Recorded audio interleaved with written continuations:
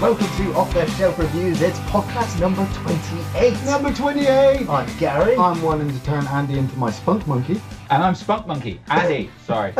And of course in the podcast we're going to be catching up with the recent film news and movies that we've watched. The theme of this podcast, we're going to be discussing our favourite and least favourite video games. And of course in the third part of the podcast we will be answering your questions. Now before we get into it, I do just want to make a quick apology for the previous podcast, number 27. We had a few comments and a few messages about our guest for the podcast. People don't know Jez. We've known Jez for a very long time. We all love Jez. Yeah. And you just kind of... You have to understand that he doesn't get out much. Really, he's a public speaker, but he just doesn't go out into public. Just not in public. He gets very excited when he's talking about Star Trek. Yes, Oh, he The does. topic was Star Trek. Yes, yeah, but he gets very... Sometimes the topic is just, what do you want to eat today? Yeah. And he's halfway through a discussion about Star Trek. He gets very excited over a lot of stuff, and then obviously it's like he'll talk over you when he doesn't realise he's doing it. It's something I realised after we did the podcast, because I was fucking pissed at the end of the last podcast, because I kept trying to obviously say something after Gary had said something, and then Jez would interrupt, and I felt like I wasn't saying anything, and it was all over the place, and we were talking over each other. But I realised after, I've done 25, 26 podcasts. You know, I've talked to anybody and everybody, and we know our points and stuff like that. Yeah. You know, Jez has done what, like 2? He's done a couple of Gaming Fridays and a few videos very early on in the channel. Yeah, so he doesn't... And you put him in a podcast about Star Trek. Yeah. We could have literally just He's pressed going record to and let talk. him go. That's it, we should have given him sugar and seen what would have happened. No. That would have been better. But, you know, you You look like that scene in Scarface. Tell you about fucking Next Generation. picks up a phone, he's just like, oh, you want to go to war? Bang, bang, and Klingon as well. Gopla! Gopla! So, Well, speaking of Star Trek, as we move into our catch-up, Nice. I've been watching Star Trek Discovery Season 2, as of course I'm going to keep commenting on it until Season 2 has ended. It has been renewed for a third season. Yeah. However, they are losing more of the cast.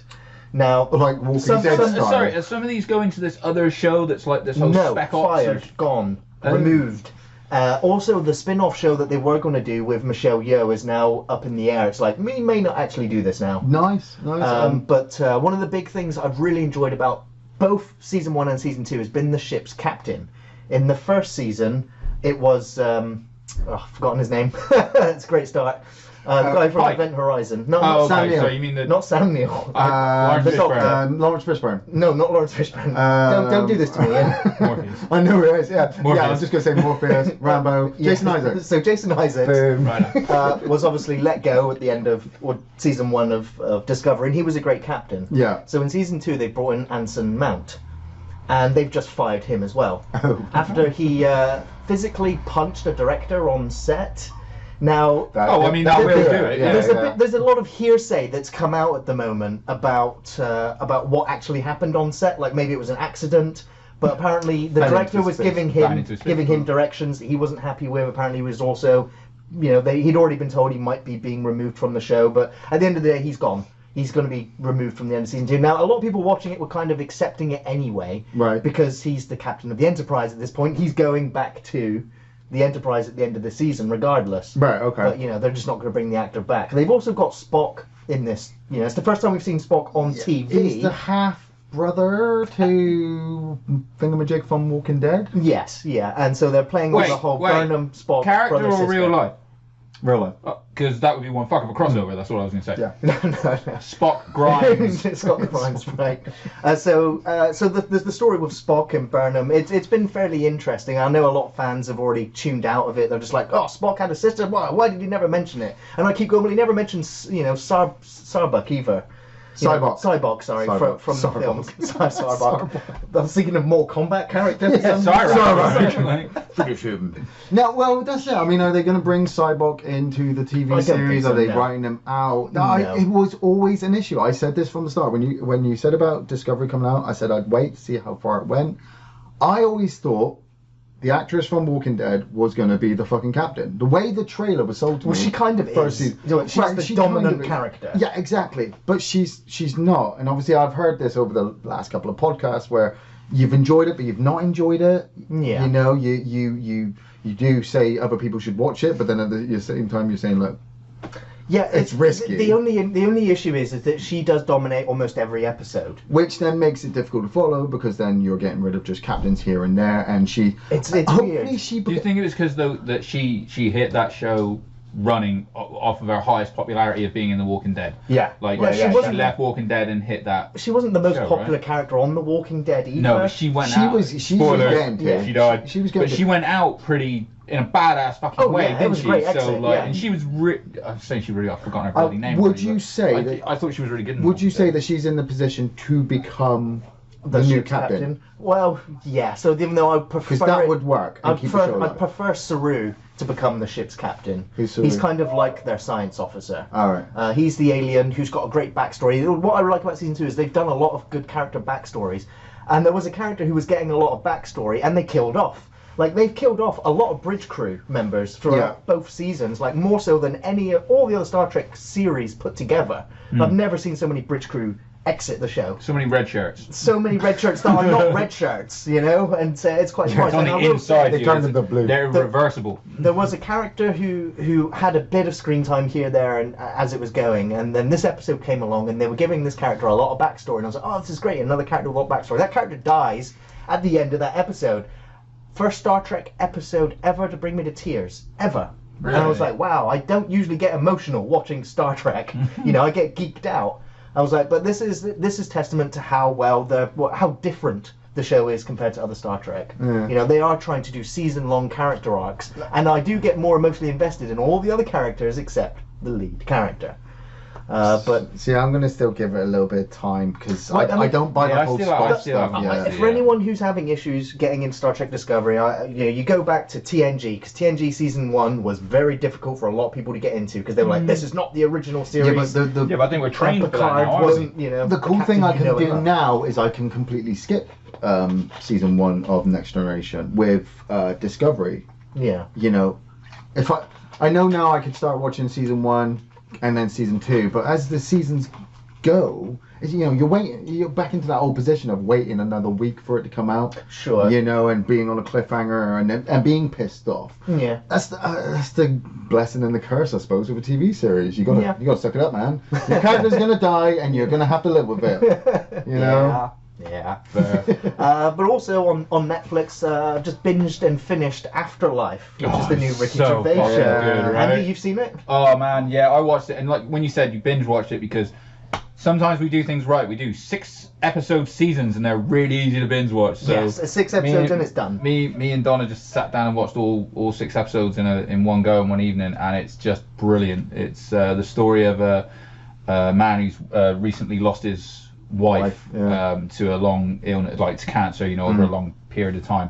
He's a journalist for like a free paper in like a little town outside of London, and it's just him angry at the world, suicidal, and it's kind of like imagine if you just turned the filter off when you were talking to people. Right. When someone does anything That's- remotely sort of like that annoys you, you have that kind of filter that goes, whatever, or leaves Yeah. it and stuff. No, this is like, I'm going to drop a C-bomb in your face 2 seconds in, and he just goes around saying whatever he wants to people. But it's him coming to terms with the loss of his wife. You know, she's left him lots of videos, some brilliant, videos of her saying to him basically like, you're useless. I'm going to have to teach you how to be on your own. Yeah, got off your Simply ass. like, Remind him to green feed the bins dog. for recycling, feed the dog, it likes food, stuff like that. Don't sit around drinking all day, you'll get fat and all this random stuff. But it's him kind of like angry at the world, and then over these episodes sort of coming to terms with the people in his life, about finding a reason to go on, and sort of it's really good. And to be honest, from Ricky Gervais as well, it's a lot. I know a lot of people that don't like Ricky Gervais that say, I've seen it and it looks like Ricky Gervais having an excuse to be Ricky Gervais, and I'm like, you're right, and it's Yes. great. But also he really becomes a very vulnerable character and really opens up. It's fantastic. It It's gets 6 very episodes. dark. Oh, it's crazy dark, but not in the way that you'd expect. Yeah. But there's a lot of things that catch you off guard, where you do find yourself like, you have very Ricky like Gervais almost is visceral amazing. reactions. He is a fantastic writer. Did you I ever really watch like him. Derek? Yeah, and this Derek his was wife. good. No, I but like his Derek. wife is the head nurse that has like the relationship Yeah. with Derek. And in I that. just And there's a lot of crossover characters. I just knew with this TV series that I would just be like, yeah, just like you said, completely binge it. Yeah. But I'm reluctant to because it's so dark. And I'm like, you know what? I've got a lot of darkness in my life anyway, without having to turn the TV on. So, do I want to watch Ricky Gervais moan about this shit? Nah, I'm good. I'm gonna watch Stephanie It is McMahon and funny. Triple H get married. It is funny Nice. watching him call a lot of people cunts though. So there's that. I would. Yeah. Like kids, Honestly, man. I know. Yeah. Like kids at times. Yeah, I know. like- I saw in the trailer where the fucking fat ginger kid calls him a pedophile, and he turns around and he says to him like, "Well, you wouldn't be at risk, would you, little cunt?" Yeah. And I'm like, "Oh You fat God, little I love ginger this show cunt." already. I would love to do that." You know? There's a brilliant moment here about like going too spoilerific, but where because this is a line that I've heard him say in stand up anyway, where one of the women like because he's an outspoken atheist anyway. Yeah. Like one of the women in the office like how can you not believe in anything and everything like that, and he's like, well, why do you and stuff, and she's like, well, if you don't believe in God, what stops you from going out and raping and killing as much as you want? And he's like, I do go and kill and rape as much as I want. It just happens to be zero. Like, Yeah. It's absolutely Just brilliant. great dialogue. Yeah, and of course he wrote the show as well. Yeah, so. absolutely. You Yeah. can tell. It was fucking great by her, yeah. And also Netflix again. This has been quite a controversial subject lately. Oh yeah. Lately, Oh, for like okay, the last since 20 we were years. Since we were kids, yeah. Leaving Neverland. His story, shall we say. No, I've not watched this because in a way I'm kind of like, he's not there to kind of defend himself. Well, he is. Well, in he spirit. was. I mean, he. Oh, I was jeez. waiting for that. No, I'm Christ, dropping I'm the gonna- Michael Jackson jokes. I'm gonna moonwalk This isn't- all over this. I don't know. This wasn't gonna be say like in a way. I mean, this ties in with the surviving R. Kelly thing. No, Right, don't yes, go yeah, crazy yeah. yet. We'll get there. But it kind of ties in with that. We've had Yeah. a lot of these, don't we? And obviously you had the Yeah. R. Kelly interview, Yes. which was then parodied by SNL within 8 hours and was Of the course. best thing I saw all day. Yeah, yeah. But go on then. So So, what was this? Leaving what was this Neverland is a 4-hour documentary, and 30 minutes into it, That. 30 minutes into it, I was just like, wow, Michael Jackson was the most amazing person ever.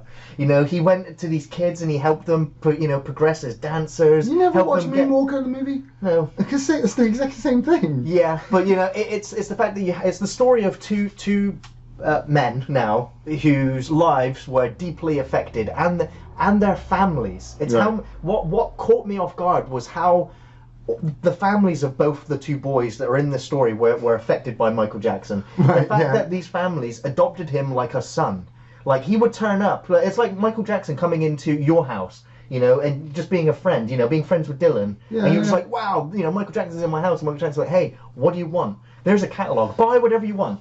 Come with me. Come to Neverland. We're going to go and have a Right. holiday. Yeah, All yeah, expenses yeah, paid. All yeah. expenses paid. Hey, Yeah. you know what? Your son's gifted. Yeah. I'm going to help him become super talented. As a parent, you're like, holy shit! This the biggest celebrity on the planet is Well, helping my you son did back in the achieve this. 90s when Michael Jackson turned up at your house. You just gave him your children and went, "Please take them away." if Justin Bieber turned up at my house nowadays and went, "I want to take Dylan away," I'd be like, "No." That's ignorant. I know. Nice. So, but 3 minutes I was waiting for that. it's a tough watch. I Now, I it can is, of imagine, course, but I it's mean- very biased. Yeah, I was that gonna- it Michael must be, Jackson surely. was a Really? rapist, Yeah. a pedophile, Because I read and a somewhere that monster. Like, I'm not- they don't get me actually wrong, didn't I'm come not- to. sorry. They didn't actually come to an end at the end of the documentary there to say this is definite evidence to say he did. Well, because I'm assuming they haven't got any, and I'm not That's I'm it. not like a person who's like, That's oh, he it. never did it. I don't know, maybe he did, maybe he didn't. I'm not really a Michael Jackson guy or anything, but yeah, I don't know. I was kind of like, did we need this? See, I watched. I read an interview with Will I Am recently, who said it's kind of completely pointless. You're digging up this history on Michael Jackson to kind of make money and bring attention to this serious thing, but you're not actually giving definite proof to say, oh, he And definitely this was. happened. Yeah. He definitely was, which is, I think Will I Am said, if he definitely was, it's absolutely disgusting, because he knew Michael Jackson. They were Right. really close and collaborated a lot of times. But if he did do it, then that's really horrible. If he didn't do it, and we're making TV shows over it, that's fucking horrible. What I will say, there's no winner in this, is there? what this documentary No, that's does it, confirm is how broken all the families were that Michael Jackson ever touched. Now, literally, okay? Now, there were families in Australia that up and moved to LA to be with Michael Jackson. Yeah, And then Michael Jackson, you know, after the boy grew up, he was just like, I'm off to find another little boy now. And this family was just like, but Michael, can we come to this event? And he's like, oh yeah, you can come, all expenses paid. The family would turn up, no expenses paid, no apartments, no nothing set up for them, forgotten, you know. And what the father of one of these families, you know, he was so depressed that his family were up and leaving the country because they were off to go move in with Michael Jackson. He committed suicide. He lost his family to Michael Jackson because he adopted himself into the family and took him. You know, so families were destroyed, not just because of the sexual stuff that was going on, but because of the way that he was. It is a fascinating and dark watch. Yes, it would be a fascinating watch, but then at the same time we are talking about a news story that's been around for almost a long 20 time. years. Yeah. You know, when the news broke that Michael Jackson was possibly, maybe is allegedly, you know, little children. I was like, holy shit, how did we not see these signs of this man integrating? Because, like I said, I like Moonwalker the movie. But if you watch it, he integrates himself into the life of a bunch of children there as well and takes them on fantastical journeys with fucking drug dealers. I mean, was he trying to tell us something in that film? You know, was he trying inserted himself into their lives? You know, did he try to use Joe Pesci as like a kind of Harvey Weinstein kind of, you know, obvious? Say, look, this is the world I'm in because this is deep cuts. I mean, fucking orange. Well, I mean, you look at what R. Kelly did because he got caught. R. Kelly, that motherfucker guilty. He up there with Bill Cosby, him, Bill Cosby, Kevin Spacey, fucking Jimmy Savile. They're all in fucking jail. But Michael Jackson, right? He integrated himself into these families. Sorry. He integrated David A. himself Halliday into is winning the comments at the minute. From a childhood where he had obviously been, you know, like how old was he when he joined Jackson? When he was in Jackson 5? Like 8, 9? He was a child. He had no childhood. That was they were taken into parties at fucking 12 and going, hey, put this up your nose. Why? Well, because people say it's really, really good. Documentaries of you been watching, dude. You don't need to see the documentaries. Hollywood's fucking Hollywood. Yeah, and child actors, child celebrities. I mean, they get chewed up and spat out. Michael Jackson got chewed up and spat out. Then when he got rich enough and could live on his own and had these houses, he had no family. So then when he went and got all these other families, he didn't know how to really integrate with them because he wasn't a human being anymore. He was He was an icon. You've got to wonder about a guy that's like essentially he didn't get a childhood like everyone else did, and like that was always the argument. That was always his comeback to everything was always like, what, you know, why did you act like a child and why did you surround yourself with childish things? And he's like, I never had a childhood, and now I'm using my time to relive that. See, now this is the weird thing, right? Before we move on to the subject, here's the last point I'm going to make, right? Every kind of wrong person out there who has done some nasty shit to children or fucking other adults usually ends up with some trophy, some visual proof of it in their home. Now, I never heard anything like, there was nothing in this 4-hour documentary of, and here underneath the stairway we found Michael Jackson's secret sex dungeon. You know, with his wild range of different sex toys and cameras. You know, were they cameras? They found no cameras in Is that your line? So if you were on the jury, you'd be like, yeah, but where's the sex dungeon at? We got all this DNA evidence. He's like, I don't see no sex dungeon. Well, that's it. Unless he did it, and then they came in and they just completely cleaned the whole fucking house from top to bottom. I imagine so. But you'd have some kind of evidence left. It's a difficult documentary to watch. It is fascinating, it's compelling, and it's disturbing. Especially when they go into details. So, yeah, you know, watch it with a pinch of salt. But the best thing to do is probably watch that and then go and watch a documentary which argues the other case. And then make your own decision from there. There was also another documentary on Netflix, and it's the disappearance of Madeleine McCann, which is one of the biggest disappearing mysteries. Yeah, it's a horrible. Again, a lot of people I know have watched it, and most people come back with sort of like, it's 8 episodes too long for a start. Yeah, but kind of. I just kind of like, do we really need to like? Man, I do like crime documentaries though. And that little girl's in the ocean. You ain't ever gonna find. I said this when that little girl went missing. If they didn't find her in the first 24 hours, I don't believe she they'll was going to be not on this world anymore. Yeah. I've never looked really into this shit, and I mean, it was hard to avoid it for so long. It was. it was everywhere. Yeah. It was the biggest story. It was been 10 years now. But what I mean is, I've never really looked into it to find the small print. You know, looking between the lines. A fucking documentary about it. I mean, who do you think took her? I have no idea who did take her, but you know the investigation is still ongoing. Yeah, that's the crazy thing. But it's also an inside look into the possible corruption, the fact that the family themselves were blamed for the disappearance or murder of their own child, and that derailed the investigation for so long that by the time they were released, they were advocated of the crime of killing their own child. They left. The investigators were like, well, shit, now what do we do? We wasted all that time. They left their 2 children unattended in a hotel room. Yes. 3 children. 3 children. 3 children. I never, ever fucking do that shit. I can never leave Andy alone. He's fucking dangerous. This is true. I can't be trusted with matches. And the fact as well that she was the only one to go. The place was unlocked. Like I said, when you start looking into it, it gets really. Oh, you'll fall down the rabbit hole on it for sure. I'll be honest. I just don't want to watch it. I just like. Yeah. Have they thought about looking on the dark web? She's probably on there. Oh, you ain't right. I mean, if you're gonna look for a small child, you probably find her on the dark web. I don't know. I come up with an idea, and people look at me like that. I might as well just keep my mouth shut. So moving away from this. Yeah, I'm going to jump to children to a different something very entertaining. I watched that love story film that Romeo and Juliet. No, the one on Netflix with who's the girl from Pitch Perfect? I've lost her name. The Australian girl. Rebel Wilson. Rebel Wilson. Thank you. That movie she's in, where it's she gets sort of hit on the head and she ends up in a typical love story movie, and it is freaking hilarious. What's it called? I'm trying to think. It's on Netflix.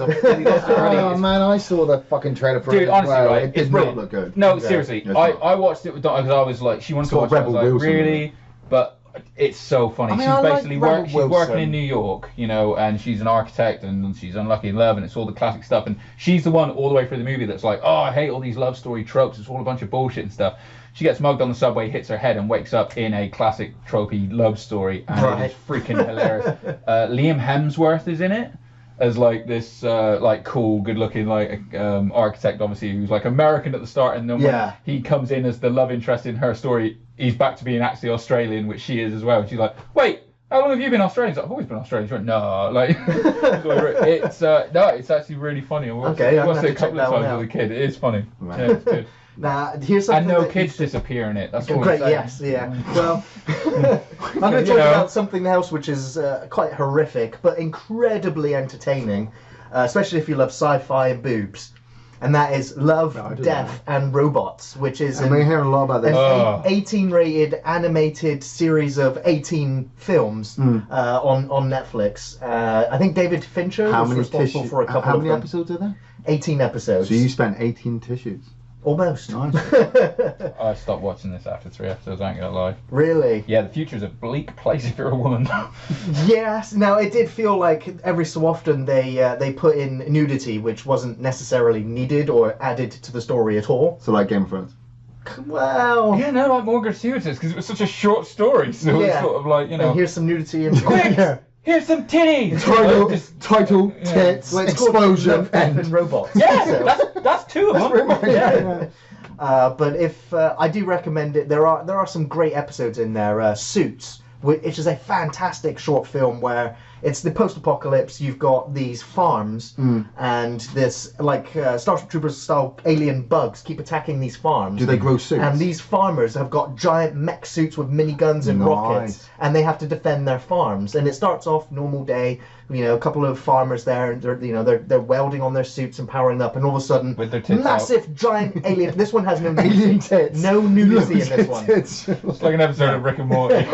Can we shape a drop pod like a tit? Absolutely. Nice, we can do that. Slaneshi. But it's you feel for these characters, and when these farmers start dying, you're like, shit, they're all gonna die under this alien attack. And then something happens, and you're like, holy shit.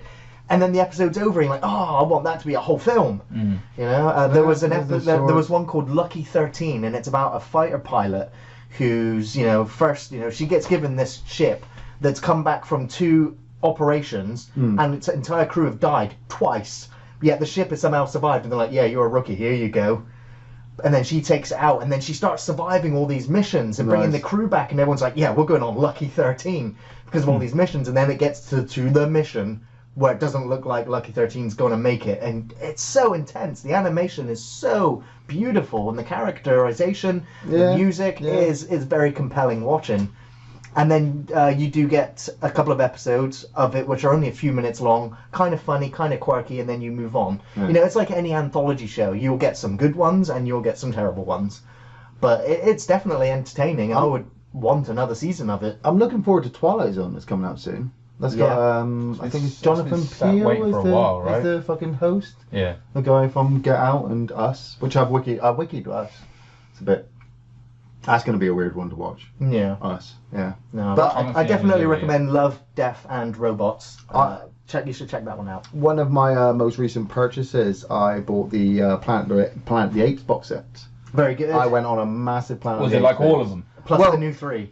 We already had at home the Tim Burton movie and the first one of the... Next thing was going to be, just take the Tim Burton out. the first one of the remake, Rise of the Apes, and I was like, "Fuck, I don't own the other one." So I purposely went out and bought the complete box set of all the classics. Yeah, love those films. I watched the Tim Burton one, and you know what? It's not bad if you do not connect it at all to that break any in of your the voice seems Tim to Burton suggest it movies. is, though, and it was not bad. It fucking is. It's still bad. Like I said, it's not bad because it's really hard for me to disconnect it from like the Charlton Heston ones. Yeah. But it's not bad because it's Mark Wahlberg, I suppose. Oh my god, these fucking apes! We fucking boxing. But I bought the classic box set, and it came with a documentary. With it, which is like 2 hours long, and it was a complete documentary about all of the 5 classic movies. Yeah. And That's fucking amazing I've seen it, background into it. Roddy McDowell talking about the prosthetic makeup. How they used to sit at different tables depending on what makeup they had That's on. it.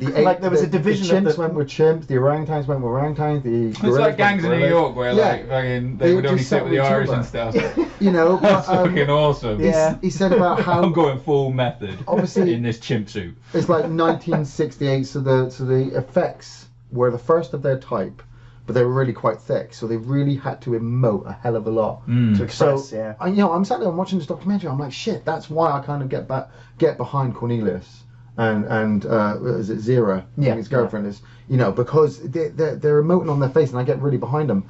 And I cannot wait to get to Conquest. No, not Conquest. It's Conquest is the 5th one. Return. Sorry, the one where they go back in time. Oh yeah. 2 8 end up I back was on like, Earth. Because that is my fifth all-time one? favorite one. That's the first one I watched. Realised it was Planet of the Apes. Then went back and watched the original. And the original with Charlton Heston. It's a fucking masterpiece. beautiful. It's a masterpiece. The first Planet of the Apes film. Absolutely love the it to this day. music, the way I work. I absolutely love the whole opening sequence before they get to the jungle, the whole desert wasteland. The lightning, the fact it feels like an alien planet. Yeah. And then that reveal at the end. Great twist. Yeah, it's one of the greatest twists or endings to a film. It's classic, yeah. Yeah. Absolutely. It's been imitated and replicated multiple times, hasn't it, throughout the years? It's fantastic. Yeah. Andy, you got anything else that you want to catch up with? I'm trying to think actually. I did write it down and made a point. We've got I tell you what, WrestleMania I said soon. we do. It's We've got WrestleMania. By the time this goes out, oh my it'll god, I be- can't wait for 8 hours of overbooked wrestling. This will go out. This will go out the first weekend in April. Plan again, first weekend of April. Yeah. Which will be the Weekend of WrestleMania Weekend of weekend. WrestleMania. So yeah, we got big WrestleMania. I mean, we're looking at what 4 hours. You've got 8. fucking It's a 4-hour pre-show. It's a 17 match. mate, Gargano versus fucking Mate, Adam Cole. Adam Cole. Who's baby. gonna money's on Adam Cole? I don't know actually because it feels like Gargano should probably win the title. I don't know. I can't call it. It's do you 2 know out of what- 3 falls as Do you know well, what would so be I can't lovely? You know what would be lovely, right? Okay, this is my prediction for it. Okay, NXT. Gargano wins the title over Adam Cole. Adam Cole loses, right? And the Undisputed Era are down there whooping the shit out of Gargano, and Gargano pulls it off. Yeah. Then we get to WrestleMania. Right, Gary has no idea. God's over here, guys. God's over here. This is something Triple H runs, Right, so he's involved. Yeah, so. Triple H is Awesome. listening to this shit. Well, he's been in Plymouth. He knows us. Yeah, we right? totally met him. Gets to WrestleMania, right? Rollins versus Lesnar, right? Main event. Everyone's wanting Rollins to win. Rollins has the chance to take out Lesnar. Adam Cole and the Undisputed Era run in, whoop the shit out of fucking Rollins. It looks like they sided with Lesnar. Then they whoop the shit out of Lesnar too, and they stand tall right there in the middle of WrestleMania. With no titles. With no titles, but they're going to be on the next You night could of Raw. book WWE. Mate, they I'll tell are you. Undisputed Era on the next night of Raw, coming out and saying that's we the thing. fucking own There's always this the place. call-ups, isn't they? So We that's own why this that's why I place. tend to lean towards Gargano winning and then them going up Mhm. as a call-up. Maybe I don't know, mate. I can't. There's so much going on because you've now got Worlds Collide is also happening again. Yeah. But they've mixed in everyone, not just all the NXTs and stuff. Yeah, so well, NXT there's UK there's as well. NXT UK tapings. No freaking idea, so I don't know what's going on. But I'm looking forward to it. Yeah, it's gonna be a long weekend. But I watched I took me and the kid and the wife went to see How to Train Your Dragon 3. Great, yeah. Which was fucking excellent. It's And good. it's like at the end of it, I won't spoil anything. But then like Jessica leans over to me, she was like, "Dad, I was like," she looked at me, she was like, "Dad, I think I'm going to cry," and I'm like, "It's fine, it's very cool, man." But Donna's just looking, shaking her head. Just, what the fuck is wrong with her? His wife's got more balls than both of them. Oh, dude, totally she has. Yeah. But we've been playing Plants vs Zombies Garden Warfare. Yeah, as well, he's just actually, recently online. going That's to great. that. Came up with Games with Go, so I've been sat I there saw playing that, that with yeah. a kid. That's immense fun. I Dude. told you, you got to text me to tell me when you're on so we can do two-player. Yeah, totally. We have to get Dylan on and we can all, yeah, definitely. 9-9, Brooklyn 9-9, represent. No, here we go. Obviously, fuck you, dude. It's the best series ever. Friday nights, I finish at the gym, I come home, make a huge fucking sandwich, a couple of beers, and we all sit down and watch 9-9 together. It's brilliant. Season 6 has been phenomenal. Hoping to find out it gets picked up for a season 7 again, probably by a different studio again. I don't fucking know, but yeah, It's got a lot of support. It's definitely my favourite season at the minute, show at the minute, and this is one of the best seasons. I don't think it's taken a dip personally. Absolutely love Mate, it. it's Terry So that Crews. is good. Anything with Terry Terry Crews is Crews amazing. Yeah, Captain Holt. Oh my god, it's just I just love that man. He's so funny. He's Andre. the captain is is it the Birds? guy from The Mist who wanted to take the people outside. Oh, okay, First yeah. man, The, and the then they lawyer He was guy. in. Yeah, He yeah, was in yeah. Rise of the Silver Surfer as well. He was the He's the colonel. general. The general. Yeah. Yeah. He's very intimidating. I watched Man Who Killed Hitler and Then Bigfoot with Sam Elliott. I haven't seen that. Sam Elliott. I mean, the title doesn't bury the lead. No. It's got flashbacks in it with the guy. I don't know his name, but the guy who played Poldark. You know that? You know. I remember this show. BBC Oh yeah, series? because I'm always sat in front of TV I Sunday know. night watching fucking Cold Dark. Well, fuck, dude, I had to be told this. You know. Cold Dark. No, that was my wife. Donna was sort of, oh, The it's wife, Poldark, and I was the like, wife fuck? was making me watch Cold Dark. I was like, what's Poldark? It's a fucking like. Black Pole. No, it's a like. It's an fucking 16th century kind, fucking yeah. TV show. set in Anyway, Cornwall. he plays the young Sam Elliott character at CCC in the Second World War. Like, Yeah. Does he have a Hitler small and stuff. mustache? He does. I knew it. Sam Elliott and that mustache go everywhere. Yeah. Yeah, and They're then inseparable. the government come and find him because they discovered Bigfoot and they need him to kill him because Bigfoot is carrying a very deadly virus that will kill everyone. It's a That fucking sounds- weird that movie, dude. You gotta watch sounds it. amazing. I'd recommend you watch it. It's a fucking weird movie. I mean, it can't be as weird as Um, Mandy. It's up there, Right. yeah. I mean, but what is as bad as Mandy? I watched Independence Day Resurgence. 2. Yeah. Resurgence. I fucking enjoyed it. Yeah, it's brain dead, stupid entertainment. Right? I Yeah. tell you what, we It's all funny watched you it mention that 'cause I together. actually watched it again this week. Yeah, as dude. well. We watched it and I was like, do you know what? They're hitting all the nostalgia Jeff buttons. They Goldblum, brought right? everyone I know, back. yeah. Yeah, Yeah, they're Jeff hitting Goldblum. everything. I sat there with Donna and Jessica and I'm like, oh, Liam Hemsworth's in that as well, isn't he? Yeah. You know, because Yeah. whenever I see Liam, I was like, oh, it's the lesser Hemsworth. and There's Thor and his little brother. we sat there and like, you know, having a few beers and watching. I was like, am I just drunk or is this fucking excellent? And even Donna was like, no, this is all right. But I was like, do you know what though? If someone doesn't punch an alien in the face, I'm gonna be devastated. I swear to God, on cue, Liam Hemsworth punches an alien in the face, and I was Yeah. like, yeah. I was with that film right up until the swarm of aliens at the end.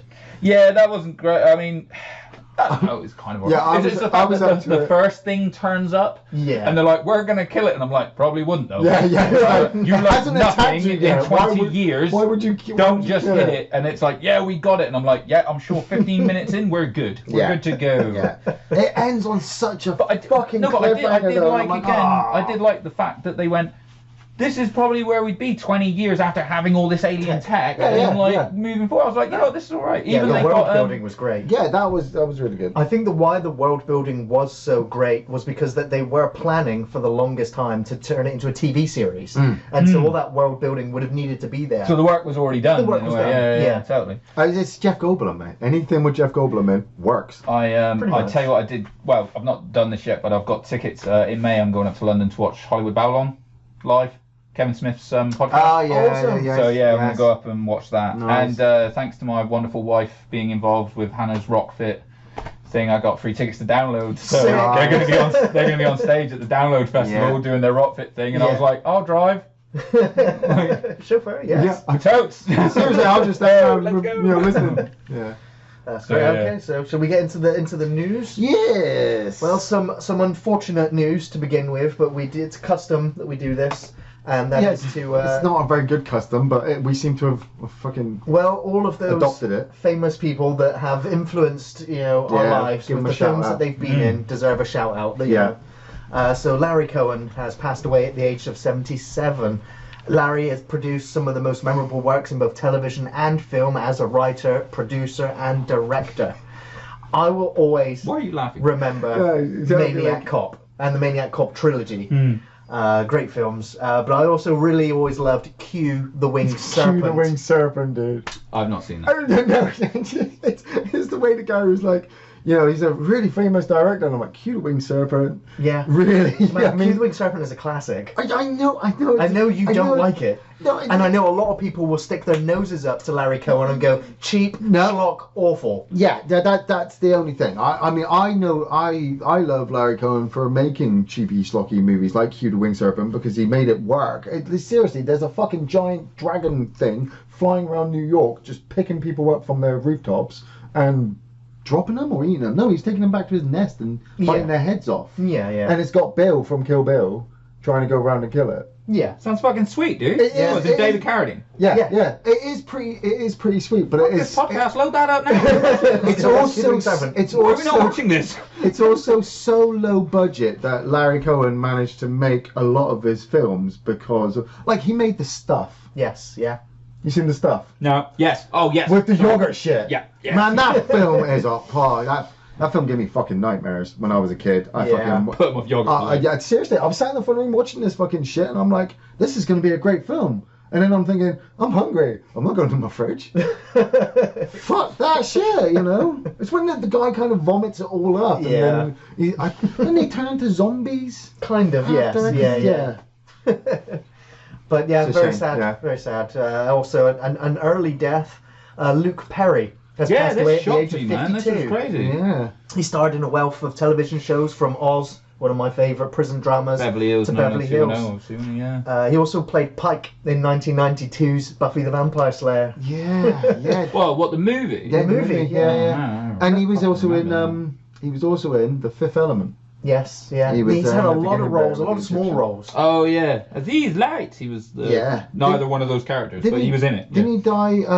Died around about the same time as Keith Flint, didn't he? The Yeah. lead singer of Prodigy, who's just recently passed Passed away this, as well, this yeah. month as well, Yeah. which is harsh. Yeah. But, yeah. And this one's the one that caught me off guard the most, and the one Guy that needs some upset me the tissues. most. Yeah. Is the death of Joe Palladio, Yeah. who's passed away at the age of 70. He appeared in many horror films, including Empire of the Dark, Wishmaster, Alienator, and The Evil Inside Me. And I I'm love pretty sure that Wishmaster. 99% of most people would have never heard of any of those films. Oh, I love Wishmaster. Wishmaster so much. is great. is a great one. I love But that movie. the most famous film, of course, that he ever appeared in was George A. Romero's Day of the Dead as Captain Rhodes, with some of the most memorable quotes ever. One of the best death scenes in zombie lore, films, TV ever. Wasn't he also in Dawn? He was in He Dawn was of in the Dawn Dead. in the deleted scene. Yeah, he wasn't was with the guy. Anybody got any cigarettes? Fucking amazing actor. And the sickest thing was, it's like you're looking through, and it's like Keith Flint, lead singer of Prodigy, has died, and it's like all over the news, and they're planning on this massive state funeral, and blah blah blah. Luke Perry, oh my God, No, stop. Go back. What? They're planning a state funeral for Keith Flint. Well, they had fucking, they had people lining the streets and fucking, those people praying. Shit-faced on pills. Like.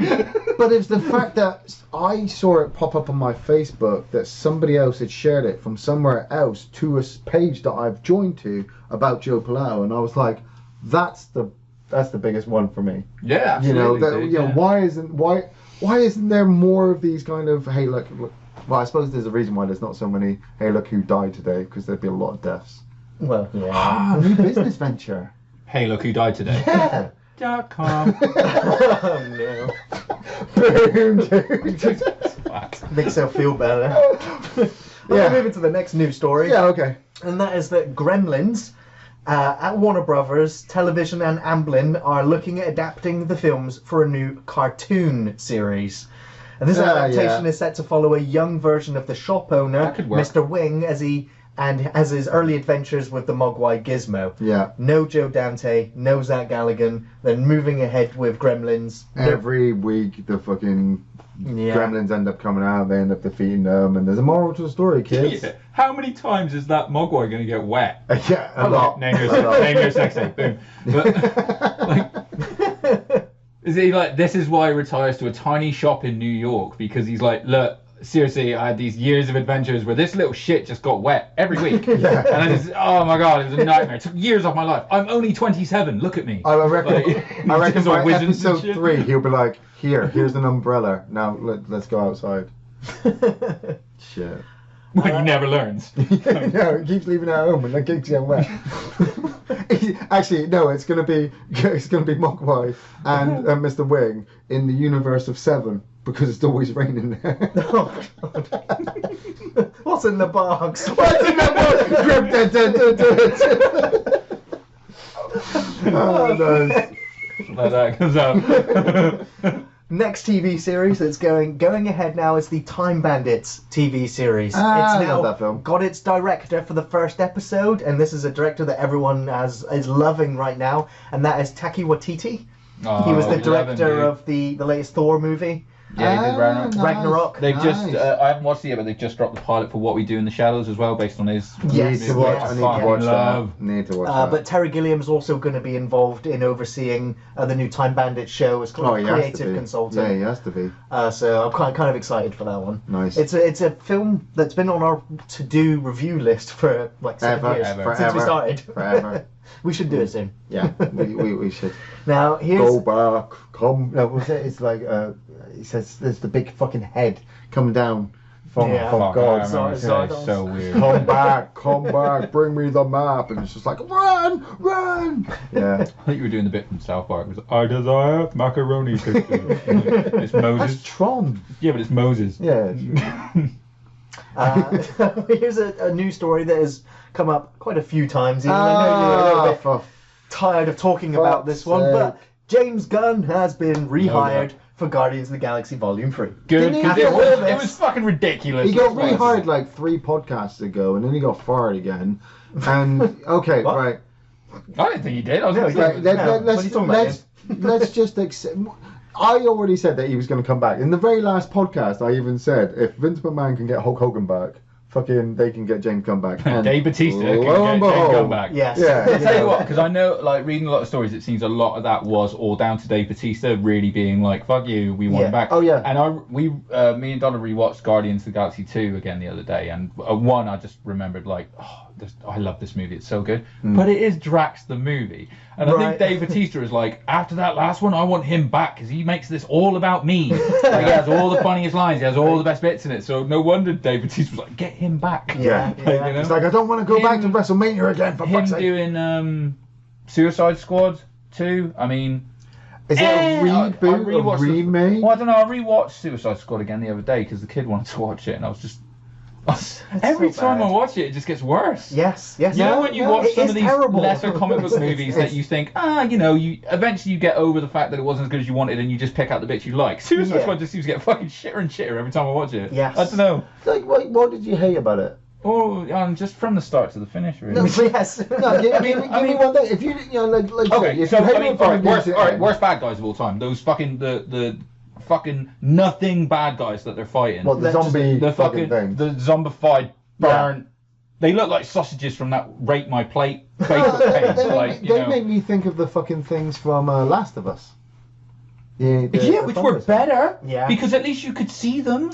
Yeah, that I is mean, the what, problem like the with the whole movie. It fucking is plan dark. at the end where like they don't even have But a you don't discussion and need mate to he's see like, them. just lads, swim under there and just press the bomb, which will go off the second you push it, but I'll leave that detail out. Yeah. You know, I mean, That's why they called it Suicide Squad. They were going to die. no, on the way. those were the Marines they You sent know, in. one of them actually goes Suicide the Squad way lived. and gets his head blown. Yeah. There was- Harley Quinn, though. Oh, I mean, mate. you know, I gotta say, I put it and out I there love with Sucker Jared Leto. Punch. I like love Jared Leto. I like but Jared Leto, that was yeah. not a good portrayal of the Joker. I didn't enjoy it. No. Mate, if hopefully Joaquin Phoenix is good because It's a if standalone. not, It's a standalone Mate, DC Universe if movie. I not, watched the latest trailer for it as well, and it looked really. I was like, there's promise there. But we were talking earlier because we said about when we both watched Captain Marvel and they had the latest Shazam trailer. And that latest Shazam trailer, we both were kind of like, oh, that makes me want to go watch it. And I wonder Yes. if there's a little bit of overrun of like, Aquaman was good. So maybe I would say it's like kind of when I do homework with Jessica and she gets her spelling right, and I'm like, see, DC, you can do it if you try. She's like, you want to encourage him. I was like, no, let's go see that's the Shazam. problem. They've spent too long being fucking serious and depressing because that's what they had with Superman and Batman. Then now they've gone, well, we've got Aquaman and now we've got Shazam, and let's see how friendly we can go because look at Marvel's doing it. Shazam, I gotta say, the last trailer fucking ruined it for me. Really? Yeah, I totally. thought that new That trailer new was trailer good. sold me. Yeah. I film. was Yeah, absolutely. really behind Shazam. I was really looking forward to it. And then I watched the newest trailer when I went to see Captain Marvel. And you know what I realised? It's, Billy Batts, he's a really good kid. And, you know, he's got this pure of heart soul. And so, you know what? I'm going to give him some fucking magical powers and turn him into this superhero. So now he's a fucking superhero and he walks around buying beer and talking to chicks and being probably a complete dick while the fucking villain runs around beating up the fucking city. And then Billy Batts goes, oh, you know what? I should be the hero. They'll have a fight. He gets knocked down. He gets back up, knocks out the villain at the end of the movie. I like big and I like superhero films combined. It's gonna work. That reason. I don't. Totally. Yeah, right. Okay, you're on record there. Yeah. You're on record. He is on record there I saying do, it's I'm I'm gonna going to the work. cinema to see it. The film's already sold itself to me on that We'll last go trailer. together. Fuck Yeah. you. Yeah. We're gonna have some Mate, fun. you two can Dutch rudder each other at the back of the cinema. I'm for all I on. give a fuck. It's not gonna beat Marvel. Marvel. Oh, okay. Marvel gonna Calm down. smash. Neither of us said that. No. Marvel- The next Marvel Captain- movie is Endgame. Yeah, Nothing's touching that. Captain Marvel was fucking badass. Shazam is going to come a close second to that, and then Avengers is going to just leave DC in the dust. Well, I mean, the Endgame is going to leave superhero movies in the dust. Well, no, Infinity War left them all in dust. Yeah, right. You know, and for me, This one, they're going to turn that shit back. yeah, for me, I was hoping Shazam was going to be a stand. You know how Deadpool's a fucking standalone. You know, like you can watch Deadpool and not actually, really, because he cameos with the other X-Men. Yeah, you can watch. No, you can watch Deadpool movie and not have to watch any other superhero movie. You don't have to watch Sure. any X-Men's or Fantastic Fours or Batman's or Superman. It's just Deadpool. That's what I was kind of hoping for Shazam. But No, I mean, it's- like Deadpool obviously has got that higher, you know, that adult rating, so it's like that's not what Shazam's all about. Because, like you said, at the end of the day, he is like a 14, 15-year-old child. Yeah. You know, it's about the story. It is you nailed it. It's fucking big in Yeah. superhero form. That's exactly what it is. Yeah, So I- I'm all for it. And now you're making me wish that even though he's too old, they cast Tom Hanks. right. Yeah. Put him in that fucking suit and like just like I'd be like, do you know what? I'm fine with this. Big Fucking de-age him, you know, just Yeah. de-age him like they do. No, and- but don't and de-age do him. like, Just you have know. him out of that, and he doesn't even have to fly or run around. He just walks around with like a cup in his hand. He's like, it's got nothing in it. I just hold this cup because I'm Tom Hanks, and the villains fall at his feet. Yeah, dude, it's Tom Hanks. It's Tom Hanks. Tom Hanks and Denzel Washington. Oh, like it's like Batman and Robin. That'd be a Batman. That'd be a better Batman versus Superman movie. Denzel versus Tom Hanks. Not characters. No, but just fight. like in a Bubba Hotep style thing, like they portray real people in a retirement home. Yes, yes. You should totally do. make I'll that invest movie. in your movie. Speaking of actors coming out of retirement homes, Bill and Ted. Segue, dude. Well played. Bill and Ted are going to be facing the music soon. Yeah. Bill and Ted 3. They've literally done an announcement video. I'm down for this. Celebrating the fact that the project, you know, is now Name your going sex ahead. tape. Nearly 30 years after the last Bill and Ted movie. They said that the film will be due out in 2020 and is going to be directed by the guy who directed Galaxy Quest. Is he still alive? Oh, I love that movie. Is his name Dead Parasol? Because I think it's David. I think I might have just got his name wrong. Well, now his name is Dead Parasol. I was going to say, because immediately I said, is he still alive? And then realised his first name was Dead. I was like, No, that's not his name. Dude, is Galaxy Quest not the best movie though? Oh, it is great. Like Sam Rockwell, Sigourney Weaver, Alan dude, Rickman. those Alan fucking Rickman. aliens when they come down. You are our last You are our last hope. Stay on. Fuck, that's great. I'm down for this, and I'm even down for even if Bill and Ted are just playing like their dads, Yeah. you know, and the kids go back. No, it's all about them. Or if no, what I'm saying is I would have been down for even if they completely changed it and said, look, we can only have Alex Winter and Keanu Reeves in the first 5 minutes of the movie, and then it'll be someone else. I'll be like, I don't care. I want a Bill and Ted movie. Yeah, but I think I love they're the whole kind Bill of and doing Ted that with aspect. the They new are. Ghostbusters, aren't they? Yeah, So I think that's that a torch would... passing movie. Yeah, Bill and yeah. Ted is not. So, It's them. even getting Alex Winter back, I mean, I love Alex Winter. I loved him in Lost Boys, Bill and Ted, and I loved him in Freaks. If you've seen Freaks. Basically, you That's just it. named all his movies. Yeah, I've Yeah, seen that's named it. all I his also movies. loved him in every movie he did. Keanu Reeves. I mean, fucking Parenthood was brilliant with fucking Keanu Reeves. Oh, shit. I like Bill and Ted 2 also with Alex Winter. Yeah, the second one. Yeah. Point Break was kind of good. Speed's all right. John Wick. Can't go wrong with Keanu Reeves. John Wick, you cannot go John wrong with Wick, Keanu. dude. We need to get Keanu Reeves on a podcast. That'd We be do. great. I feel like he'd do it after that story Yeah. you were saying about where he got on the bus and stuff. That's it. We so. need to find him, make his plane break down, get him in a car with us, and then record a podcast with him. Where every now and again we just get him to say guns, lots of guns. No, just every time you say something that you think's good, you just get him to react with like, whoa. No. In fact, you don't even need to get him on. You just get that sound Because bite. I'm gonna save that for Owen Wilson. Oh no, get both of them on. Whoa! A wall off. Oh no. With Ric Flair. Oh, God. Whoa! It's going to enter an infinite loop. Yeah. It'll never stop. Oh, God. Okay. Nice. Okay, now here's a news story that I've been, I'm going to talk about it because it's one of my favourite stories, and that's Stephen King's The Dark Tower. Okay. It was roughly abused for its cinematic release You still saw a it. few didn't you? years Still ago. saw it, dude. Like that Leaving Neverland documentary. Worse. This touched me worse. 'Cause I was actually invested in the Dark Tower story before it got. This hurt worse than watching Wash Die in the cinema. Yes. Yeah. Yeah. There. This was horrible. But now Still too soon. Too soon. the origin story of Roland Deschain. They're looking at doing the pre-story. So before book one even, Okay. which was explored in graphic novel form. By Stephen King, Yeah. set before the novels. It's a great shorter story that, if it does well, definitely then you can go on and take that character through the Dark Tower saga. Yeah. Get his origin done right, then move on. But it's going ahead. They're going to do the first season and hope to do the encounter with the Man in Black. Obviously, everyone that Roland knows dies, and Roland is then off to go and pursue the Man in Black. Oh, thanks for that. I mean, he's give on. us Oh, I'm fucking- sorry. Did he beat you to Wikipedia? Well, yeah. Actually, I know. I think on Wikipedia ages Yeah. ago. I just forgot. Just get the character done right. Do you think, though, that the Dark Tower? I mean, I've never read it, and you have talked about it, forever. And I've always kind of held. Oh, this is your thing all over. This is so, why. Yeah, this is why I Yeah. kind of always held it as a. I don't want to kind of know it because it's kind of Gary's thing. So then when they made the film out of it, I was like, they just shit all over Gary's favorite thing. But I just don't think. Such a Do love dick. you. I just Yeah, right? Why? because they took something that shouldn't have been adapted. Basically, I mean, yeah, you can adapt a lot of Stephen King stuff, Pet Sematary, It, The Shining, Everything. They will be. But you I was going to can't- say, 2 of those are coming out But this you year. cannot. But you cannot do everything because everything just cannot be. Well, No, it turns out you can. You just can't do all of them well. Yes. If you want to do all of them, you do Castle Rock, apparently, which was good. The way you've seen the Dark Tower and the way they may present the Dark Tower are two separate things. At the moment, yes. You know, there's going to be somebody out there who will probably go, I watched the Dark Tower movie, it wasn't bad. No, but and Gary would recommend them.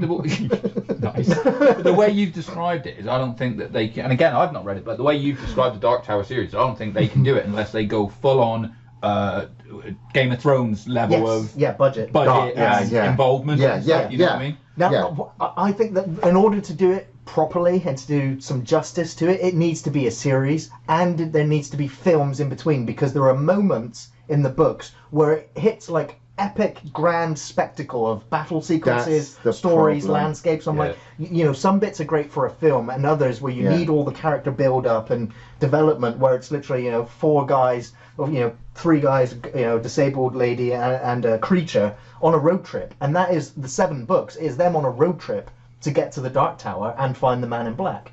But it's the events that happen to them along the way in this apocalyptic world.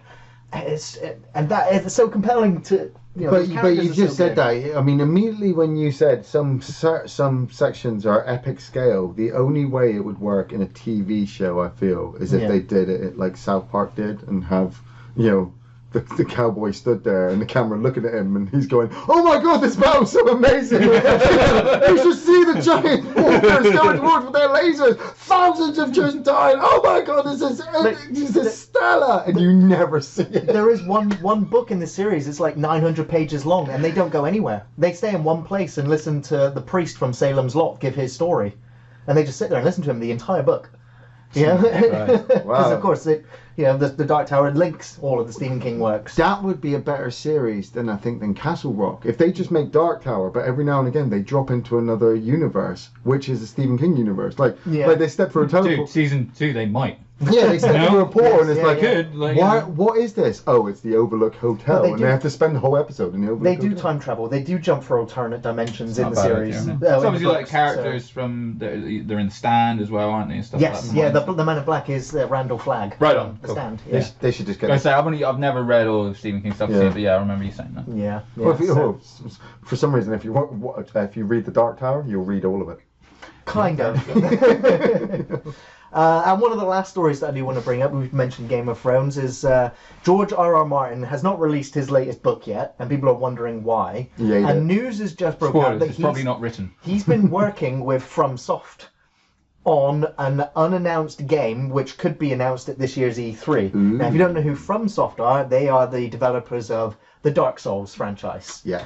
And so it looks like they are working on an open world RPG with George R.R. Martin creating this new IP with them. A whole new story, new characters, new setting that isn't Game of Thrones. Oh, right, I was going to say. No, it's not set in Game of Thrones. It is a whole new world.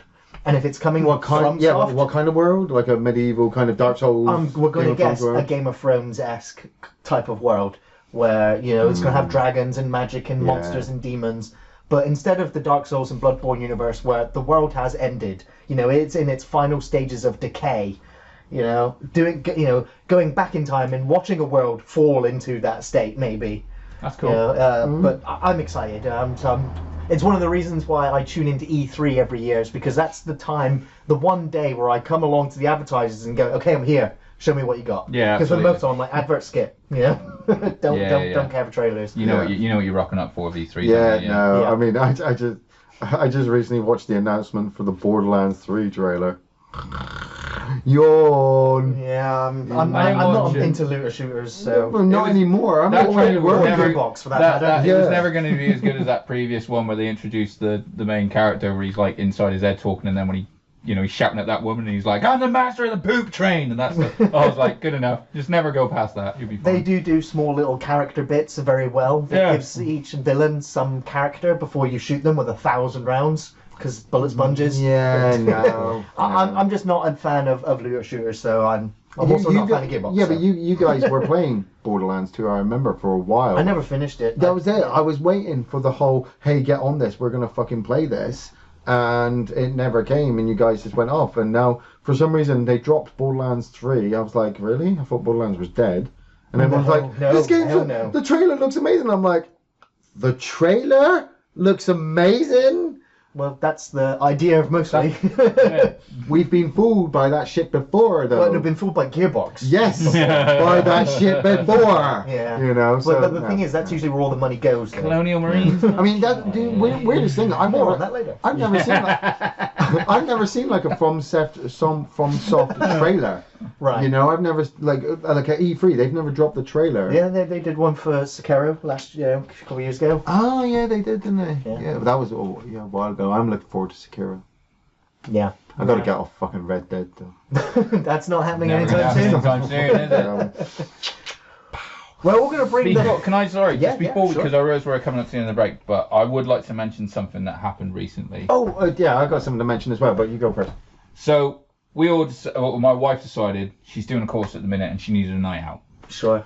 Yeah, Karen. So, we all got a few of us together. Yeah, we went down to one of our local pubs. Yourself, you go to your wife Linda, and a few I other finished friends were work there. after a 13-hour So day of work. Ian rocked up, having just finished work, and it's a Weatherspoons, which if you don't know, if you don't live in England, is a kind of like big chain of places, all cheap and cheerful essentially. Yeah. And so Ian is normally what? You're about a 2-beer guy, 2-3 beers normally. Yeah, I was like at evening? least 4 beers in by the time Andy turned up. So you went to about 8, I think we counted at the end of the night, and we have me and a friend of mine, we have a club that we belong to on Facebook, and we have this joke in the club where if you post the table number, you can go on the Weatherspoons app and order stuff. So we were getting free drinks sent over all night. Yeah, and awesome. Stuff, okay, Yeah. so there's a lot of drinking going on. Now this gentleman gets a little bit too many sheets to the wind at this point, and a buddy of ours, Mike, is there. And now as well, also we've had like the bar manager come over and come right up to him and tell him to keep his fucking voice down because he's being too loud and rowdy. And at one point I'd moved because to give you an example what Ian's like on a night out, I went to the bar, I come back, my phone's not where I left it. Now, so yeah. so the first thing I do, because I've This known was this fucker. Ninja. Oh This yeah, was okay. Sorry, Ninja. let me tell my version of it first. Because I've known this fucker for like nearly 20 years, I'm like straight away I just go, Ian, give me my phone. I don't have your phone. I was like, just give me my phone. And the fact I haven't got it, I can be honest. blah blah blah. I was I know where it okay, you've got, just give me the phone. He's like, no, I haven't got it. So I'm like, someone phone my phone. My phone's always on fucking silent, so obviously nothing happens. You're listening I'm for a like, vibration. So I go, turn around, walk over to the bar, and just say, dude, has anyone handed in a phone, blah, blah, blah. As I turn around, this fucking idiot's handing my phone to one of the other guys at the table, and I walk over and I'm like, give me it. And he's like, oh, I fucking got you good, bitch. And I'm like, I said multiple times, I knew you had my phone. You got up and walked away. That's what he's like. And I was like, oh, I got you. So anyway, at some random point, he stands up and just yells at our buddy Mike in his face. Shut the fuck up, Mike. You're a fucking Jew. I don't know why. I don't know why. Now, there's two things to this. One, Mike weren't talking. Wasn't saying a word. Second, also, not Jewish. And third, to be fair, he's not anti-Semitic or anything like that. Whatever. happened to be a But thing. eight San Miguel Ian will throw some shit at you, apparently. Eight San Miguel's, 16, 12 We're hours. this bar is full, and we're like, oh, shit.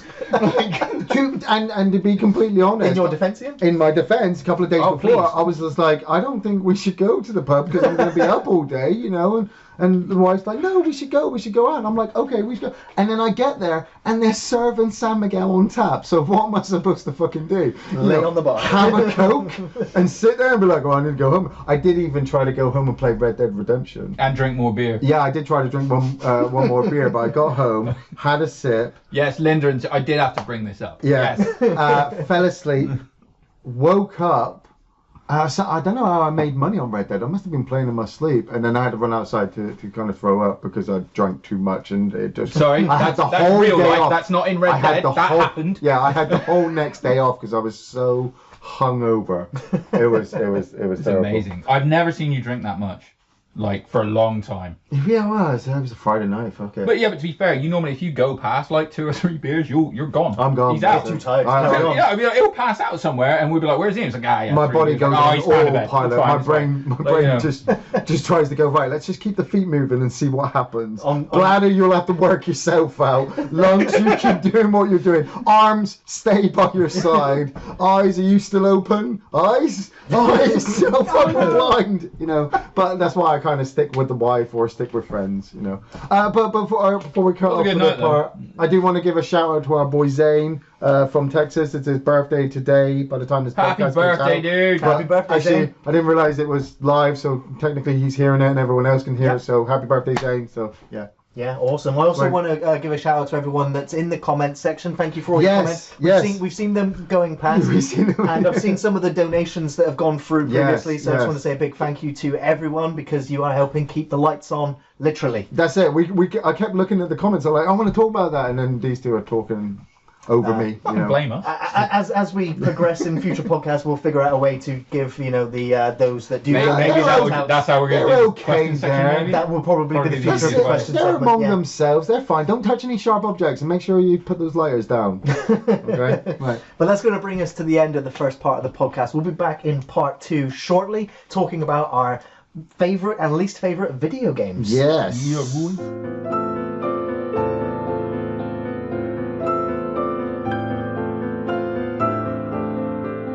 Hello, welcome back to part 2 of the podcast where we're going to be talking about our favourite and least favourite video games ever. Some of us have got Jeez. top 10s, some top 5s, Yeah. and some honourable mentions. And I believe we're going to start with our worst video games we've ever played. Well, this out of the way. I mean, let's just talk about worst video games. We've played a lot of video games in our time. All Yes. three of us combined, shall we say?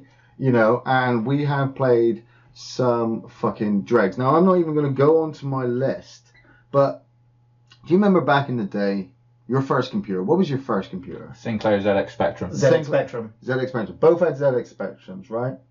And how long would it take to load up a game? 6 minutes. Infinity. It felt like infinity, but it's probably But yeah, about 6 it was minutes. like 5 minutes. Yeah. And when you died in these games, which was what, long or short periods, Well, you playing know. as a kid, dude, probably regularly. Isn't it? All the fucking time. And then at the same time, when you were trying to learn how to actually complete that game, If it could be. if it could be, A lot of Yeah. games back then would just get a high score. Yeah. but when you had these games, like I played a lot of games when I was a kid, and I really wanted to get really fucking good at game playing. But some games were just so badly made. Well, the control systems were not sophisticated, were they? That was the problem with most games. I would It was like a keyboard, I would no like mouse. I would like to say that's a good point, but then you compare the technology you had with the at the time, yeah. Mm. So for a ZX Spectrum, it would have been a keyboard and a screen, Joystick and as well. a joystick, Yeah. and a tape player, right? You can pretty much get that with a PC nowadays, and you could still buy a fucking shitty game, which your brand new PC can't properly run. Yeah, there's some on our list. You know, but what would you say is the worst game you had when you had as a kid? Not looking at your list, you know, what game for the Spectrum? for the Spectrum? What game did you? I don't know, man, because everything was great when you Yeah, were a everything fucking was kid. great, yeah. Shit games were awesome. I'll tell you what, alright, I'll tell you what. what, I'll say, actually, yeah, okay, the worst game that I had on the ZX Spectrum was Dragon's Lair. Oh, Right. No, but it because wasn't I Dragon's Lair. couldn't. No, because I couldn't get past the first fucking screen. You were on a Right. floating disc with this thing blown at you, and for the love of fuck, I couldn't work out how to get past it. No one tell me in the comments. I don't want to know. But so I thought it looked amazing. You had that great intro and everything. But Yeah, I was just like, that was probably at 8 years old, my first instance of fuck this game. is that Dark the Knight? Yeah, man. With Dragon's Dark Lair? Lair. I had No, that's Dragon's another Lair. I had Dragon's Lair on the Nintendo, and I know it was on a lot of different consoles as well. Arcade game, you know, with the animation that you could obviously do the QuickTime events. The Nintendo version had none of that. Right. It was, like you said, at the time, it was a little grey joypad, you know, with the 2 buttons, and you had to move the character along. But you had to dodge a fireball and dodge a bat, and you had to make it along the bridge because the bridge was going to fall away, and you had to get in It's a past Simon's Quest. you had to get in past the portcullis, the fucking gate, to get into the next part. Yeah. You could never do No, it. that first Fucking- screen of death. Screen of fucking death. Because one hit, Yeah. You know, when he got hit, he was dead. Yeah. Somebody designed that and went, I'm going to give that to a kid. Yeah. I'm going to hand that to a 9-year-old Some and people are go, jerks. Right. So that definitely answers that one, yeah. But Sorry, Gary, where were you? Before? Top 5 worst video, or Well, honourable mentions. I'm putting fucking Dragon's Lair on it now. I forgot about that. But I mean, obviously we've got this whole section to talk about this theme and worst and best games. Like nowadays, it's risky with buying games. Like we bought Red Dead Redemption 2. You and I did. Yeah. Absolutely. Without looking at a single review, it was Yeah, same here. I didn't need to watch a trailer. Well, my money was the first one. Yours was pre-purchased. Mine was bought for a present. I actually looked at Red Dead Redemption and I was like, I'm gonna wait. I'm gonna wait for that game to come out because it's just too good to be true. It looks too nice. It's on the best running computer. You know, it's not on PC. This game, I'm gonna wait for it. And I went and got Space Hulk Tactics instead, which was a lot cheaper. Right on. Brilliant underrated game. When Red Dead Redemption 2 came out though, you played it to completion, single player, and then went, no, not playing online. And I carried on playing online. Yeah, I did the same thing. I haven't played it since I fucking completed the single player. And the game is master marvel of mechanics and lighting and things like that. But the game is still getting a lot of hate for being a terrible online? game. Yeah.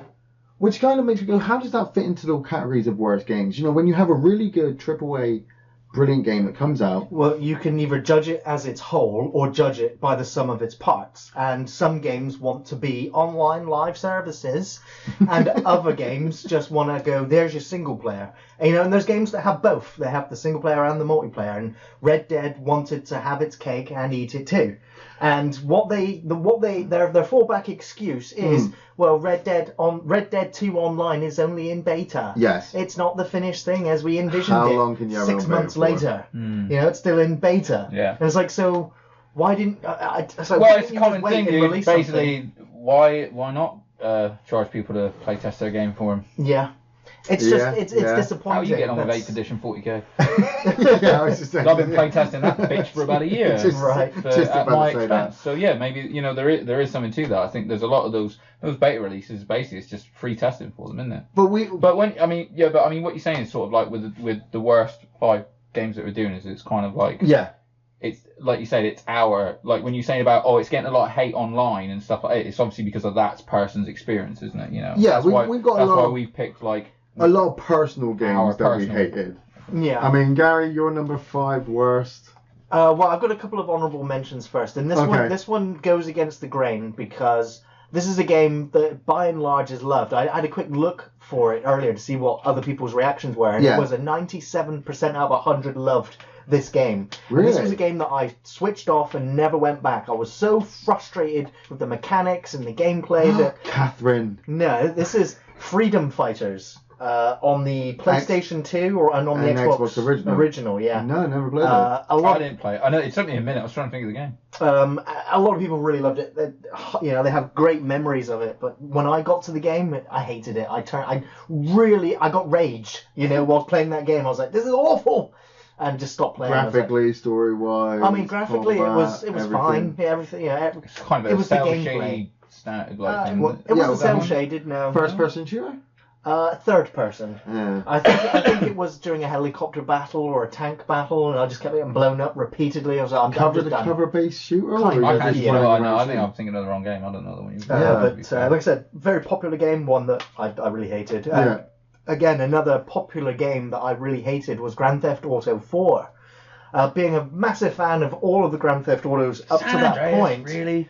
number 4 was the one that annoyed me No, and that's frustrated me not Andres. the most. 4 was the one with the Yeah, Russian protagonist. no, Oh, 4. I'm sorry, Yeah, dude. yeah, That that was was 3. fucking Liberty Okay, City. you're talking about Nico Bellic now. Yes, Yeah, I you're couldn't. absolutely right. I never Sorry, yeah. finished that game. I never finished the story. I got so uninterested because it was like I need to go pick someone up, take them to work. You know, it wasn't Yeah, bad. get but stuck no, in it one the was, aspect. mission. No, he's right. The missions were It was quite Grand repetitive Theft and they were a Auto little bit boring. 3, mate, But on Xbox. I gotta say that like I still really enjoyed Grand Theft Auto 4 just because but only for the reason that it was Man, that generation. It was the Yeah, the first one on that new gen. I You saw look at, it I mean, late. people forget that 4 was it called Liberty Yeah, City? Liberty City. Yeah. Because Liberty It's the City same stories, generation of console as Grand Theft Auto 5.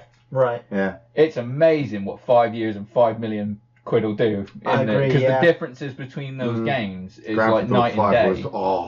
that was 2 years. That was 2 years well spent. But I mean, GTA 4, I didn't actually play at the time because I knew it was going to be a big game. I played a lot of the GTA games. And then when I did get to it, it was a lot. Like you said, drive here, do the mission, pick this guy up, take him here. You had this whole storyline behind Nico Bellic and his cousin. Yeah. You know, his that cousin was in I it, tried to get behind, and then I fell out of it, and then I started doing the side missions, you know, and I started playing it like a proper Grand Theft Auto game, and I was just like, actually, I'm getting into this now. I went back and did the further missions, completed the story, really got behind the story at that point, because I missed the characters as I was off finding all the hidden packages, because 100% the hidden packages, just because I could. Right. You know, when you have the internet there to help you, you know, find everything, you're like, how fucking yeah. Yeah. But for me, it was the driving around, getting stuck in traffic. You know, like you bump a single car or go for a red light, and the one. Oh, you will get shot. Mate, it's fucking yeah, mate. those police will fuck your day up for a fender bender, won't they? Yeah. And so for me, it was after playing Grand Theft Auto 4 that I jumped ship and started playing all of the Saints Row games and never looked back. Absolutely loved the Saints Row games. So those are my honourable mentions for the worst. Saints Row. No. I will give one honourable mention because there isn't an example of it on my top 5, but any Kinect game ever. Right? Yes. Yeah. Fuck that thing. How was that? How was that for 130 quid well spent? Well, I mean that's the thing. Is like the Well, I mean, when I bought the original Xbox One and it came with Kinect because you couldn't buy it without. Yeah. Right. Man, I remember when you turned to me and you were like, hey man, we played Ghost Recon Advanced Warfare, and I was like, yeah, how was that? Oh yeah, you could take the gun apart with Kinect. I was like, did it once. That's it. I was like, this is fucking that's stupid. It. That's fucking. Do you know what? That's interesting because in a way, I wouldn't classify that as a Kinect game. I'm talking about the ones where your primary use of the controller is you or whatever. That shit. That Steel Battalion. Oh, mate, I loved. You know me. I had the full controller. That? I sold it in the end, because I didn't have space for it. I know, and it is so much fun. That huge controller for the walker and everything. Yeah. And then I played that when they said there was a sequel coming out, and I was like, because I was ready to buy another big controller again, and they were like, you're the controller and using Kinect, and I was like, all right, maybe. And you see the advert, and the dude's like putting it in gear and stuff. Yeah. It just didn't work. I tell you what did work. That was 90 minutes of hate before I took that back. The only good use I ever got out of the Kinect was the audio commands when I was playing Mass Effect. That. And I would shout out reload. Yeah. And I would, shout out like Liara, whatever ability it was, right. and it was just like awesome. I'm shouting at my teammates who were doing the things that I'm shouting. I remember sitting in his bedroom, was just like Xbox off in his room. He's like, stop it! I'm like, this is great, I love it. It's like every time when you start with your mate, and every time they die to an embarrassing headshot, and you're like, Xbox, record that. Like, no, I don't want to record that. Yeah. Yeah, fuck Kinect. Oh fuck Kinect. I mean, Nintendo did it so much better. I have to bring this up, and I'm probably going to get a lot of hate in the comment section. Anything on the Dreamcast, honourable mentions. That was some shit. Did you have a Dreamcast? No, you know what? On the Dreamcast? You know what? I don't think I did because I'm going to tell you some back history, some backstory for you now, boys. Before I met you guys, I did have other friends, and they all had fucking Dreamcasts. Right. They all had Dreamcasts. And I don't think I've ever seen one in real life. I couldn't afford to get one, because I came from a poor family. But all my friends got together because the Dreamcast was sold as an online computer. You could get together and you'd be able to play games together. It was. So like 4 of my friends from school. No one had internet yet. Nobody had internet. Everybody got a Dreamcast. Code Veronica came out on it, which I tried to play. Yeah. And just maybe it was the controls for the Dreamcast that made it horrible for me. Maybe it's the way it's just because at the same time I think I was playing Resident Evil Nemesis, right? And absolutely loved that. But I was a PlayStation fanboy. They had Choo Choo Rocket on there. I can't even explain that game to you. It's about some mice trying to use a rocket to get away from a cat. Sounds like you did all right. Sounds like the premise. There was Crazy Taxi, which Crazy Taxi is not a bad game. Probably their biggest. Yeah, the most recognisable. The most pointless game ever. Drive around really fast, picking up people. You can't look at any of the graphics in the background. And how many times did you do it in Grand Theft Auto? Yeah. Man, I'll be honest. Man, I'd rather do it in Grand Theft Auto because at least Grand Theft Auto had other things to go to. Crazy Taxi just had other levels, which I never got to because it was so fucking hard doing the first ones. Yeah. They had Shenmue, which... Oh yes, yes. Here we go. Oh. I know there's a lot of love for Shenmue, and I've tried to play Shenmue, but seriously, if I want to go to work, I'll go to fucking work. Yeah, right. I'm not going to go to work and then try to find out who killed my dad. I'll just play Grand Theft Auto, just drive around and kill everybody. I've just seen in the comment, Jet Grind Radio. Jet Set Radio. That was Jet their Set dance, Radio. button Rollerblading timing game. around with graffiti. Yeah. There was that fighter game, Power Stone. That was no Tekken. I mean, you list any Dreamcast game for me, and like I said, I just look at And you Dreamcast. just insta-hate. I'm just it's not. Dreamcast was a fantastic console. It was, by and large, better than the PlayStation. We should get it out, Gary. It just didn't have. No, it just didn't have the support Name from your all the sex game tape. developers. And it was ditched. no. From the list I've just given you, Royal Rumble was it great. had a massive list, but it just didn't. I think you played some bad games, Ian, and it just gave you a bad experience. No, I have. I think I played some better consoles and played some better games. I mean, look at what Dreamcast was going up against: PlayStation, PlayStation 2, Nintendo 64 were still on the go. Yeah, what? Yeah. So what? PC yeah, was- what? Dreamcast? You're talking PlayStation 1 and 64 era? Yes, right? yeah, Around yeah. there. Yeah. The Dreamcast was the most powerful console of all of them. It was. And Sega's last console, I believe. Yes. Yes. I mean, Too much power. Nintendo with the Nintendo 64, that just owned it. I mean, talk about best games. I mean, Conker's Bad Fur Day. I can't tell you how much fun I So had that's with in that my game. honorable mentions. Conker's You Bad know, Fur Day is going great. up against PlayStation. PlayStation were already working on the PlayStation 2, and Yeah. come on, Gary, fucking time splitters. Time Splitters is great. If yeah. Dreamcast had time splitters, It may have. I don't know. they weren't going to do it though. Gary, come on. Hit Okay, your, my yes, number yes. five worst game Let's do this. of all time. Now, the way I chose my list was that these were all games that I had played pretty much to completion. Now, a Yep. lot of the games that I Yes. removed from the list were games that I played and went, this is shit, stop playing. Or, I've not put games on here that I've looked at and just gone, I'm not even going to play it. Yeah. Because I feel like I'm a pretty good... when it comes to what games I'm going to buy, I know what I like, and I'm not going to go out of my way to buy games that I think are awful. He knows what he likes, people. He knows what he likes. So, so that's how I put my list together. And so my number 5 is Star Wars Battlefront 2 from The recent last one? year. Yeah, the most recent Oh, one. okay. And, I played the game to its completion, and I've put in over 100 hours into the multiplayer. Yeah. But it still doesn't, it still sickens me what EA get away with. Yeah, when it comes sickens when me. it comes to loot I boxes, should when work it for comes EA. to their, the way they make and release their games. And they shouldn't be able to get away with it. It's almost fucking criminal. And so I mean, wasn't it deemed almost as criminal? well, Like I think in crates Belgium and- it is. Yeah, like it's and- gambling essentially. Yes. Yeah. Yes. Yeah. And so how they gutted the game of its content and piecemealed it to you. I mean, they're still releasing content for it. You were And trying all of hard this to unlock content- characters. People are buying it though, dude. It's what should have been there Yeah. day one. Yeah, that's a full game. Then you add all the extra stuff, not make a full game 2 years But the later. thing is, they didn't have anything to go with it. I mean, No, they didn't. It's Battlefront. and they wanted £100 on release. every for time the I extra saw stuff. every time I saw a Ouch. trailer for Battlefront, I'm like, what is it? It's just massive multiplayer. And it's multiplayer that's only really quickly over in 5 minutes, depending on how. Well, most of the How well matches you can know the last 20 matches. minutes. We played a couple of the matches and they were pretty exciting, but I never thought it was a sustainable game. And having to buy all those loot crates. It is, because it's like the only Star Wars game to be released in the last 5 years. So if you're a Star Yeah. Wars fan and you're a Battlefield fan, Go it's play the Knights of only the game Old to play. Republic. Well, Yeah, right. well, yeah, Knights of the Republic is a far superior game, but that's a story-driven game. Yeah. Well, because the only other choice you've got is spending a lot of money. Yes, a lot of money, and so that's why Star Wars is up there. It's a game that I played and still do play its multiplayer. Just wish it was better. My number 5 worst game, Treasure Island Dizzy, or any of the fucking Dizzy games. You are wrong on so many levels, Ian. Dizzy is That adorable little agate! Dizzy is the icon of the Spectrum era, of the Commodore 64. Oh, well, of let the me just put my Amstrad. notepad down in shock. His icon's on the spectrum. Man, what the...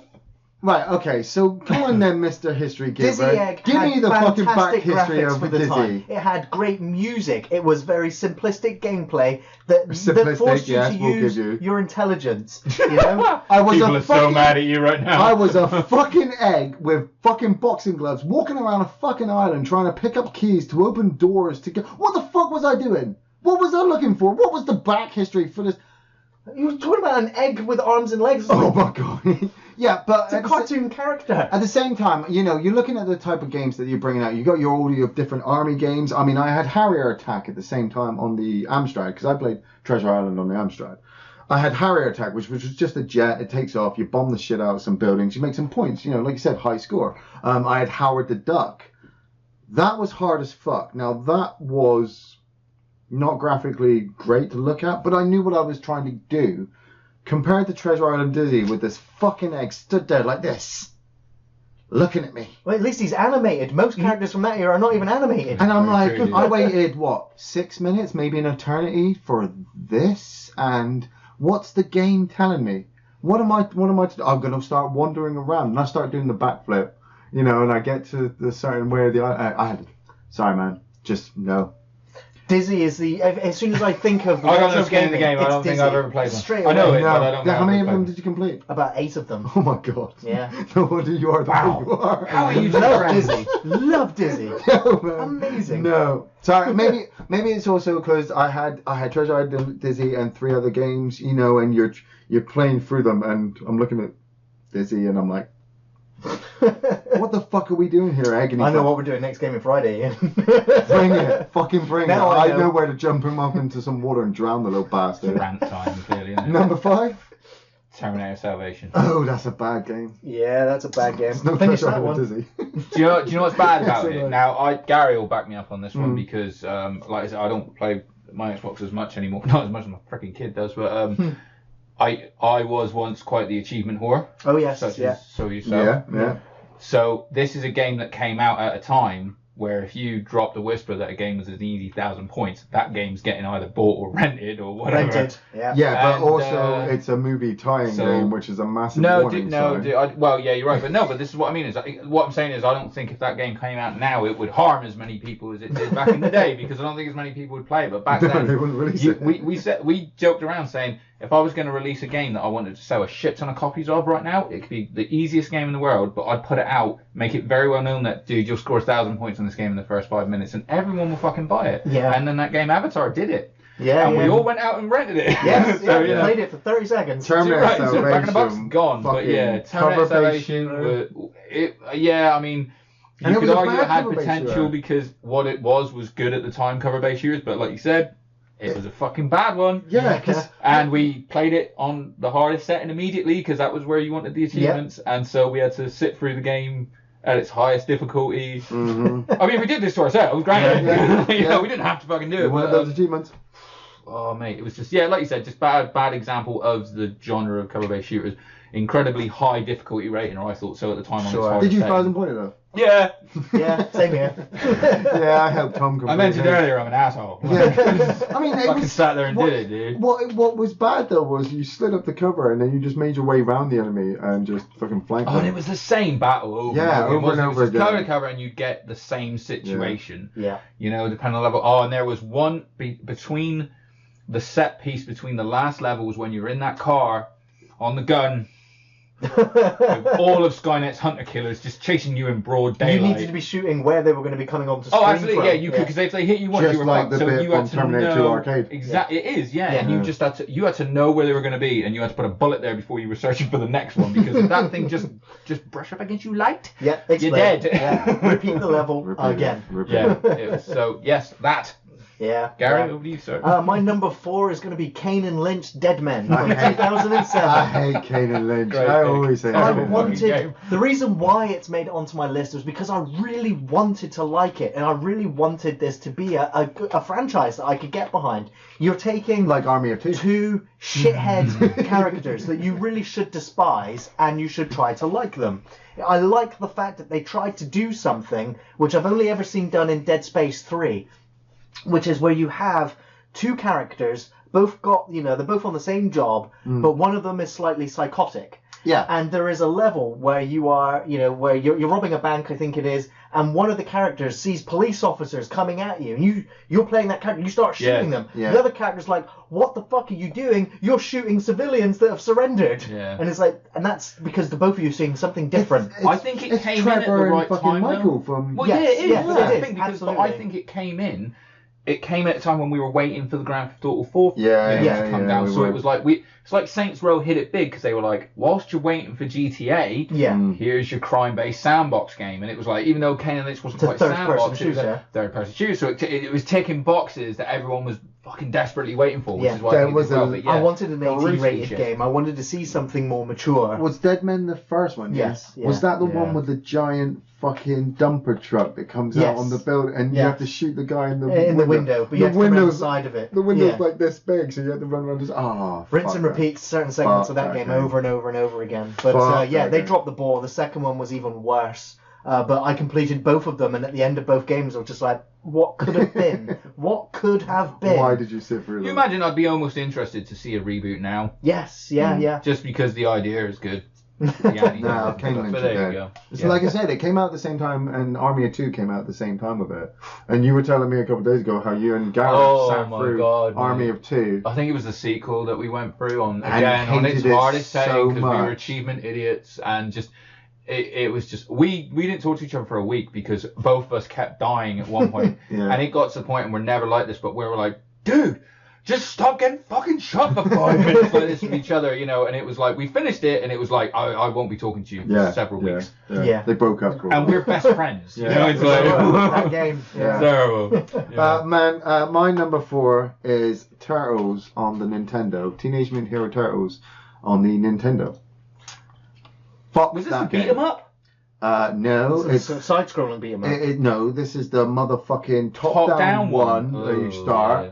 And then you walk into you can either walk into the sewers or wander around the fucking Yes, streets yeah. and get hit by a fucking truck and die and be like, what the fuck is going on? Like Frogger. And then you walk into the sewers and every single enemy that has ever Every. been in a fucking Turtles game is in that fucking sewer and it's the first sewer in the game and you're like, what the Those fuck? little robot crab things. I tried. I really tried. Like I said at the start of this theme, people made these games. Oh, yeah. Made these games. Oh, I'm gonna release this Teen Turtles game for kids, but let's make it exciting and stick every fucking thing in it. I hate watching. The licensing thing, dude. I hate watching long plays nowadays.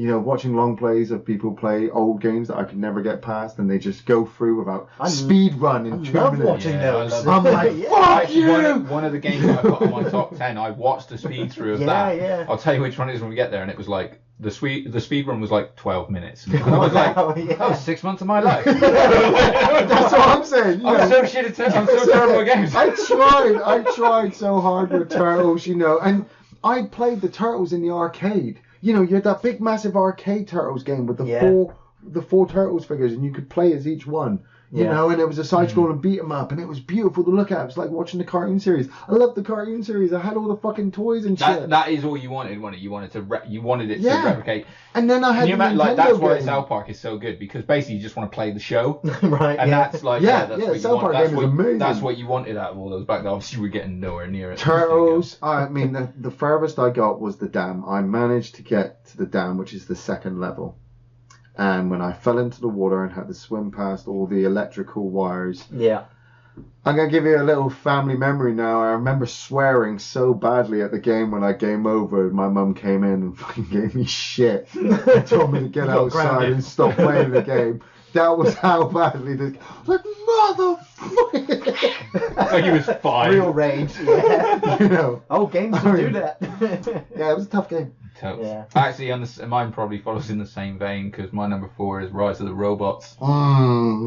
Terminator. No. That's a Mega Drive. Yeah. beat 'em Mega up. Drive, beat 'em Rise of the up. Robots, where you played this. Player Sleek 1 was skin just this thing. sleek I remember fucking it looked T1000 really looking nice thing. graphically. Oh, It looked because really nice. it was what's it called, motion captured at the FMV time, like kind same of, yeah. same as Mortal Kombat was in the Yeah. day, So Player 1, you basically had to fight like about 6 other much more interesting looking robots.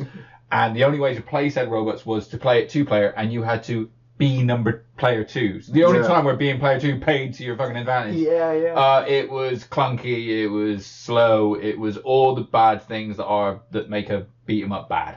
Yeah. You know, it's on your fucking list. Tick it off. Rise of the slow. We might have to have another look up because I remember. The controls. We should do a Game and Friday on it, On but that it's one, yeah. fucking shit. I know. It'd be a 5-minute video. I played on the Super Nintendo. What, Rise of Robots? Yeah. I remember. I think I remember seeing the advert on Games Master. They were Games Master. Fucking was it Games Master? The TV show. Yeah. They were planning on. They were planning on. You know, saying, "Oh, this new game's planning on coming out," and then when it came out, it was so shit. Nobody talked about it. Yeah. Yeah. Yeah, it sucked. So that was my number 4. So my number 3 is Duke Nukem Forever. This is one of the greatest games ever made. My number 3 is Duke Nukem Forever. Awesome. Yeah. Dukes! My number 3 is not Duke Nukem. Oh, that's on your best, right? Yeah, Duke Nukem Forever was such a disappointment, such a colossal clusterfuck of game mechanics, poor design, unfinished, regurgitated garbage. 15 years. I played it to its completion because John St. John, because Duke Nukem. Because of Duke Nukem. Yeah. I got the Balls of Steel Special Edition. I've got 2. You got 2? I was going to say. I've got one for the PlayStation and one for the Xbox because somebody got the PlayStation one and went, here, take it away from me, and I was like, sweet. You know, I've got it signed actually by John St. John. I got all my Duke Nukem shit signed, but I mean, any Duke Nukem fan will tell you the best Duke Nukem game is Duke Nukem 3D. No, sure, yeah. You know, because Duke Nukem Forever, we wanted it to be good. It just never could be. It could never be. It was always a step behind. You know, it was going to be this, and then Half-Life came out. It was going to be something else, and then Halo came out. Dude, to be fair, like that, I think 15 there's years? probably worse games out there when it comes to, you're exactly right, when it comes to, like, you know, actual gameplay, graphically it weren't too bad or anything like that. You know, money was fucking spent on it and stuff. Yeah, but I fucking whooped ass on multiplayer. 15 years we did it to ourselves. 15 years of expectations. Yeah. Just, it wasn't. I mean, I'm trying to think what was out around the same time, but yeah, certainly, like you said, Halo was in full swing. Gears was in full swing. I mean, I think that was the other thing as well, dude. I can say for sure that I was a massive, like, you know, Gears fan. Obviously, deep into, like, you know, Gears territory. Yeah. When that came out. So if it was going to be a first-person shooter, it needed to but be good. we're talking about a game that within the first 5 minutes of you starting, you can pick up some shit from a toilet and write something on the wall if you're really well versed in the. I gotta admit that the whiteboard bit. Yeah. When you see the way some of them did them online, where they were like doing portraits, I was like, that was more impressive than the rest of the game. Yes. Yeah. You know, the bosses were fucking stupid as shit, but yeah, it was bad. So yeah, it's just truly disappointing for me. So that's why it's my number 3 spot. Yeah. Bad Dudes versus Dragon Ninja on the Nintendo. Not only is this a song that you cannot listen to nowadays. Yeah, no, it's Bad Dudes versus Shinobi versus Dragon Ninja. You're talking about, you went for a Lost Profit. Lost Profit. Yeah. By the way, now. Bad Dudes versus Dragon Ninja on the Nintendo. I played Streets of Rage on my friend's Mega Drive, and I was just like, oh my god, this game's great, but I had a Nintendo. And ended up getting Bad Dudes, which is about 2 guys who have to fight through the streets against gangs, you know, and save the president. You get 2 lives at the start. 2 continues. Every enemy runs on fucking screen at you, fights you, throws everything at you. The controls are clunky. I mean, I'm coming off the back of trying to play Turtles as well. You know, so you're already swearing. I am in a bad mood. I need a game to fucking work, and Bad Dudes was not working. I mean, it took me maybe a year, maybe 2, for me to realize that if I pressed the 2 buttons together, I did this spinning kick, and I could kick more enemies in the head. And it was like the greatest moment of one of my childhood gaming experiences. Was like, holy fucking shit, I can do that! Oh, fucking doing it all over the place, and then getting to the bosses, and it's, you know, that time in your childhood life when you realize that there's a certain point that the boss is invincible. Yeah. You know, when you hit him, you can't keep hitting him because he's going to be invincible and he's going to whack you, hit you. Oh, no, he's flashing, dude. Back up. Yeah, Bad Dudes was one of those times, but it was a tough time because you had to learn the pattern. Yeah. You know, and getting past these bosses. I never completed the game. I recently got an arcade on my classic Xbox. And I played through the arcade version, which is so much easier when you got 99 continues. And a decent pad. Yeah, and a decent pad. And then I went on to Nintendo. Turns out what we needed back in the day was analog. That's really what we needed. We needed shit to work. We needed infinite continues. That's why I hate games nowadays. Everyone's just So easy. Just keep going. There you go. Just keep going. But yeah, Bad Dudes versus Dragon Ninja. Nice. Well, I mean, my number three three was was doing. yeah. So Yeah, I'll do you my can- number two if you want. Then which? I Sure. can't remember which one. I've Okay. got. Yeah. Number two, actually. Sorry. 'Cause Oh, I fucking, had- we can slay on Duke I Nukem had again. those. I Yeah, did- we can just go through it. Yeah. Oh yeah, of course. My number two, because I went between this one and my number one. My number two is Superman on the N64. Yeah. Being I a never big, played it. being a big fan of DC Comics and Man of Steel, obviously, it was a kick in the dick. Okay, I've never known anyone who actually ever played it. I played it. It You was just one of fly those. around into the rings. Yeah. That is The literally The it. city is Yeah, so you bad just- to look at. The bit that used to drive me crazy is most of the times between they'll give you a task to do, but it's like it would be a ridiculous time limit, and the text would flash up, and it's like you had to be a speed reader to get through that shit to understand what your task was supposed to be. So it was just trial and error. Yeah. Or finally getting the answers out with Games Master magazine or some shit. Right. Yeah. And the flying mechanic was clunky, and you had to just fly through all these rings, and it was like. It was like the most boring Superman game. It was the Superman Returns like movies to the game, like where it's like this is so fucking dull. I can't. I was just stand thinking, it. did you ever play Superman Returns on the Xbox? Oh no, I'm not stupid. Oh, man, that was actually pretty good. I mean, No, you I could, didn't. I you didn't. could double tap and Pro- go into supersonic speed and fly around as Superman, and all it made me feel was, man, this is taking me back to Superman 64, and I'd keep turning it off. Yeah. Because I'm Right, maybe that's why you traumatic play it, yeah. nightmares, you know. Yeah. Yeah, I mean Superman that's 64. gone down as one of the most atrocious video games of all time. It's like, horrible to period look at, as well. Yeah. It's So, yeah. fucking terrible to look at. Well, okay, coming back to me with my number two, I suppose. Yeah, go for it. Bionic Commando. Have you ever played Bionic Is There- Commando? one of the there's a fucking- lot of Bionic Yeah, Commandos. There's a lot of did a Bionic remake Commandos. recently, didn't Yeah. they? Yeah. I say recently. Yeah, Last 10 years. I played Bionic Commando on the Amstrad, so obviously I'm coming off the back of fucking Treasure Island Dizzy and Harry Attack, and I also had Bionic Commando on the Nintendo because I thought it'd be better. It's not. You play this little commando soldier with a little metallic claw and a gun, and as soon as you fucking start the game, you drop in the middle of this jungle, and it's like, here's a time limit, find the entrance. What console was this on that you were talking about? I played it this on version. I played it on the Amstrad and the NES. See now a They're lot. both You notice available. all of his top five are from like his childhood. He obviously Yeah, had a yes. very unhappy childhood with his gaming. No, because Yeah. when I got when I got to It's like he was like when he got the Xbox, the original. He's like, I'm so happy. When I- Life changed for me. when I got when I got the first person shooters, Zero Tolerance on the Mega Drive. But I'll talk about that. Oh, fair enough. But I'm talking, with games like Bionic Commando, they just dropped you in. You had the little synopsis you might read in a magazine or in the tape or with the game where it says you're a soldier, you've got this metallic claw and a gun, you have to break into the base, and you're like, fucking hell yeah. On the Nintendo, I also had Metal Gear, which was fucking hard as fuck. Oh yeah, the original was on the NES. But I had it and I knew what I had to do because I had to break into this base. Bionic Commando, I'm like, okay, drop in, claw up into the tree. I'm dead. Where the fuck did that guy come from? Okay, drop down, shoot that guy, claw up, shot by another guy. How the fuck am I being attacked by everybody?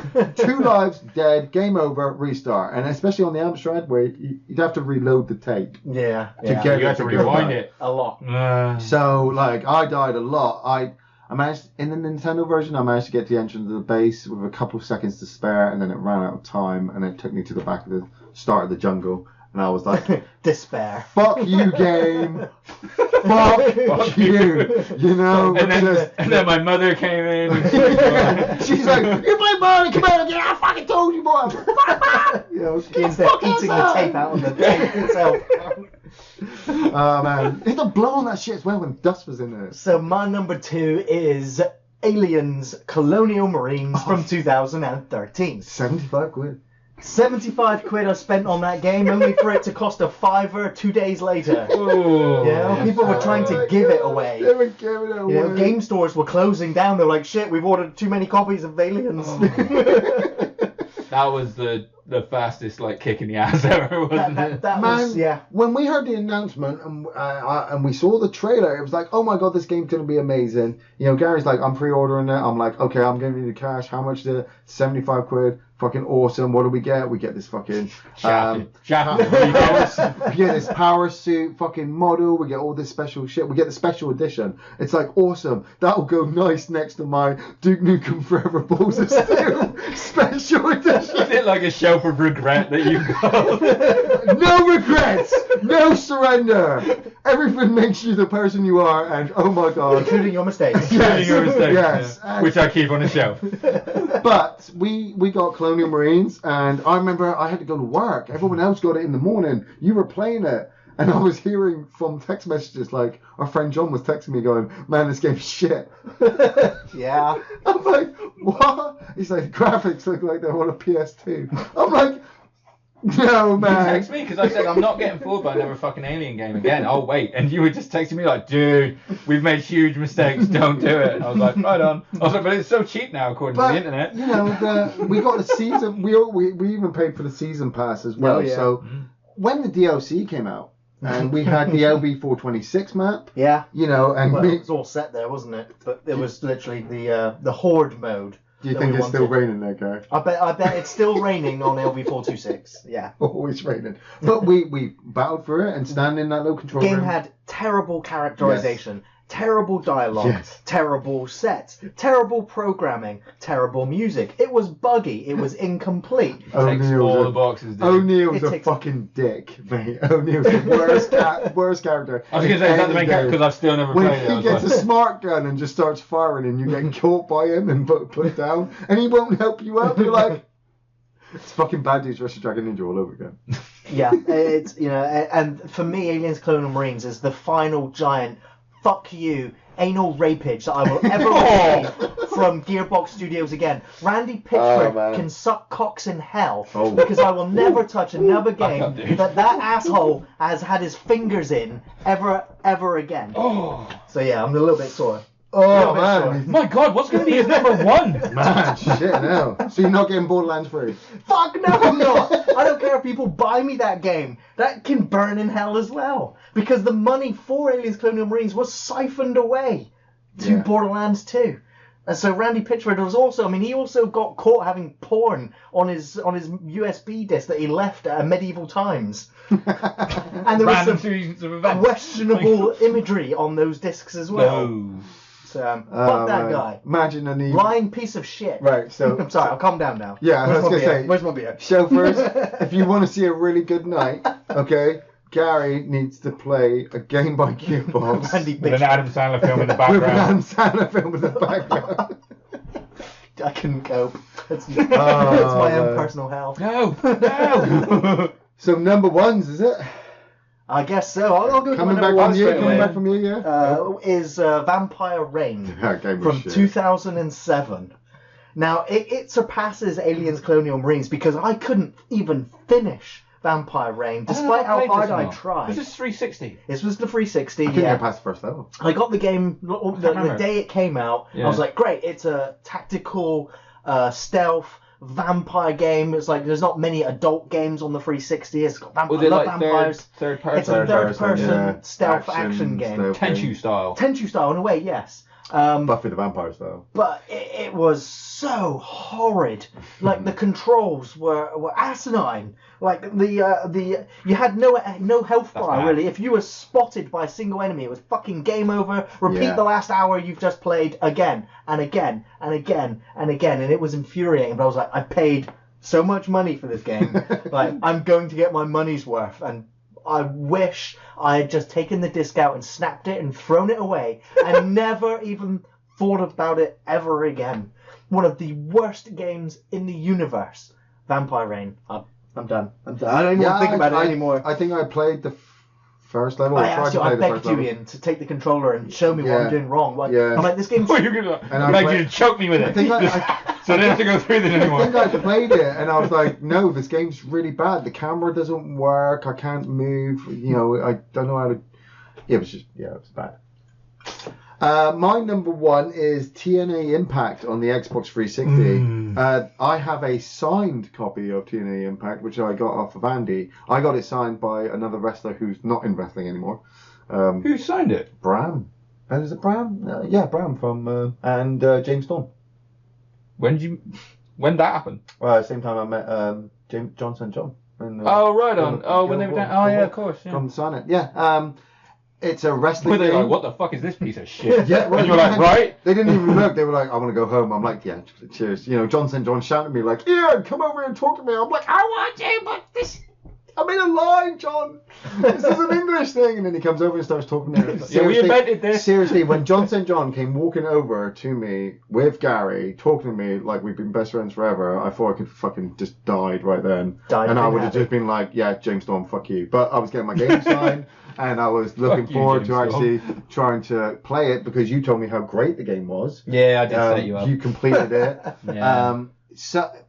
Like most wrestling games... It was a lie. I was lying to him. I played a lot of wrestling games. We played a lot of wrestling games. I played a lot on the Nintendo, on the Mega Drive, on the fucking Saturn, the fucking Dreamcast, the fucking 64, any fucking console that had a wrestling game, I fucking played. And it's always the fucking same. They have a stamina bar, you wear them down, you put them in a fucking pin maneuver or a submission, and it takes them out.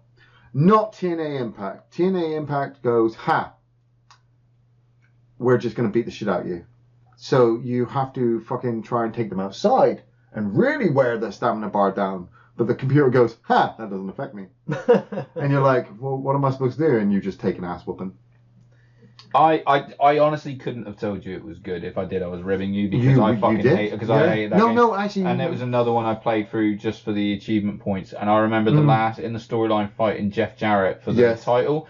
Is the easiest way I could figure to beat him was to throw the fucker outside and just constantly egg lay DDTs on him. I tried because the concrete would do more damage, yeah. and then roll him back in and hopefully get a pin. And I mean, if you watch I know a DDT is a dead transition move now; it's not a finisher anymore. But I guarantee, if in a match you watch someone DDT someone 40 times on the concrete and they kick out, you'd be like, I think we're stretching over here, boys. John Cena's done it a couple of times. Yeah, but no one saw him do it. Yeah. And but that it was a fucking awful, terrible control system. It was that old school kind of like the old ECW and Attitude games where it was a literal button combination. Yeah.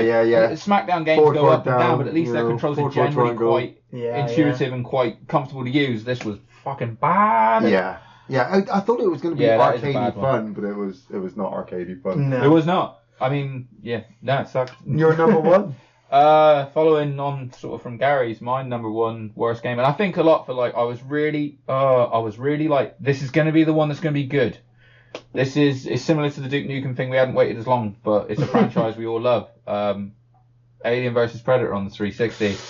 It's the third in the AVP franchise, yeah. It's like that to me. No. I also think you're wrong as well. I know you like. Yeah, I fucking hated that game. I thought it was. It was paper rock scissors the game for a lot of people. It was like, you go up to somebody for the melee. Is it worse than Arkham Knight on the Xbox One? Well, no, Arkham Knight. There you got special edition. Yeah, no, I enjoyed Arkham Knight. And fucking crashed a lot of shit.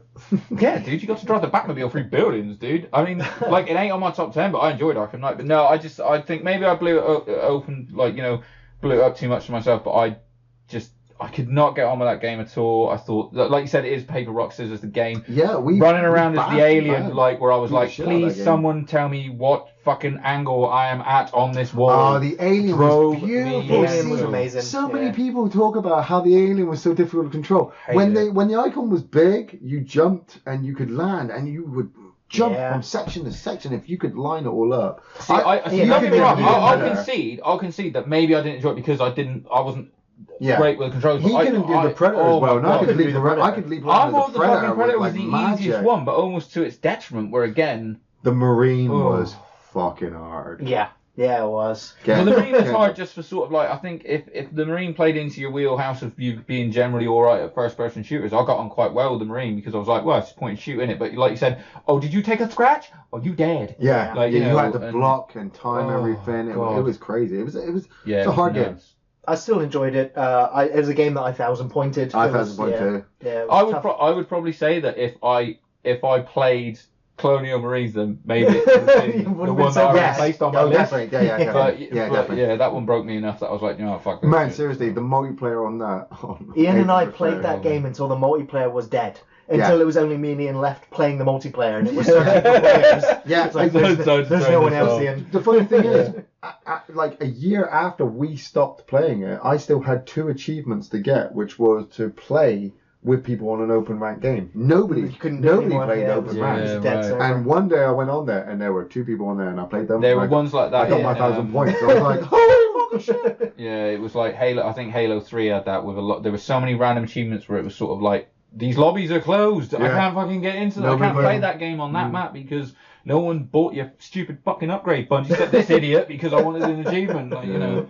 Yeah, I know what you mean. So yeah, that's. I think, is that all of our top 5 worst? That's our we have to do some good stuff. Yeah, we get to do some good shit. Well, we're running short on time, so we're going to speed this one up just a Top little 5? bit. Ah, these are going to be easy to fly through, man. They're all Top good 5. ones. So for my honourable mentions for top 5 is Final Fantasy VII, Silent Hill 1, Knights of the Old Republic, Halo 2, Left 4 Dead 2, Max Payne 1, and Tetris from 1984, the Game Boy. That Tetris. Yeah.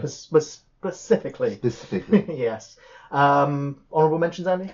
I got Tetris as well because it's almost a perfect game in a way, isn't it? Yeah. Mass Effect 1 and 2. Awesome, yeah. You know, loved them both, to be honest. Fight Night Round 3. Okay. Oh, fucking what a great boxing game that was. Absolutely fantastic. I've actually played that one system. as well, yeah. Yeah, I don't even play EA Sports games. But yeah, no, me neither. Loved it. Bulletstorm. Great. Fucking great game, man, dude. the Duke Nukem edition's coming to Switch soon. I'm buying it. You just don't learn, do you? No. Oh shit! I've just told my wife as well. This one again. That's where that £50 disappeared too. Mate, she's already like, oh, I'm sorry. How much did that special edition of like Colonial Marine cost you? I remember you at the time saying £5. Mate, I'm telling you, Bulletstorm's going to be at least 15 quid. Yeah, right. No Mercy. Oh, best games, on the 64. Mate, that's honourable mention. Mate, that's my number 5. Oh, okay. Well, we'll get to that. Yeah. Altered Beast. Oh, hard as fuck. Altered Beast, great. Bruce Lee on the Sinclair ZX Spectrum. Ah, First game I ever completed. Loved it. Watched that on a speed playthrough last night. Actually, 12 minutes. Yeah. Halo 2, Skyrim, SmackDown 2 was my favourite of all the SmackDowns, and Arkham City as well. Yeah. Yes, Arkham City is good. Somebody in the chat just mentioned Bioshock. Yeah, Bioshock, honourable mention for sure. Yes. The first one. Dude. Yes. Yeah. So my number 5, Resident Evil, the original from 1996. It's not really good. It's the Resident Evil I've played the most. The second one I think is my favourite. Yeah. But I think if I'm going to go best, the original game, it started for me. Survival horror gameplay.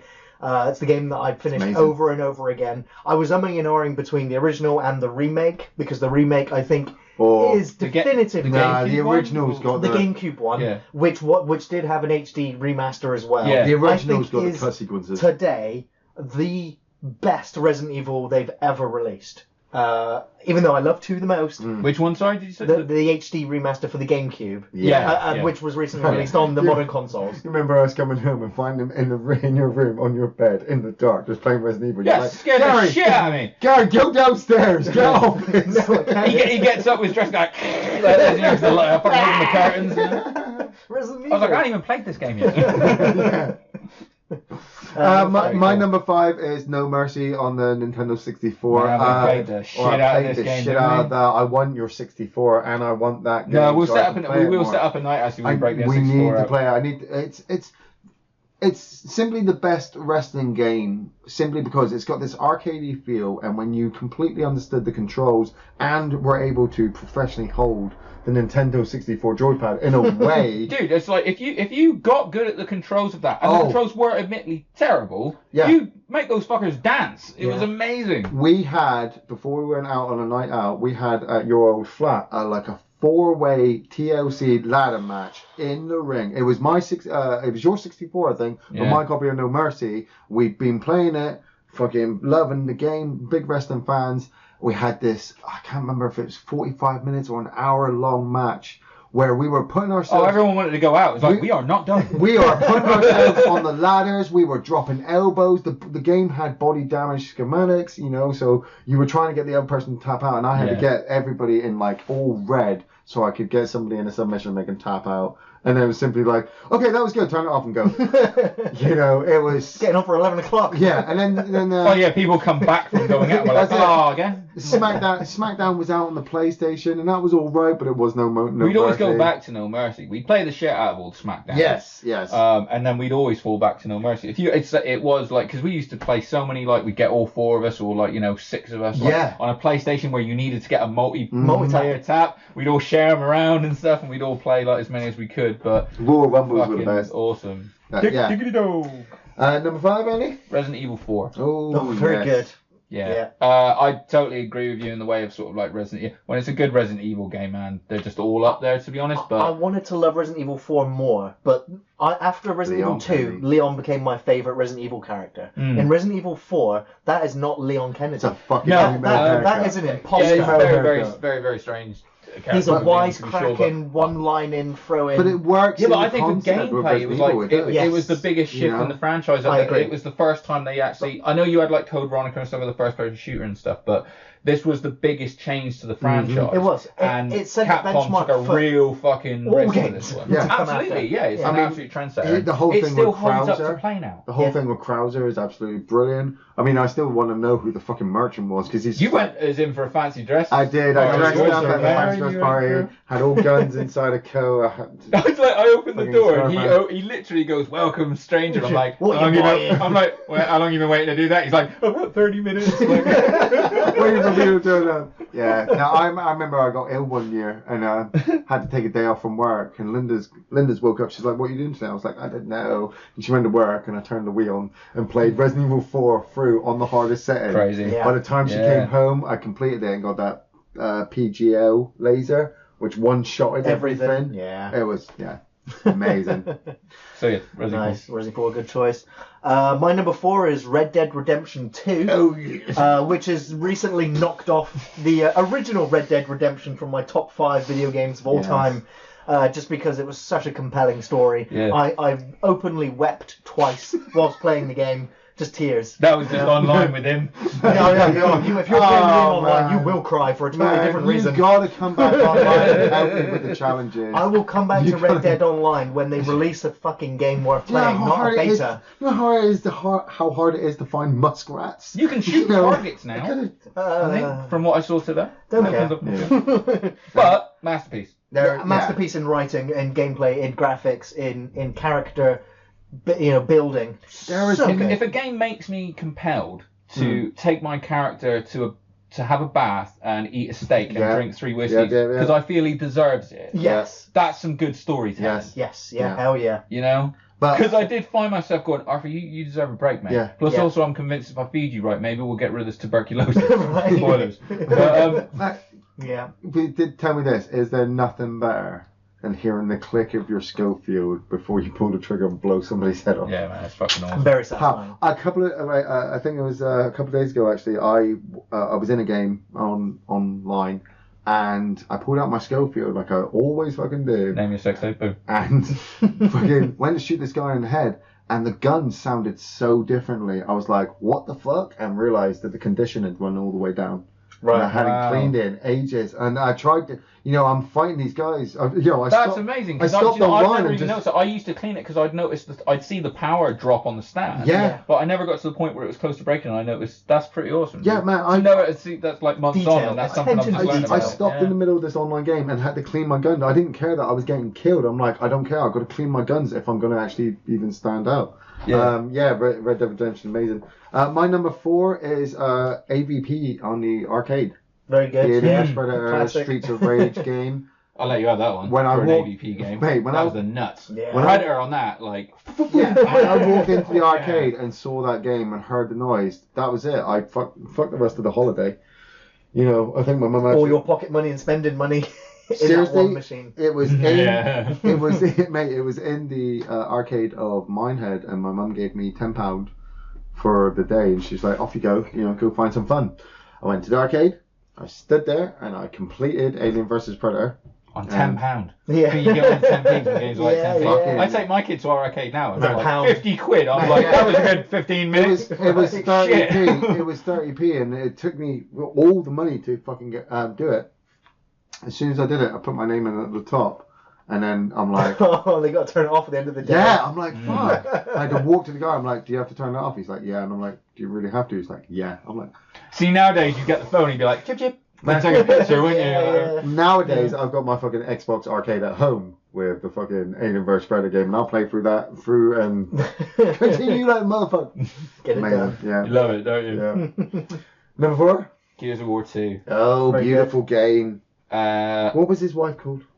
Maria. So, why Maria. Gears 2 over from the franchise? Do you know what? It's like, Wingman. yeah, because I can. Unless the rest of your list online- is Gears you know games. what? No. Yeah, it's like, well, I'll get there. No, it's not. This is the one that I put in the top 5 because, yeah, most of it was to do with the online and the Horde. We played so much of that. I So got my much Seriously 2.0 achievement by fucking Man, we level 100. repeating stuff. We online. level 100 of it. I already had the Veteran of the Pendulum Wars achievement from the previous game.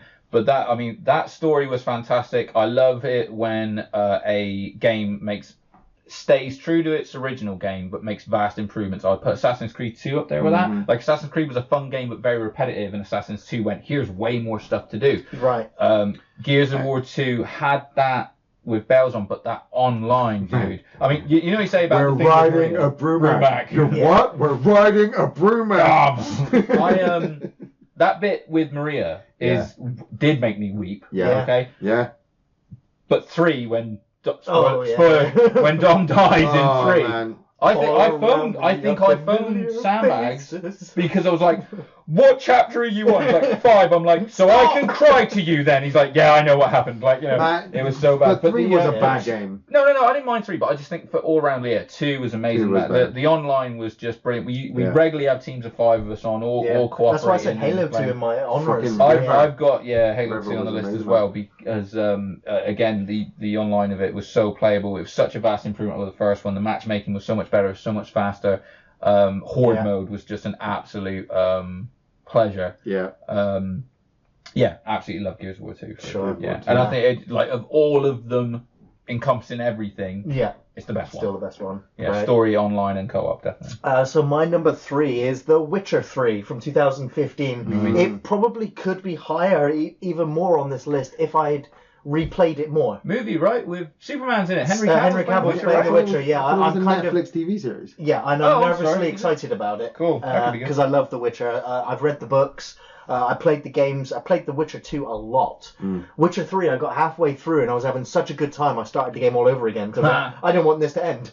Yeah, it's that good. It's fucking hard. I've not played them. It's the Fucking one hard. game that I keep going. When I get a month or a couple of weeks, I'm just going to download it and play it all over again from start to finish in as short amount of time as I can because I love Geralt. I love Ciri. I love the world. I love the story. Obviously, it will be Cyberpunk 20 number 77. Yeah. you know, whatever it is that's coming out from the developers this year. But The Witcher 3, fantastic, phenomenal characters. It was truly a great send-off, and again, a benchmark for all open-world games to follow, because every side story mattered. Side stories actually It did. came back around and linked into the main story. And in open-world RPGs, you never had that at all. Not to that standard or quality of writing. So, that's Witcher 3. Fucking hard. Nice.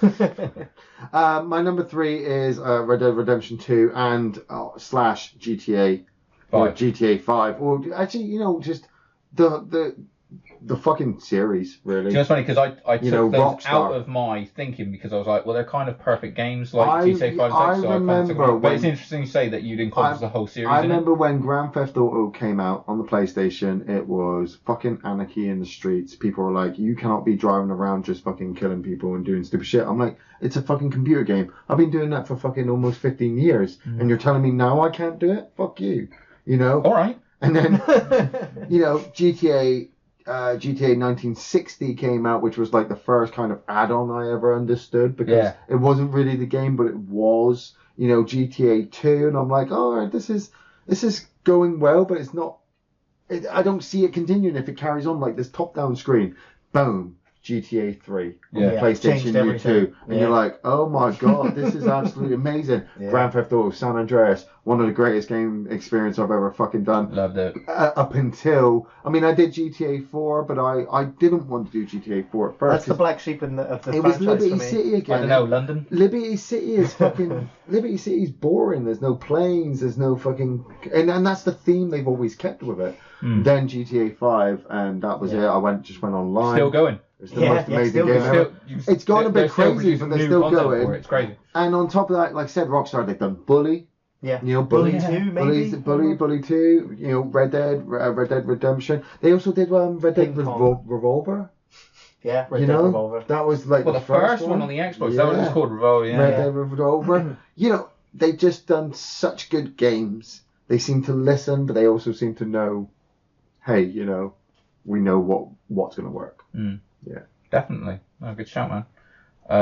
Number 3, GoldenEye. Oh, I hated that. Really? I hated the N64. I hated the controller. Get out there. I mean, sorry, that's it. No, I mean, like, You didn't like the Dreamcast. I didn't like the N64. I had reason to not like the Dreamcast. But, come on, dude. Fucking first, you know, not obviously the first-person shooter by any means, but for that generation, the first it's truly the developers of Time really Splitters. good. Oh, yeah. And Time Splitters 2 was amazing. Free Radical, for sure. man. Four player multiplayer. Four-player multiplayer, before, you know, on split screen. Damn it, I was playing. Get the cardboard out. Yeah, dude, I was playing split screen today with my kid on Plants vs Zombies, and she's like, "This is stupid." I'm like, "This is how we used to play it before the internet." You know. Yeah.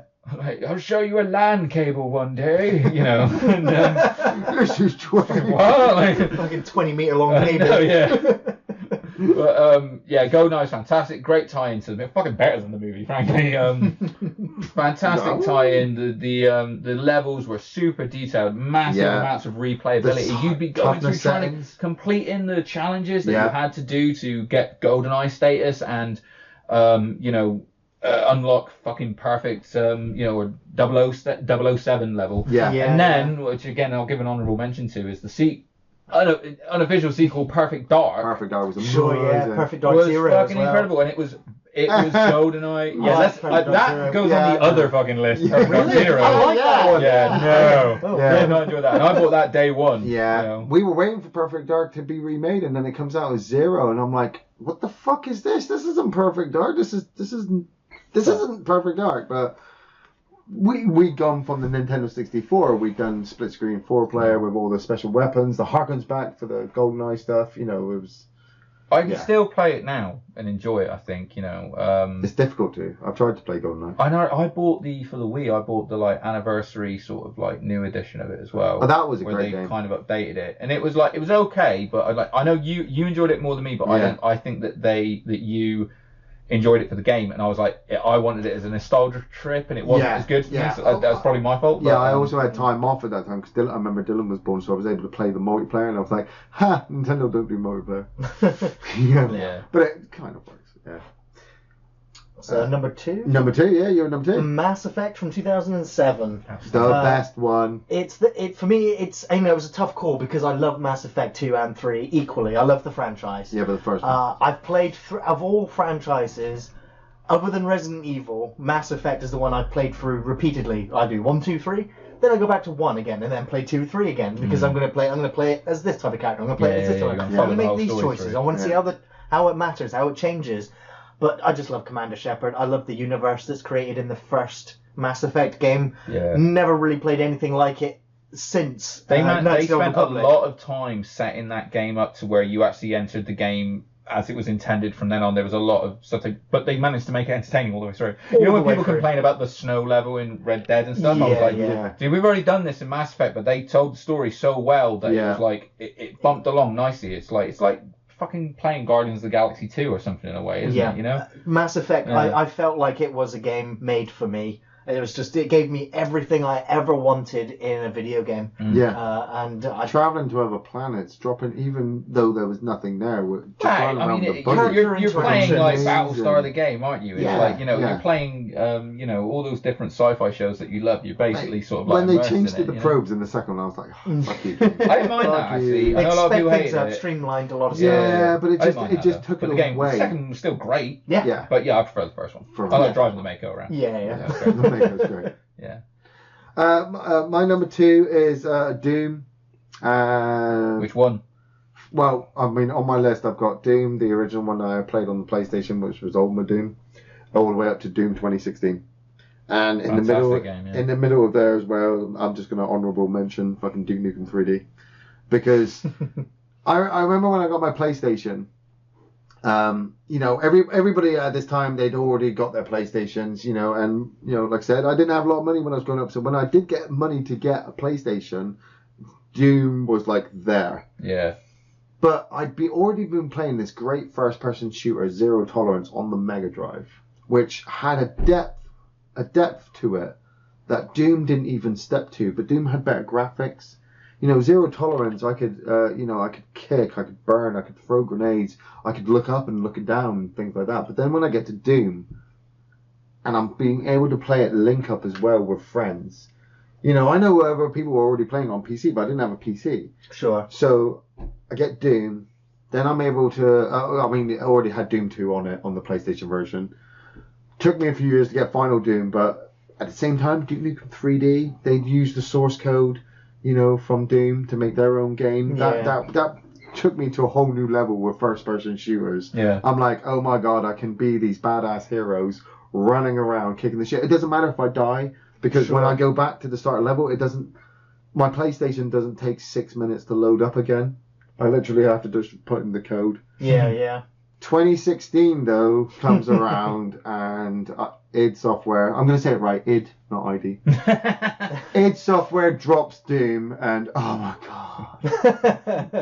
I had to stop playing Doom. It was like, oh, you were going to your place. it was like crack, mate. Seriously, when I could load up Doom, go on the multiplayer, the map would start, and I would start to get in the zone. Everything would just block out, and I would be lapping the map.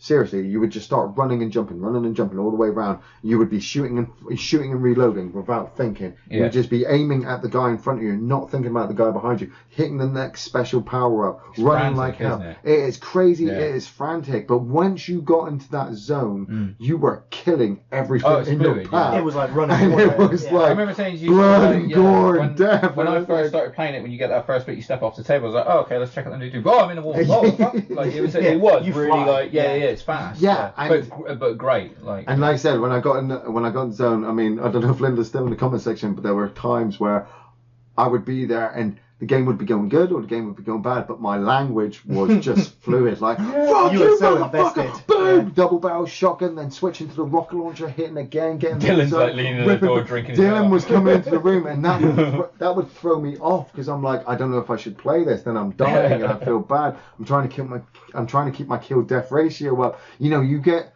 invested in a game, especially in an online game.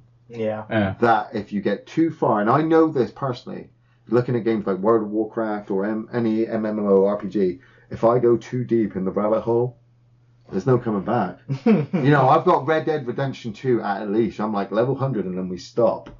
But I can quit it any day now as long as I'm level 100. If you gave me the time time and the console and an online game and just went play and you don't have to move. Yeah. You've seen Blade. Everyone's seen Blade, that fat guy. Like Biscuit Boy. Sorry, I thought you meant Blade himself. He's not bad, dude. The fat guy in the seat. That'd be me. Right. Yeah. Playing Doom. Now you'd be the guy with the wrist support from South Park, right? Yeah. Nice. Yeah. Linda's just been kissing me goodbye. Literally. Nice. So my number two. Yes. Chrono Trigger. Oh, amazing. Square game. Enix. In the same vein as the early Final Fantasies, obviously, but it's basically like a time traveling sort of Japanese RPG. Better than Final Fantasy 7. Yeah, I think it's better than most of them. I've just got a soft spot for it. I played it on originally the Super Nintendo using the old giant stackable conversion cartridge, and then you put the Japanese game on the top, and then you had to put an English game in the back of it so it could like convert everything. Incredible technology. A stiff breeze will knock it so it will crash, obviously. Perfect. And you take control of it's turn-based combat and what was his name? Chrono. Chrono. It was just Chrono, yeah. No, but that was cool because you could change the names as well, like that the was characters. Amazing. Multiple endings, huge amounts of. You got it for the Game Boy. I've got it for for a DS. The DS, sorry. DS, so I can play it on the toilet now. 2019. Yeah. And it's the most amazing game to play. I still go back and play it. You had this huge sprawling, sort of like overlapping. time travel yeah, based I mean, you've got story, like a and like world you'd map. actually travel to the through and back future, in go time, to the and then it'd be the past. same map but changed slightly, And everything. there's this so over-impending evil. huge fight at the meaty end with this big characters. apocalypse that happens. It's absolutely fantastic, and the DS version actually adds in some cutscenes as Yeah. well, where they've animated some amazing little cutscenes. I never played the original, and I think I've said this before. I never did RPG games because I was just like, fuck you. If I can't hit you with a rocket and kill you in one shot, I shouldn't be playing this. And then when This is Tetris. yeah, then when Dylan was born, I had time and I was looking into games to play, and I played Phantasy Star 2 on the Mega Drive arcade, which was absolutely fucking amazing to play. And I played Final Fantasy 7 on the PSP as well. That was absolutely amazing. Never completed it all the way through, killed all the monsters. Then this guy lends me Chrono Trigger for the DS, and Lost. the depth of it.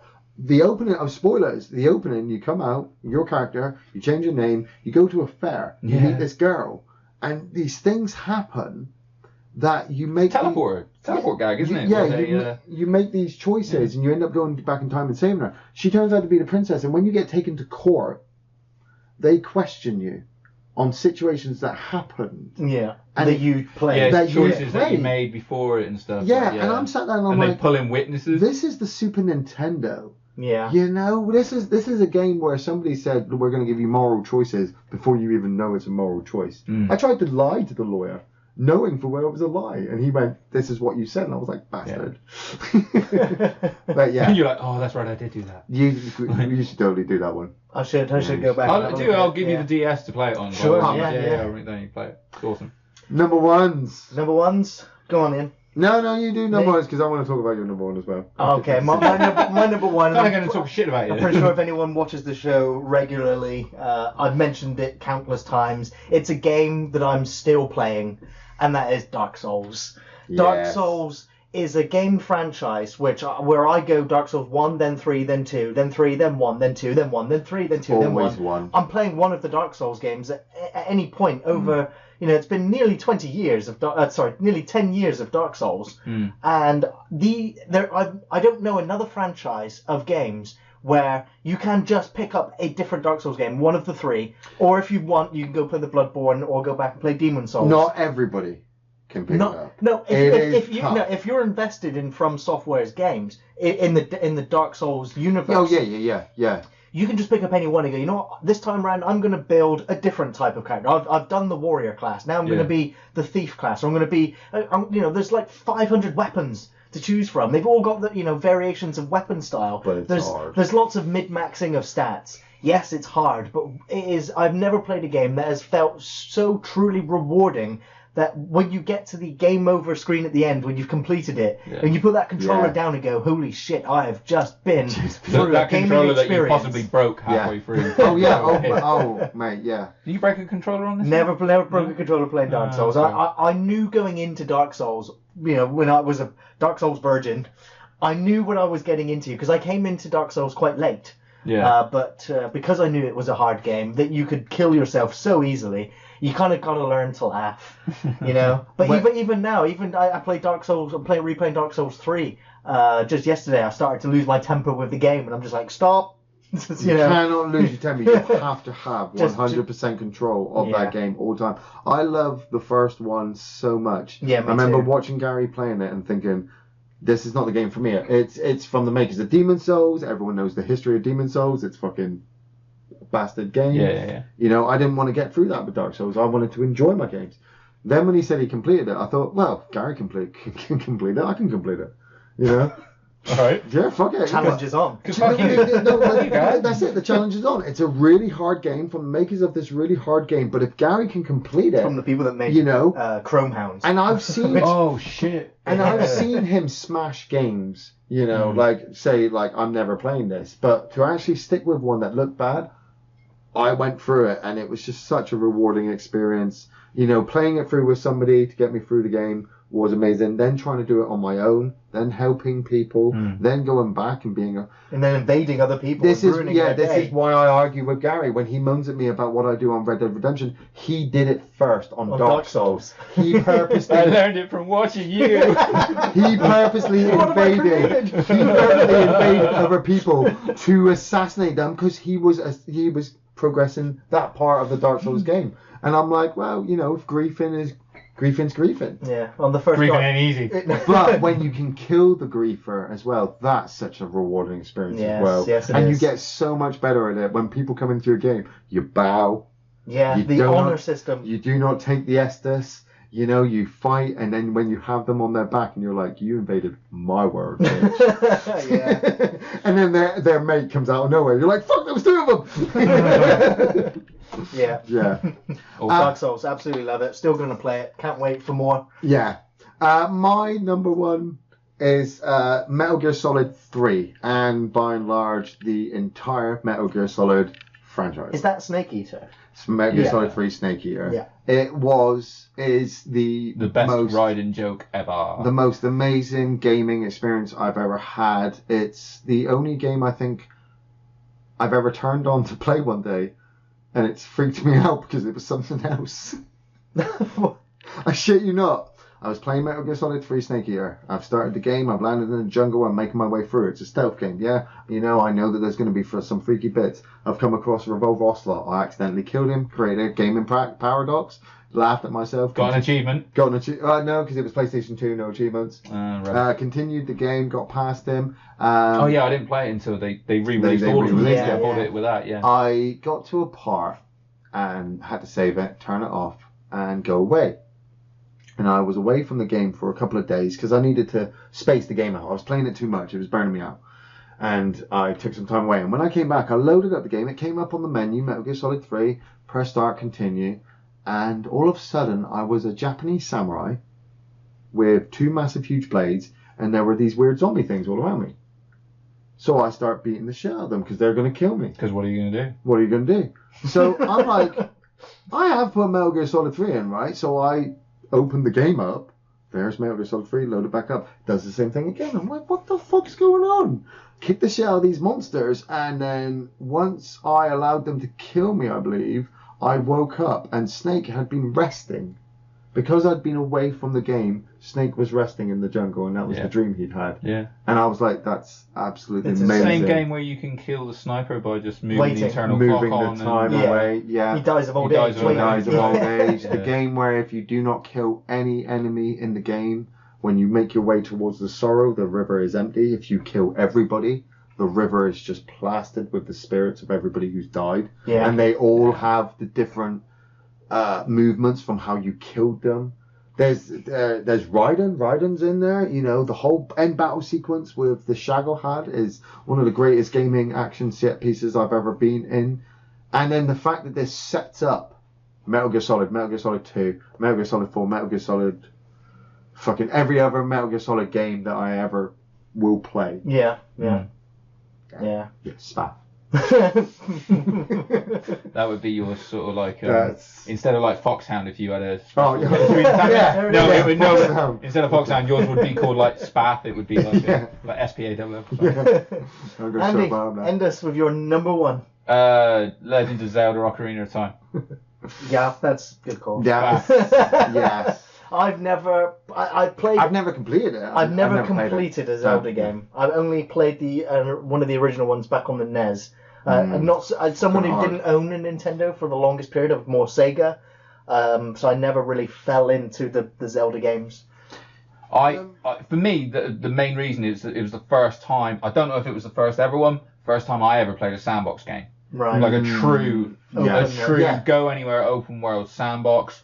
Especially a 3D one. yeah, exactly, Especially 3D, you know, 'cause we had it a wasn't sandbox 2D. with Grand Theft Auto on the PlayStation. Yeah, It was top yeah, down. you're absolutely right. That was probably the first one. I played, but Ocarina for of me, Time. when I really, I think it was more like the first time that I really realized what a sandbox game could be, what an open world game could be. Because that's a good call. Yeah, GTA was absolutely an open world game. It's Yeah. just a top down map. Yeah. But to realize, this is where you go into other it's not all preloaded. You go into other. Yeah. For me, it was Super Highlight on the temples Mega and- Drive. Yeah. First Japanese RPG. Yeah, exactly. Yeah. So, I mean, one is a great game. It's gorgeous. It's got a great story. It's a classic story. You know, it's a great sort of reimagining and sort of like, you know, continuation at the same time of Link and Zelda's story. But great boss fights, great puzzles and temples and everything like that. You know, so it ticks all the boxes in that respect. But like I said, for the actual experience, it was one of those where I was like, I felt something changed. I was like, I can't believe gaming's got to this. I can't believe this is where we're at now. Do you know what I mean? I remember that it felt like a sort of shifting in what games we could expect in the future, because it instantly, and what a lot of studios did was like, what could we do with an open world? Boom, GTA 3. Yeah. That's what you can do with it. And then onwards, it's set the bar very high. Yeah. Because there's also been a lot of bad sandbox and open world games, obviously, that have tried to replicate it. I mean, and it stood the test of time as well, like pop culture when we wise. talk about Ocarina of Time, it usually gets mentioned as another one of the greatest games ever. Yeah. That's it. When we talk about like when we talk about great games, I remember seeing a friend of mine play Ocarina of Time. I had a 64, he had a 64. I was all first person shooters, you know, Turok and fucking Quake and Armorines. Nice. You know, he's getting all these different adventure games, and he gets Legend of Zelda, and I'm like, I don't like Link. I've tried to play the Zelda games on the Nintendo, didn't know what the fuck I was doing. Tried to play Link's Awakening on the Super Nintendo, didn't know what the fuck I was doing. You know, just what's going on. And the fact that I could watch him get on his horse and ride from area to area, I'm like, I could do that. I could so play this. Yeah. And Calling your horse, dude, in Ocarina. Fucking That's Red it. Dead Redemption, fucking Zelda did it first. That's it. When he got to Ganondorf, the final boss, you know, the look on his face that he was about to face the final boss, he went into some fucking, I gotta do this. You know, and it was so dramatic. I was like, oh man, I gotta play this. And I didn't get the chance. And I didn't get a chance to do Majora's Mask. Yeah, no, I didn't enjoy Majora's Mask as much. No, I mean, I just didn't get a chance to play it as much. When I got with Linda and we got the Wii, I was like, I need to get Twilight Princess. It's a Zelda game. I know Zelda's amazing. Ocarina of Time. You know, I did Skyward Sword. You know, and every now and again, we got Breath of the Wild for the Switch, and I'm like. See, I keep meaning to buy a 3DS to play Ocarina of Time on the toilet. I just have Chrono Trigger going on one hand. It's like, 2019. How are you gonna wipe? I'll just pinch it off. It's fine. Like in South Park.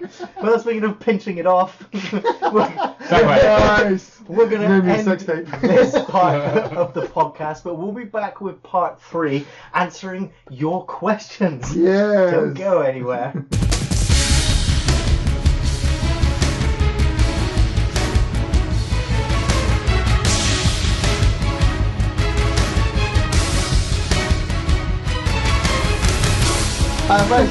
So we're here for the Q&A section, and the first question tonight is from Joanne Ellison. Hey, Joanne. What up? Can you guys chat a bit about David Cronenberg? No. Next question. No, wait, we answer questions. Oh, right, no, we don't want to answer this one because, recently, me and you with the film and the... Name your sex tape? Well, no, all right. So basically, we love David Cronenberg, and we have just recently done a request of a Cronenberg film. Can't say which one. But if you're not familiar with David Cronenberg's work, he's done films like The Fly, Videodrome, Scanners, History of Violence, Existenz, Crash. Yeesh. Like, we'll have to do Crash at one point. Yeah, you're gonna have to watch that movie again. You know, I've never actually watched it, but there's a scene where a guy fingers a woman. Seriously? Mate, the fact that there's a guy fingering a woman's cut. Yeah, why? Why would I watch that? It's not his finger. Spoilers. Like, you watch Cronenberg films because you want something that's going to challenge your Everything. Sensibilities. Yeah. No. I watched a couple of Cronenberg films and went, you know what? That's enough. You know what? I love The Fly though. Yes, The Fly is my favourite. Oh, really man, like The Fly. Gina Davis is absolutely gorgeous. I do like Videodrome though as well. Fucking, I was going to say David Spade, but it's not, is it? It's James Woods. James Woods and Deborah Harry. When I remember there was a series on BBC Two where they just did a whole David Cronenberg series of films, and I managed to watch Shivers, which I thought was impressive, but I didn't like the feel of. I've not seen... Because I was young as well, and Shivers kind of had this whole sexual thing going on about it. You know, when the guy stepped in the elevator with the mum and the daughter, you know something bad's going to happen. Rabid with the thing coming out the woman's boob and turns people into rabid fucking people. I like that because of Dawn of the Dead, but still, there's a weird thing in the boob. Then he's pulling videotapes out of his stomach in Videodrome. I'm like I said, I got to a point where I was like, Cronenberg, thanks. There's always things going in and out of other people's orifices. Society, I want to say. Society. It wasn't Cronenberg. That wasn't Cronenberg. That's a great film. It was a great film. Oh, yeah. No. It's that rabid one that I couldn't play. So talking about dating, did he do a Scanner Darkly? He did Scanners.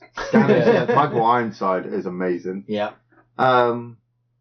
He's great, and we've got some films coming up of him soon. Yeah, we've got a review of his coming up soon. Very soon. Yeah. The next question's from Amir Osman. Hey, Amir. Yo. What? Hi, guys. Thanks for answering my questions from the previous podcast. My question this time is on the upcoming Frank Herbert's Dune film in 2020. I don't know if I've ever seen this about Dune, but oh my god, it's big. Dune is big. Sorry, I've not read the Dune books. I've seen the film, and I enjoyed it.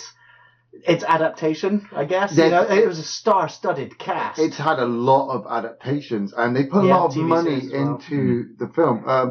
What's your opinion on the Frank Herbert book? Not read the book. Not read it either. No. Nope. Sorry. Seen the movie with Carl McLachlan?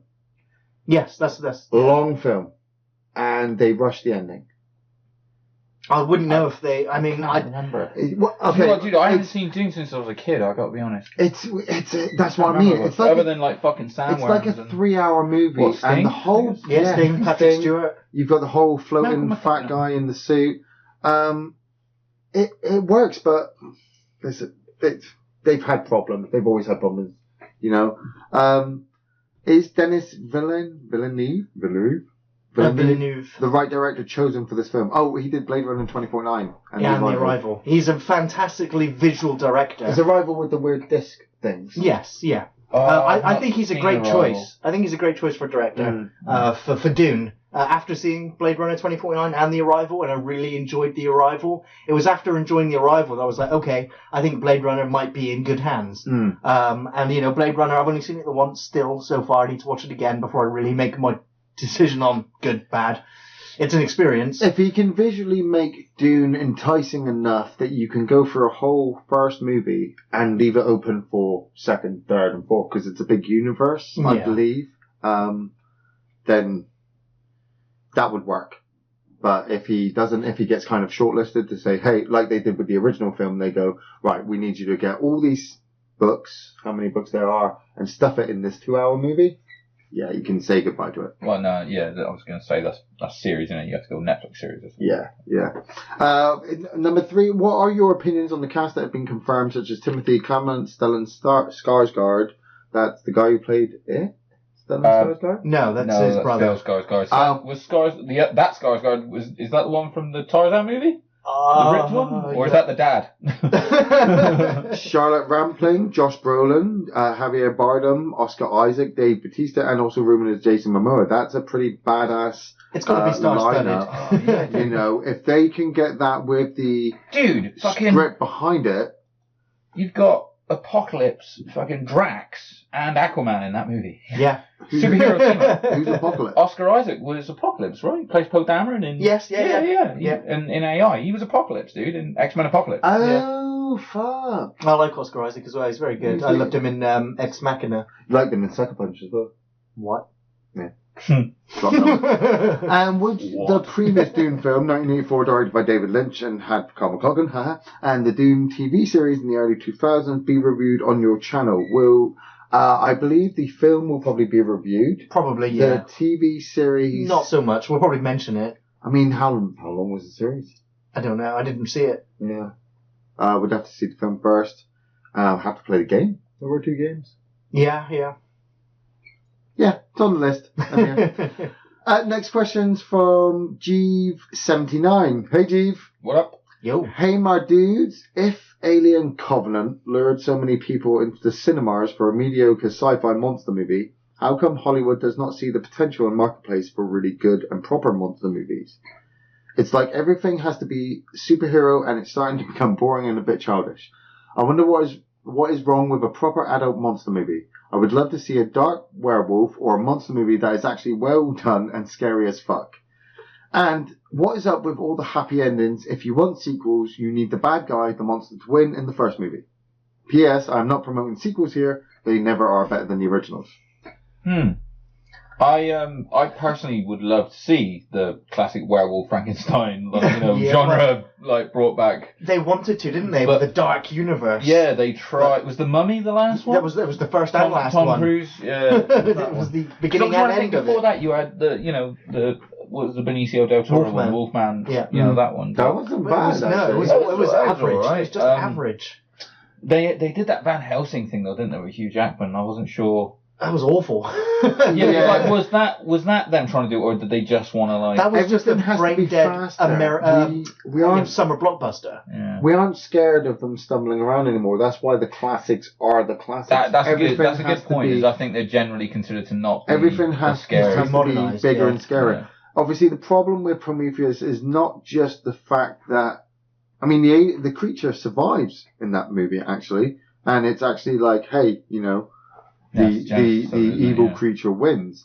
It's just the fact that Ridley Scott completely changed the original life cycle of the alien and said, hey, this is my interpretation, which ruined the rest of the film. I did recently, I don't know if you've seen it actually, Gary, the new Alien trilogy, the new Alien trailer that was released a couple of days ago. For the short films. The short film. Yeah, that is a Oh question yeah, that I will be watched coming one of up. those. But Did you watch the one with the guys in the ship? Yeah, Contaminated, I think it was Containment. called. Containment. Good call. Yeah, that was all right. Actually, that weren't too bad. I mean, they didn't show a lot, and that's probably good for this one to build up. That there's a last scene which is really good in it though. The way spoilers, there's an alien on board, so all goes to shit. So the last thing you see, this pilot who's cut themselves, and knows that they're about to be basically killed by the alien or whatever. Yeah. Well, what they basically do is they're docking with a bigger ship, so she writes in blood like "Do not open" backwards on the door of the escape hatch, so they can't be killed. Leaves it, and it's a really powerful kind of Curiosity visual actually. Yeah. It's good. You've got to. I suppose you've got to keep the killer alive, but in a good series, it's really difficult to do that because every new director is always trying to tell a different story. Yeah, I think it's like they all want to plant their flag in a big franchise. You should always, so they at do try least, and make it if you're going to make a film, a standalone film that you want sequels to, at least tell a good story first so that you will get a sequel. Yeah. That people would be interested in coming back. Doesn't have to end with the villain winning, but you could still do something interesting so long as what you build in the first film is complete enough. Yeah. I kind of hoped Jeepers Creepers was going to be good. It is. And then- the first one is good. And then the director just decided to, Next question, Ian? well, I mean, by the time you podcast, Alien Anniversary short movies might be out. Any comments on this, perhaps? No? Well, Other than what we just said. other than what you just said, Yeah. I'm not prepared to watch anything new Alien related yet. You should watch Containment. You will like it as just a little teaser, but it will just be a little teaser. Sure. Okay. Next question from Will Schwarting. Hi, Will. Will. What do you consider to be the best choreographed one-on-one fight sequence in film history? Oh, Tough question. that's a great question though. Also, favourite martial arts movie from the 90s. Thanks again for all the quality entertainment, boys. Fist bump. Rocky versus Apollo Creed, The Matrix. That's my answers, Ian. Oh, sorry. I thought that was it. Gary, have you got any particular choices? Rocky. Rocky versus Apollo Creed is my favourite one-on-one fight scene in film. I love the Rocky franchise. The first one between Rocky and Apollo is just great. You've been through the drama right up until that point, and then it's a long, massive fight sequence where you love both characters. Mate, I'd tend to say that I would go from the Rockies normally, and that would have been my first choice. But really thinking about it, Morpheus is fighting Neo. Then the Matrix is great as well. The training sequence. Yeah, that one-on-one fight that they have, where he's first just literally woken up from. Yeah. Yeah. You know, learning kung Don't fu. try to hit me and hit me. That is my When favourite Mouse Brother, martial arts movie Morpheus from is the fighting 90s. Neo, and everyone's Yeah. goes to watch and everything. Weirdly Yeah. enough, I've got Apollo Creed in my head down looking at Rocky and going, don't try to hit me and hit me. And Rocky I mean, I'd agree with you too as well. My favourite Yeah. martial arts movie from the 90s is probably The Matrix, to be honest. I mean, I would suppose my answer kind of incorporates all of Kung Fu. I mean, anything by Jackie Chan or Jet Li, Sammo Hung, Donnie Yen, anything martial arts based, I suppose. I did think about the Rocky fight, and it was very well choreographed. But then all of a sudden I started thinking like The Raid. Yeah. You know, I started thinking like Jet Li fights where it looks like he's hitting these guys, and he probably is. My mind went to Riccio. But then I was like, that's too far. You've gone too far now with Riccio. The Matrix, though, is absolutely just, amazing. I want to say, though, the last fight sequence of Smith is a really great fight sequence. In The Matrix? Yeah. The original? Oh. No, not the first movie, the last one. You know, when they're fighting in the rain. No, the first one. The first one was Just the a last one. CGI nightmare.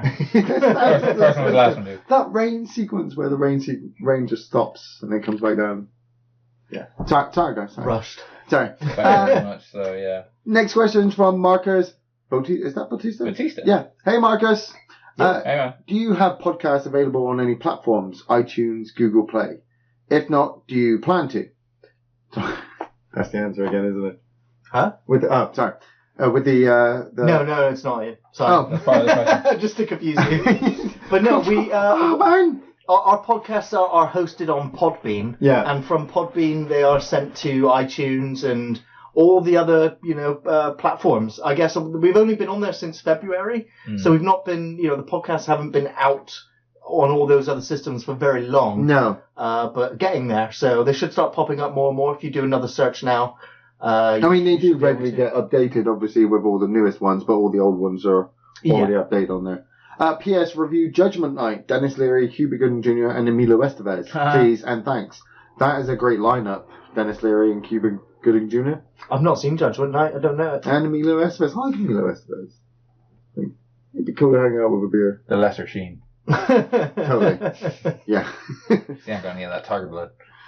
Next question's from Dave Murray. Hey, Dave. Yo, Dave.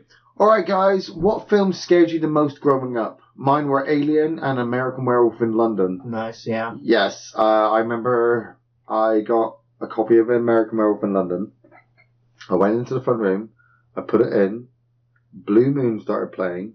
And I'm watching two guys walking across the moors. Yeah. I'm thinking to myself, this isn't too bad. And it looks very close to home, doesn't it? Because we got moors. Oh, yeah. But I wasn't thinking that too far. You know, my mum came into the front room. She's like, what are you doing? I'm like, watching TV. And she's like, okay. And she walks back out the room again. I carry on watching this film. They step out into the moors. And holy Christ, when he starts screaming David, I ejected that videotape so fast and threw it in my front room window. My mum was pissed when she came in. Wait, out or through the window? It bounced off, but it wasn't. The intention was to go through. The intention was, oh my god, this videotape had to go away. What a great advert for a movie. So scary, you will literally pull the tape out and throw it through your window. I've never had that reaction to a film ever. Man, it's American Werewolf in London, fucking It's a hell. comedy. It's our That first bit where he starts screaming David is not fucking funny. No, but the film does become quite funny. And I was like 8 maybe. Yeah. I honestly say Nightmare on Elm Street scared the fucking shit out of me when I was a kid. And I mean, as in and going forward, Freddy Krueger fucking scared the shit out of me. It took me a long time until I was in my teens to re-watch them all again. And I think I started with number 6 where they'd gone on the more comedy route anyway. So I kind of watched it this ain't too bad. And then I went back and rewatched them.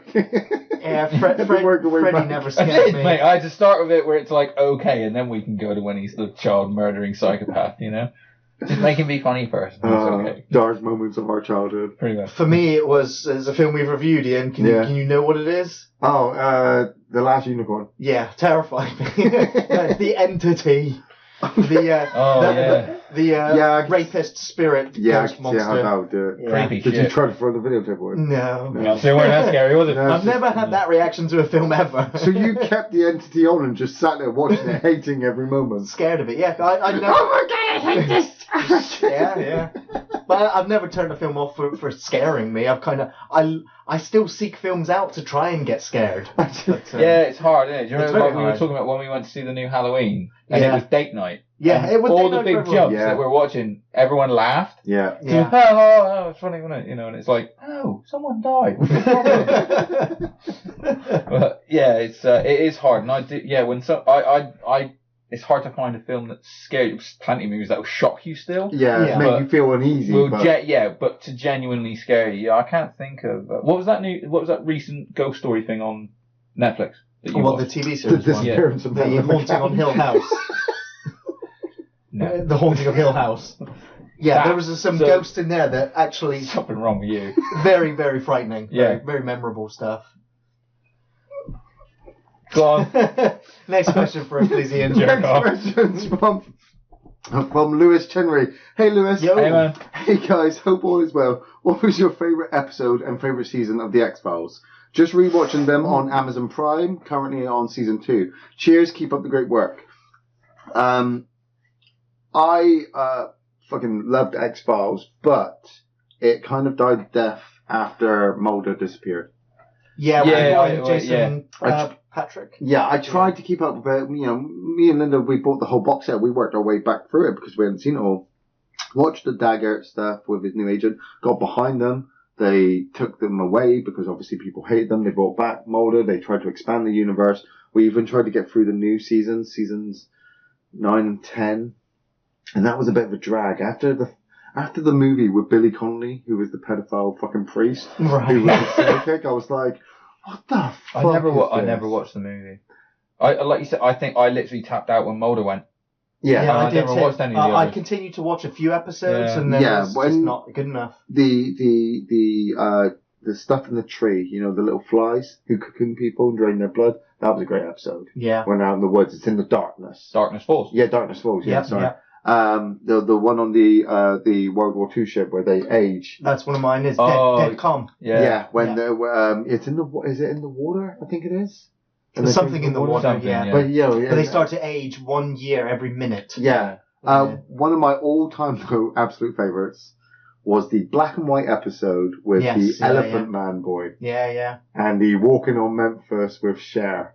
And it's funny because Cher was asked to be on the show and she said no because she thought it would be corny. But then when she watched the actual reaction of fans who absolutely loved it, she realised that she made a mistake and wished she'd come back to it. Yeah. Oh, mates, is it Squeeze and Tombs? Tombs. Oh, yes. yes. Season 1. Yeah. Mm. Doug Anthony Hutchison. Oh, from Green Mile. From Green Mile. Yes. He played Percy in Green He Mile. was fantastic in that. Frightening. Yeah. He, that is an uncomfortable man to look at for a while, isn't it? It's the green Like- eyes and just his intense, stare. Yeah.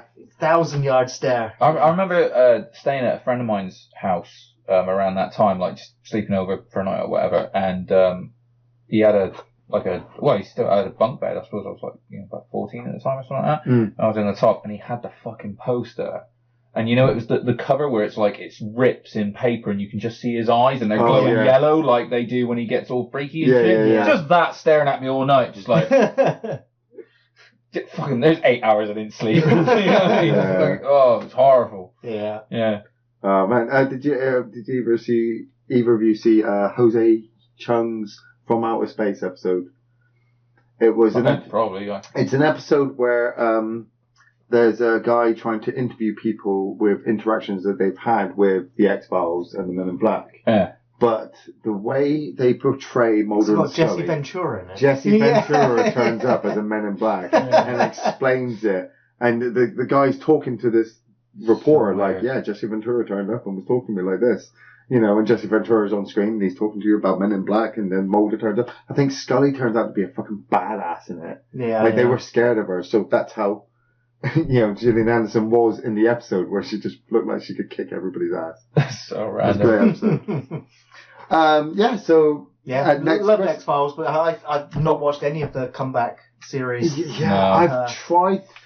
The first one was good because it was kind of like a monster of the week, Yes. but it just couldn't hold me enough. And It they was tried one to of keep the an overarching series- story that didn't work. X-Files was at the time of like Buffy. It was one of the first shows ever to start doing the, other than the Monster of the Week, it was one that tried to have overarching seasons or stories. Yeah. And it was to do with Mulder and his sister and the conspiracy of the alien abductions and everything else. But they just weren't quite, it was just too ahead of its time, Yeah. to pull it off correctly, I think. Next question's from Alexander Karchek. Kirik. Hey, Alex. Yo. In memory of the great writer, producer, director Larry Cohen, 1941 to 2019, what are your favourite Cohen movies and why? Cue the Winged Serpent. I'm going to go with Maniac Cop. Yeah, Maniac Cop. It's got Bruce Campbell in it. Yes, got Bruce. Yeah, that's Yeah. a swinger. And I'd say Maniac Cop as well, to be fair. I don't know, the stuff as well. The stuff is really memorable. That fucking scared the shit out of me. I mean, seriously, I was sat there watching that TV, like 12:30 at night, and I'm thinking, man, I really want to go to the fridge. And then he opens that fridge, and the yogurt's fucking trying to get him. And I'm like, oh my god, I'm never going to my fridge ever Going back to again. the start of the podcast. It was a scary film, dude. Nightmare on Elm Street, fucking. Big pussy. Big pussy. Next question's from Louise Jones. Hey, Louise. You set up the off-the-shelf reviews awards, the shelfies. What are the categories? Best Adam Spacey Award. Best Adam Sandler performance. Best well-dressed. Best well dressed. Well, I'm telling you. Best dressed then. Man, don't look at me like a That was fucking the most- shit in your No, hand. it was just like that was the most Jannerism thing. Well, Like, you know, best well dressed. what the fuck do you want me to say? Biggest cock, Fucking what? Oh, hey, you got one? No, I don't. Not after the big cock award, the Kevin Spacey Memorial Award. Yeah. Kevin Spacey Memorial. Yeah, you just give an award to whichever Hollywood actor that year got Kevin Spacey, basically. So, like next year it'll probably be No, all the awards instead of Oscars are Kevin Spacey. So it's looking like Frank Underwood with his hands on his hips just staring. And then every time you give them to somebody, you go, you're touching Kevin Spacey. Oh, Now you're man. right. Sorry. Well, there you go. Caught us off guard with that one, Louise. No, I say best well dressed. Most money made. Most blood to the face. I just want you to call them this though, not like when you say to me like most money spent or something, and you sort of like, so the award would probably be like highest budget, but no, I want you to call it most money spent. Like it does exactly what it says on the tin moment. Yeah. So like the most simple definition. best dances done in a film, and they're like, so choreography. No. It's best dances done in a film. Yeah. Most people turned up. So most attendants know most people turned up. How many people walked out of your film? That's another one as well. You should do that. Any more? No, We got this? you know Okay. it. There you go, Louis. Next question is from Craig Hall. Hey, Craig. Yo. Hi, folks. Hope everything is going smoothly and stress levels are a minimum. Yes, trying to be. With Hellboy being recast and looking awesome, no disrespect to Big Ron, he was amazing. Batman, Superman, and Wolverine are all between actors at present. Who would be your picks for the recasting of these three? I know Tom Hardy's been a favourite for Wolverine for a while now, but as he's currently Venom, I'd be surprised if he was in the running. Stay sane and fist bumps all round. Cool. So yeah, for me, for a Batman, I would, I think he's probably too late to play the role now, but I would go agree. with John Hamm, That would have been my go-to if it weren't for the very. Is he the Mad Men actor, The main guy. the main guy. Yes. That's Thomas Wayne. Well, I don't know. He was. That's Yeah. Thomas Wayne. Yeah, but that's the Batman you do. You do the sort of. But Bruce Wayne's Batman. I mean, Ben Affleck is only a fucking few, secret. a few years older, or he's around the same age as John Hamm. But I think in the recasting news that I heard, they're looking for a much, much younger Batman, fresh-faced Batman. Which I'm like, It's gonna be Taron Egerton. It's gonna be Taron Egerton. yeah. I want Kingsman an is going to be older fucking Batman, mate. I tell you. Write this shit down. For Superman, I'm going to go with Oscar Isaac. I mentioned him earlier. I think he's a great, fantastic actor. He's got such a good range. It's too short. I think he can pull it off. Have you seen Shazam, the trailer, mate? Don't worry about that. They got all that covered. They're just putting a bodysuit. Make it really cool. Remember I Captain like America, the transformation? Yeah, true. And for Wolverine, I'm going to go with, mentioned him also earlier, Anson Mount. Because he's just been fired off of Star Trek Discovery. He's up for work at the moment. If you want proof as to how he can do it, look at Hell on Wheels, which was that's the cowboy TV show. It's the cowboy TV show where they're building the rail across America, the first rail, and he was the main character. Absolutely. He's got the gruff voice. He can really deliver some emotional scenes as well. Grizzled beard. I think with a transformation, he could also pull it off. I'd like to see play Wolverine is it Ryan Hurst from Sons of Anarchy played Opie? Yes, yeah. I'll give him a go. I'll give him a shot as Wolverine. I think Ragnar. He's in Walking Dead now actually as well. He's coming to Walking Dead, isn't he? Oh, he's friggin' Beta, isn't he? Yeah, fucking hell. Yes, I recognise that zombified face from somewhere. Shit. I look at the actors and I'm just like, anybody could be any of those characters. I mean, I think all those guys you've lined up are really, really good, but every year that passes that the new film doesn't start, those guys get older and we're always going to be looking for a younger guy. There's going to be some fucking... I still like, Henry Cavill as Superman, to be fair. Yeah, well, I mean, what was this? Brandon Roth for Superman Returns? He wasn't too bad. You stick glasses and a suit on a guy, you can be Clark Kent. Very true. With Wolverine, though, I mean, Hugh Jackman has had that nailed down for so fucking long. Yeah, 20 years. The new guy playing Hellboy, I wasn't completely sold on Hellboy because of Ron Perlman. And then I watched the R trailer and I thought, that's good because it's an R trailer. It's an R-rated Hellboy movie. Yeah. You keep with that, and I'm behind it. If you take it away from me, fuck you. Ron Perlman's is better. But I still would like to see Ron Perlman come back as Hellboy because it's not going to happen. The same thing with Hugh Jackman being Wolverine again, because if you stick somebody else, it is hard to pitch someone else. Right now, they haven't recast Wolverine, so if he wanted to, he could come back. Batman should be Michael Keaton again, and it should be the old Batman from Batman Beyond, and they bring in the young kid. 100%. Yeah. Boom. Taron Egerton. And Superman. Superman. CGI Christopher Reeve. Oh. I was thinking Resurrect that. the dead actor. I was he's thinking the only Superman. Every other Superman is just been a pale imitation. No. Get him to play Let Kal-El. fucking Nicolas Cage do it. Like Let Nicolas Cage give Nick Cage a fucking DC payday. Go for it. Yeah. I mean, what's the worst that could happen? He goes Mandy crazy. 2. The death, But with superpowers. the death of Superman, and he dies halfway through and comes back. And he's like, they've really oversells it. They've done the death of Superman. Don't do it again. No. Yeah, they crammed that one. Nicolas Cage would be able to do it. Next question's from David Allen Evans. Hey, David. Hey, man. Hey, fellas. Seeing as the Alien series is always on the brain of the shelfers, I was wondering if you had seen this video about all the cut content from Prometheus. I'm not a huge fan of Damon Lindelof. Don't hate him either, but it seems as though they had some interesting ideas that didn't make it to the final cut. I was thinking that it's unfair to lay all the blame at his feet, as while I doubt his ideas would have been what Alien fans want, he didn't have any say on the disappointment that we got. Here's the vid. Here's the vid? Oh, there's a link there. No, wait. Well, there would have been, but he didn't put that. I mean, there's so much speculation about Prometheus and about what they wanted to do, what the different writers envisioned, and then the director was changing stuff, and then the studio was changing stuff. You can't fix it. They fucked it the moment they decided to try and fix it. He had some good ideas, but let's be realistic. At one point, there was going to be a wooden planet with monks on in space and an alien on board in the Alien universe. Yeah. Now, somewhere in the multitude of multi-universes, there is a series of alien movies where there are wooden planets and alien acid burning through them. And so I look at Prometheus and I'm like, they tried to do something and it didn't work. With all these extra things, it's exactly the same with like the Ridley Scott stuff when they just bring out extra stuff. and they go, hey, if we put this extra talking bit in this film, maybe it explains this sequence better.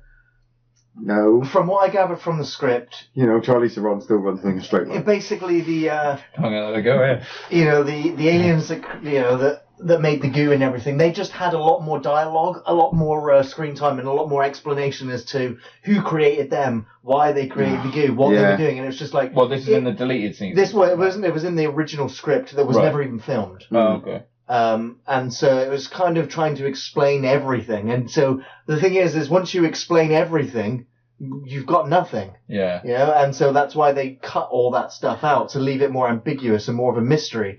Yeah. Doing that was, not part of the advertising for the film, which was, your questions will be answered. They fucked it when they fucked the design of the engineer. Yeah. What you see in Prometheus is not what you see in Alien.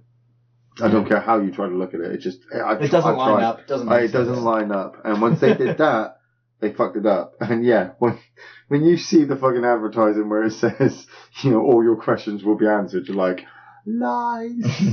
Well, in the original script, all those questions were answered. No, they just weren't what you may necessarily want. They didn't know my questions. I had questions. Like, how the fuck do you lose two guys? With all that technology, how do you lose them? Yeah. And next question is from Rem Lazar. Hey, Rem. Rem Lazar. Rem Lazar? Yeah. How's that funny? Lazar is what you said. You'd love him, Ian. You really would. You have to go look him up later. Right, okay. I think I'll go check this guy out. Which actors would play you in the Off the Shelf Reviews movie? I saw this question. Charles Robinson, Terry Crews, and possibly either Lawrence Fishburne or Samuel Jackson for me. So, what? You probably know what my next question is going to be, don't you? No, what? So, I'm not even going to say it. You can just answer it.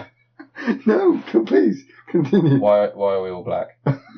Because I mean, they're all really funny. Which one of us? Which one is Terry Crews? No, they're all they're the choice for just playing me. You get your own choices. Oh, I see. So I thought you were denoting one of those. No, those four guys are the different actors playing me. That's what you want. You're getting Kevin Smith, Ian. Hey man, he's getting Kevin Spacey.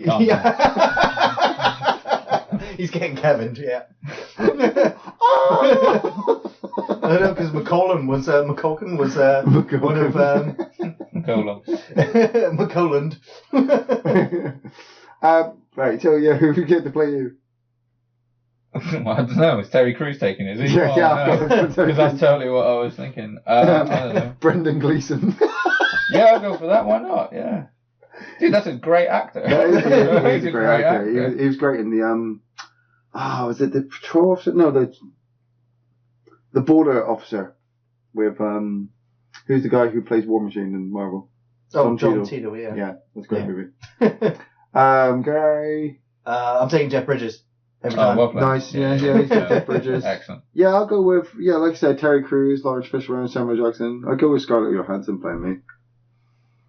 Playing with you. Sigourney Weaver, Linda Hamilton, Steve Guttenberg. I'd play a great Steve Guttenberg. No, this would be playing you, Ian. Yeah, Chevy Chase. Chevy Chase playing you. Yeah, I want to say Chris Farley. But then, God, I miss Chris Farley.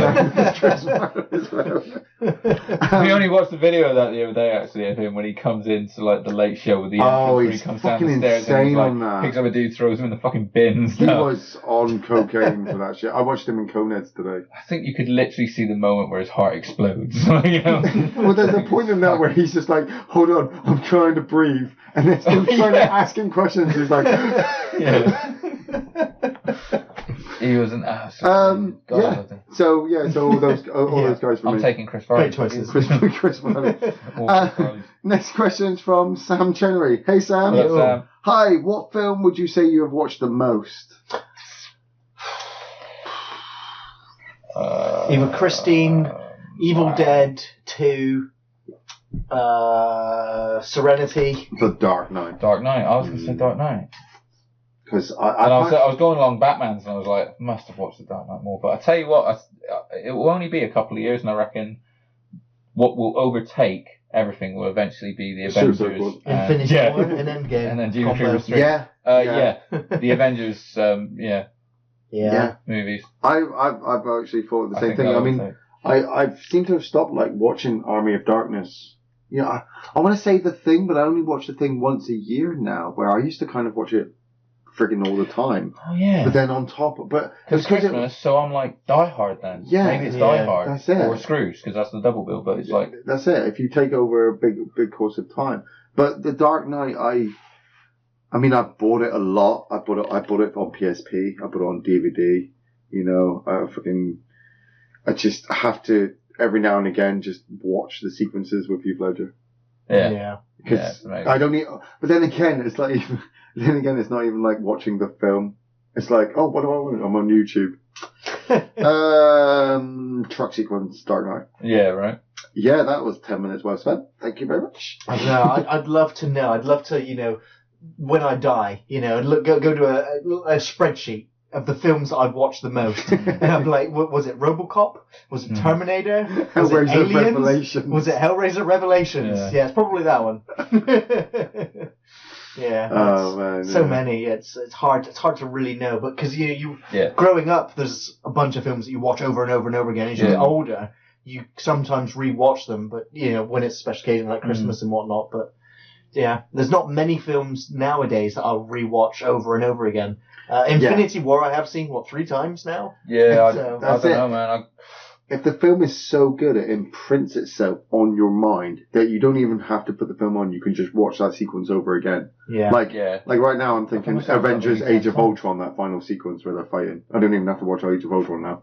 Yeah. You know, I'm just watching that sequence. Yeah, You know, yeah. but then you flick to Avengers where it's just like click. Oh god, I can't wait for Endgame. Yeah, it's gonna be Not amazing. Not long. 2 weeks, man. Yeah. Nice. Next question's from Arnglade Dragonov. Hey, Yo. Arnglade.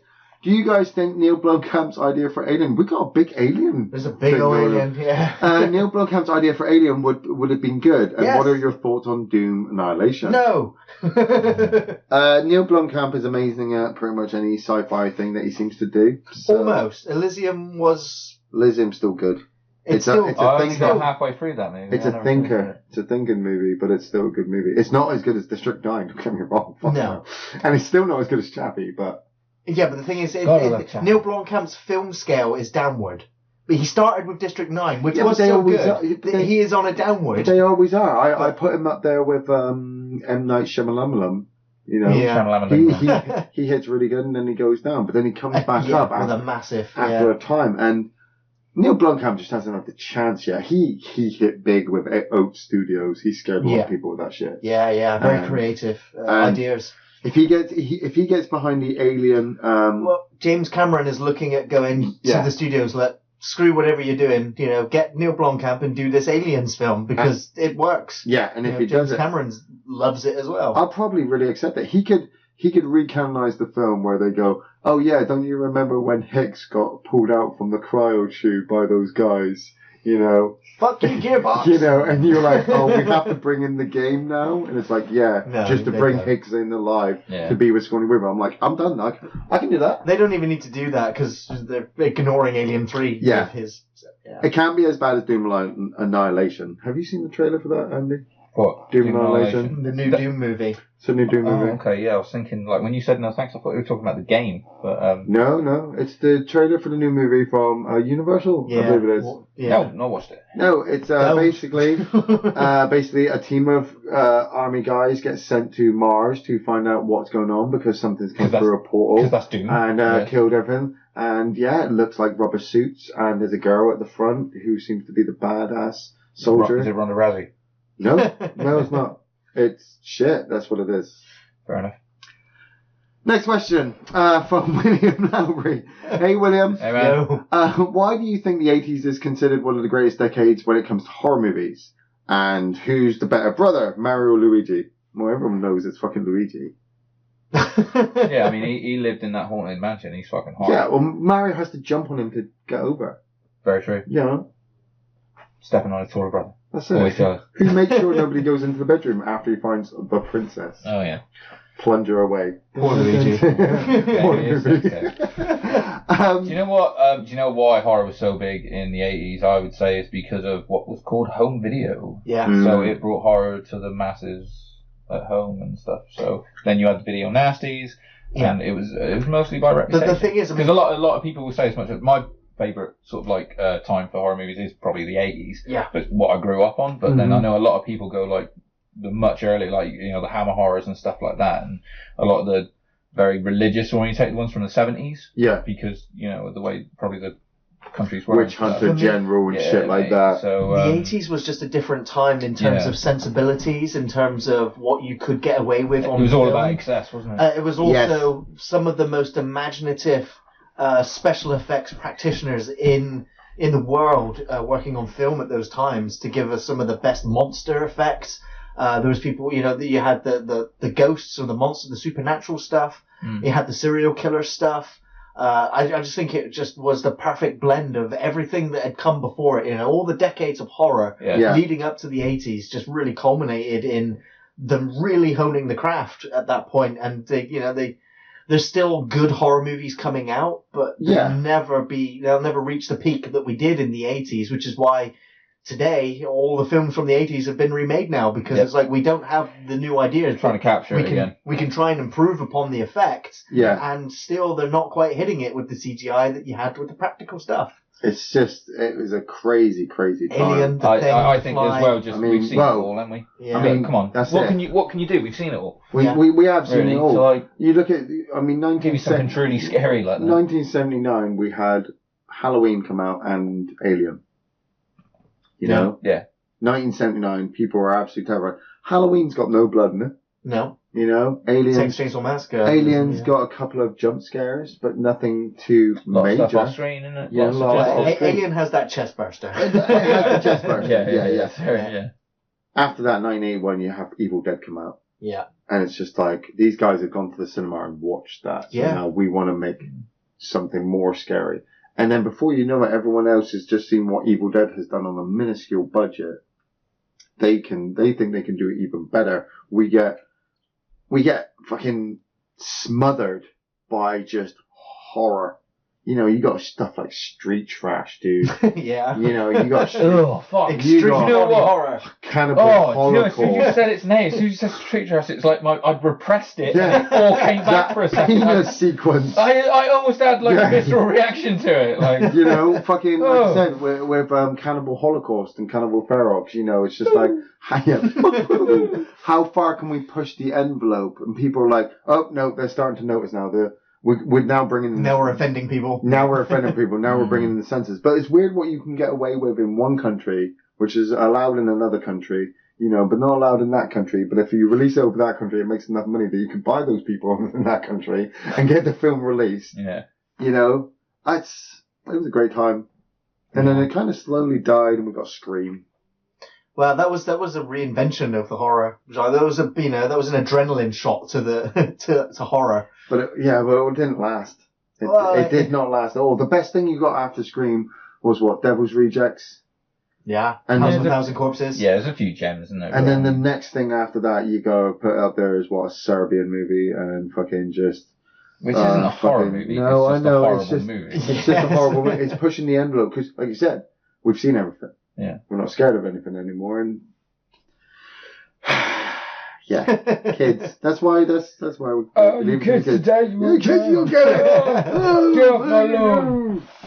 It was chocolate sauce back in the day. Back in black and white, it was chocolate sauce. Anyway. Next question from Tom W.J. Sexton. Hey Tom. What up? Do you think PC culture and political agendas are ruining entertainment? Thanks, guys. Thanks again, guys. Keep up the good work. Fuck yeah, I can. I think we just obviously talked about it with the horror stuff. With everything we've seen in film, people have had to sheriff other shit. Well, yeah. PC culture has emerged because we've been given freedom to watch beheadings and rape sequences and burnings and, hey, look what religion does in other countries. Woohoo! It's terrifying out there. I have a 9-year-old son that I'm fucking worried about actually showing the world But knowing if I turn, mate. but knowing if I know I what you turn mean. my back, My daughter lives in a fantasy land. I don't let her half of this. no, everything. Oh my god. You know, but if I turn my back, he's got access to the internet and can just. So but how do himself, you think though that it's affected? Do you think it's ruining the entertainment we get though, the actual culture of it, or like like you said, where we're petrified of I think it's saying only, anything to offend each other or whatever? I think it's only ruining the entertainment if you really get offended by everything. But if you get offended by everything, why are you looking for this offensive thing? Well, Just because you're offended doesn't make you right. And to those that are easily offended, it's not my problem. fuck off. Yeah. Yeah, I mean, let's I be. get really upset with those that go, hey, not politically correct. Well, the problem is though, we are trying to create a utopian society which stamps out negativeness, but with that comes the PC culture. You know, I'm gonna take It's a like anything, mate, as humans, we just take shit too far, don't we? No, well, On both sides. One, it's like, probably if we didn't say these horrific things, No. people wouldn't get upset, but also people, when they get upset, get too fucking upset. Do you know what I mean? And we Yeah, but it's That's what's happening now. I think it's the taking it to extremes. Yeah. Yeah. Everything's got to be done to the nth degree. If something offends you, you've got to be the most offended person well, ever. no, You know what I mean? you've got to be careful, right? Because If you're going to say something bad about people because you don't give a fuck, you've got to say the worst thing you can think of. It's got to make an impact. Well, So we're kind of, it's just extremes on both sides. well, isn't it? no, you got to be careful to a certain degree because like Jamie Bolger, killed. Right. Kids immediately say that they go and watch Child's Play 3. That was their scapegoat. That was their scapegoat, So they tried to use entertainment to allow them to get away with this horrible crime. People had been doing horrible crimes for fucking years up to this point, Right. and they all tried to use entertainment as the reason, and it never works. You cannot use games or films as the reason why you're a horrible cunt. You're just a horrible Sometimes cunt. you just are. But the good thing about PC culture and Here's a political, t-shirt, right? and political correction, political agendas is we're actually allowed now to turn around to people and go, "You are a horrible cunt, so knock it off." And that horrible cunt can't turn around to us and go, "No, it's my freedom right to do that. I'm allowed to do this." No, you're being a horrible cunt. Stop it. Problem is, though, is where do you stop that? I mean, when we get to line like with religion, priests are horrible cunts. I don't know. In The Exorcist, Some have it's a priest that I want. Very true. There are people who are in power who are horrible cunts and have agendas and views and Most, yes. control us and tell us to do certain things. Most politicians. Mm-hmm. I'm not happy with politicians at the moment.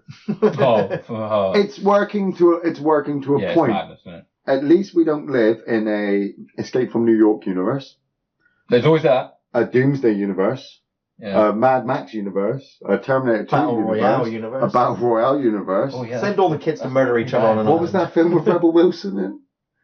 Comedy, at least we don't live in that universe. We're definitely heading into the idiocracy.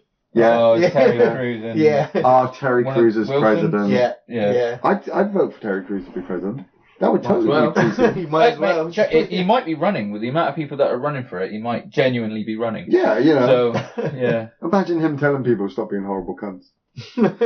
Yeah, if we end up in the Demolition Man universe. Ian Buckingham, you have been fined 1 credit for the moral verbal We will never run out of toilet paper. Ever. We will never, It's like we're ever have to attempt the 3 seashell method. Ever. free seashells. Next question's from Adam Richard Corrigan. Hey Adam.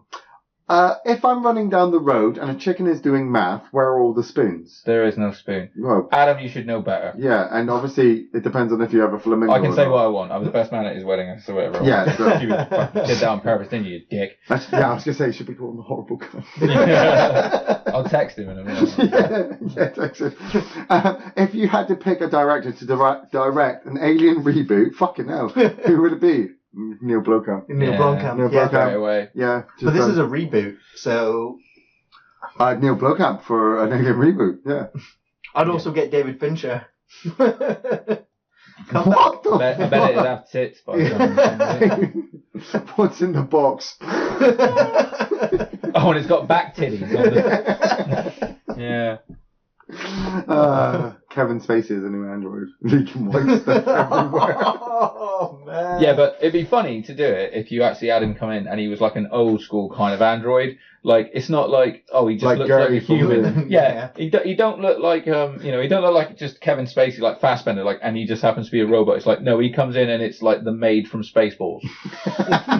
But with Kevin Spacey's voice. Suck, blow. Oh, there goes the What have neighbourhood. I created? Yeah. Next question from Nick Reed. Hey, Nick. Live stream a podcast. You guys talked about it in the past.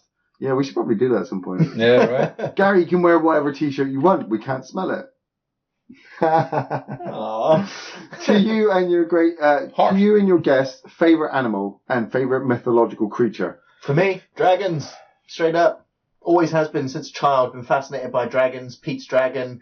The Georgian the dragon.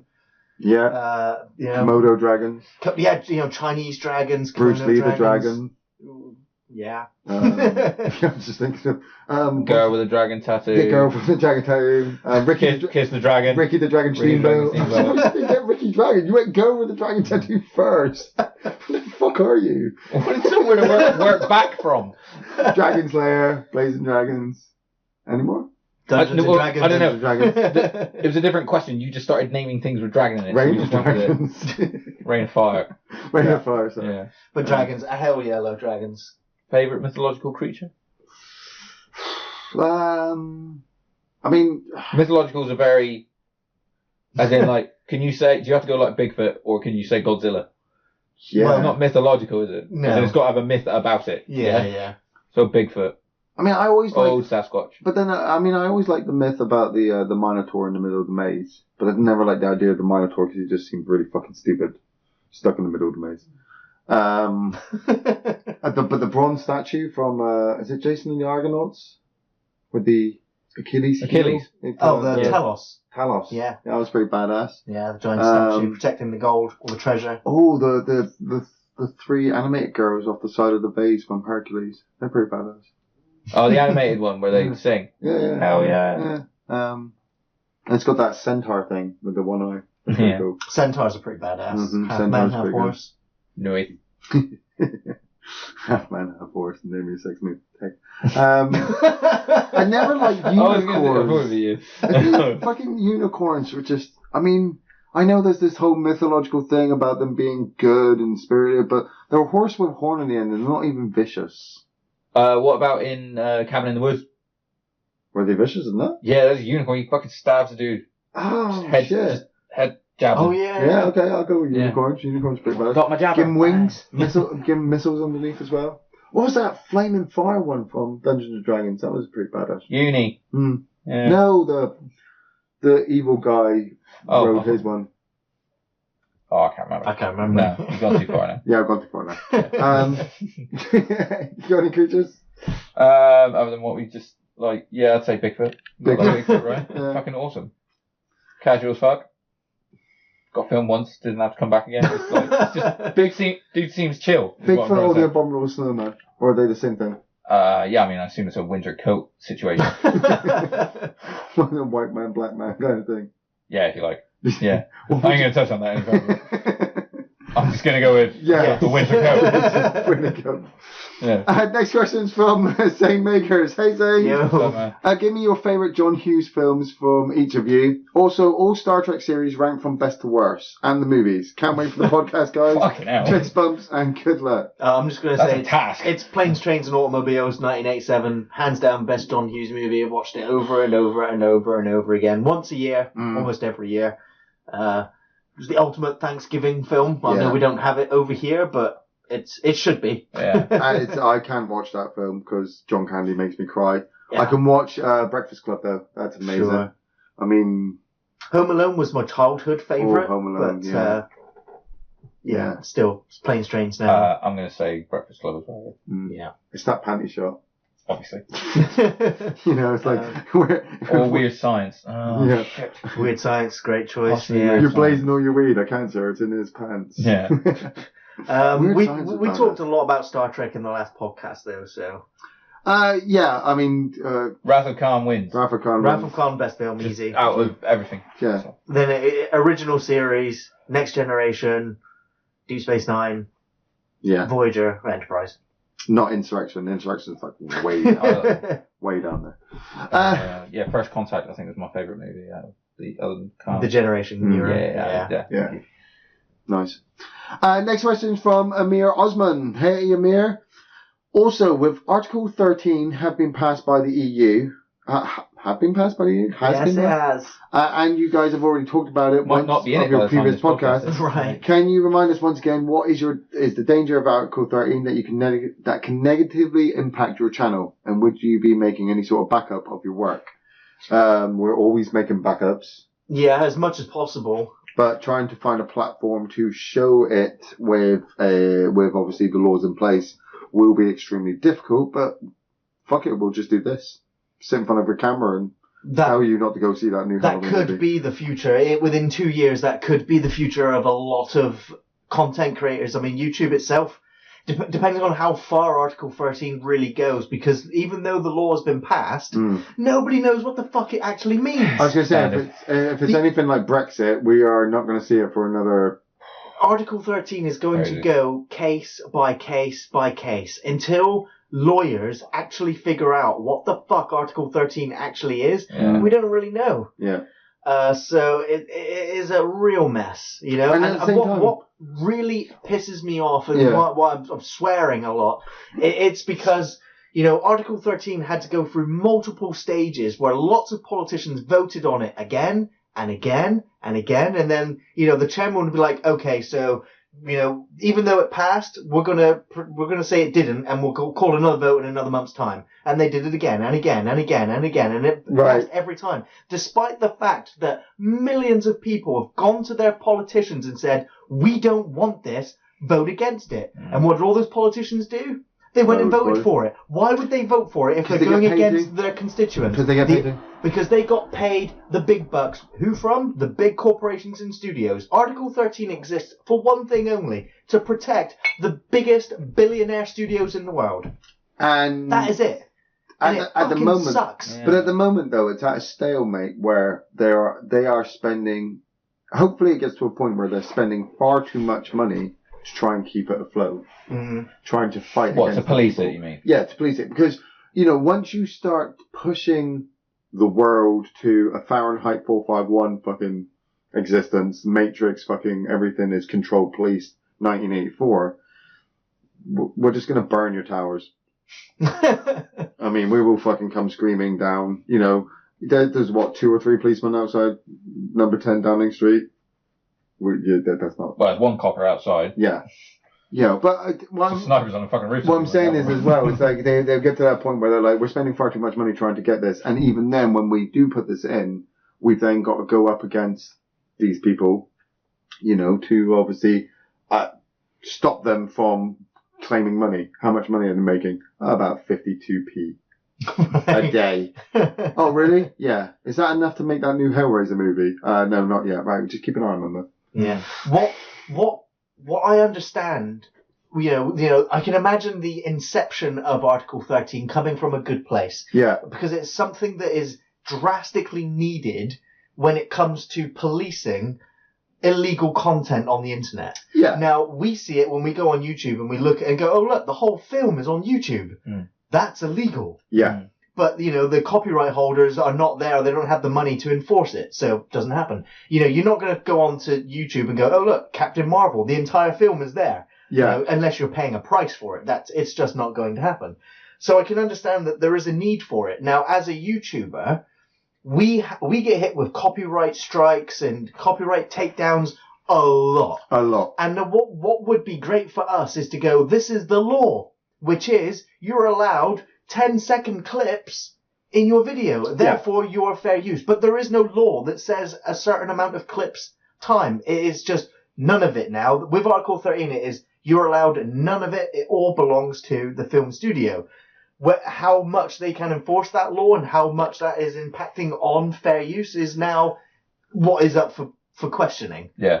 So I can see it coming from a good place, but it's just been manipulated. Yeah, but I mean, You have to see how it unfolds. Like you said, it could. We're going to go time with the to flow. develop. We've I was got to gonna- go with the flow. With yeah, I mean, we've gone to a point now where we're so established, I suppose, we're underground, that we could just do this, like a lot of people do, and just talk about the film that we are talking about with no There would be no sequences. footage. You wouldn't even be allowed the poster. Because of Article 13. But, we would still give you the honest review of if it's a good film or if it's a bad film. But ultimately, it's the interaction with the audience. And that's what the big companies can never take away, really, from. They don't realize that if they supported people like us, they'd make a hell of a lot more money. Yeah. Because people would be going to watch their films. But because they do pull out some dregs, like Doom Annihilation, and go, hey, why don't you go to the cinema and watch it? And then people like us watch it and go, fuck no. They go like, oh my god, we hate you, we're going to take you to the cleaners. So it's a strange time to with Article 13 going ahead. And Brexit. And Brexit, jeez. Don't ask, don't tell, don't know. No one knows. So it's going to be like Doomsday over soon. There's going to be a mass load of cows, but we're going to be eating everybody. Fair enough. Yeah. Next question's from Matt Midgley. Hey, Matt. Hey, Matt. Brilliant as always, guys. My next question for the next podcast is, if Clive Barker announced a reboot of Hellraiser, what advice would you give him, and how do you think he would update it? Walk away, not today. Give it a Neil Blomkamp. I know.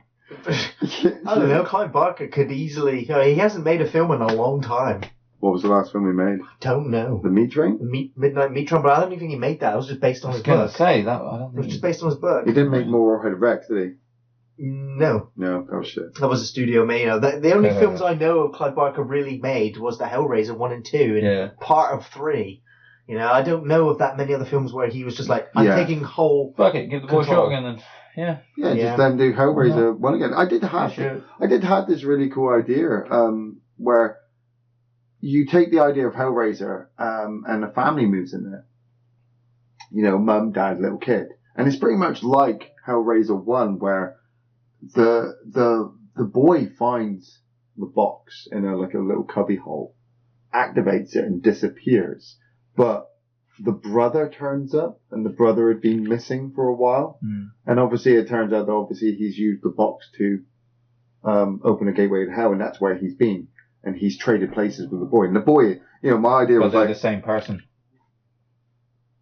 So the young one that goes in is also the old one that comes out.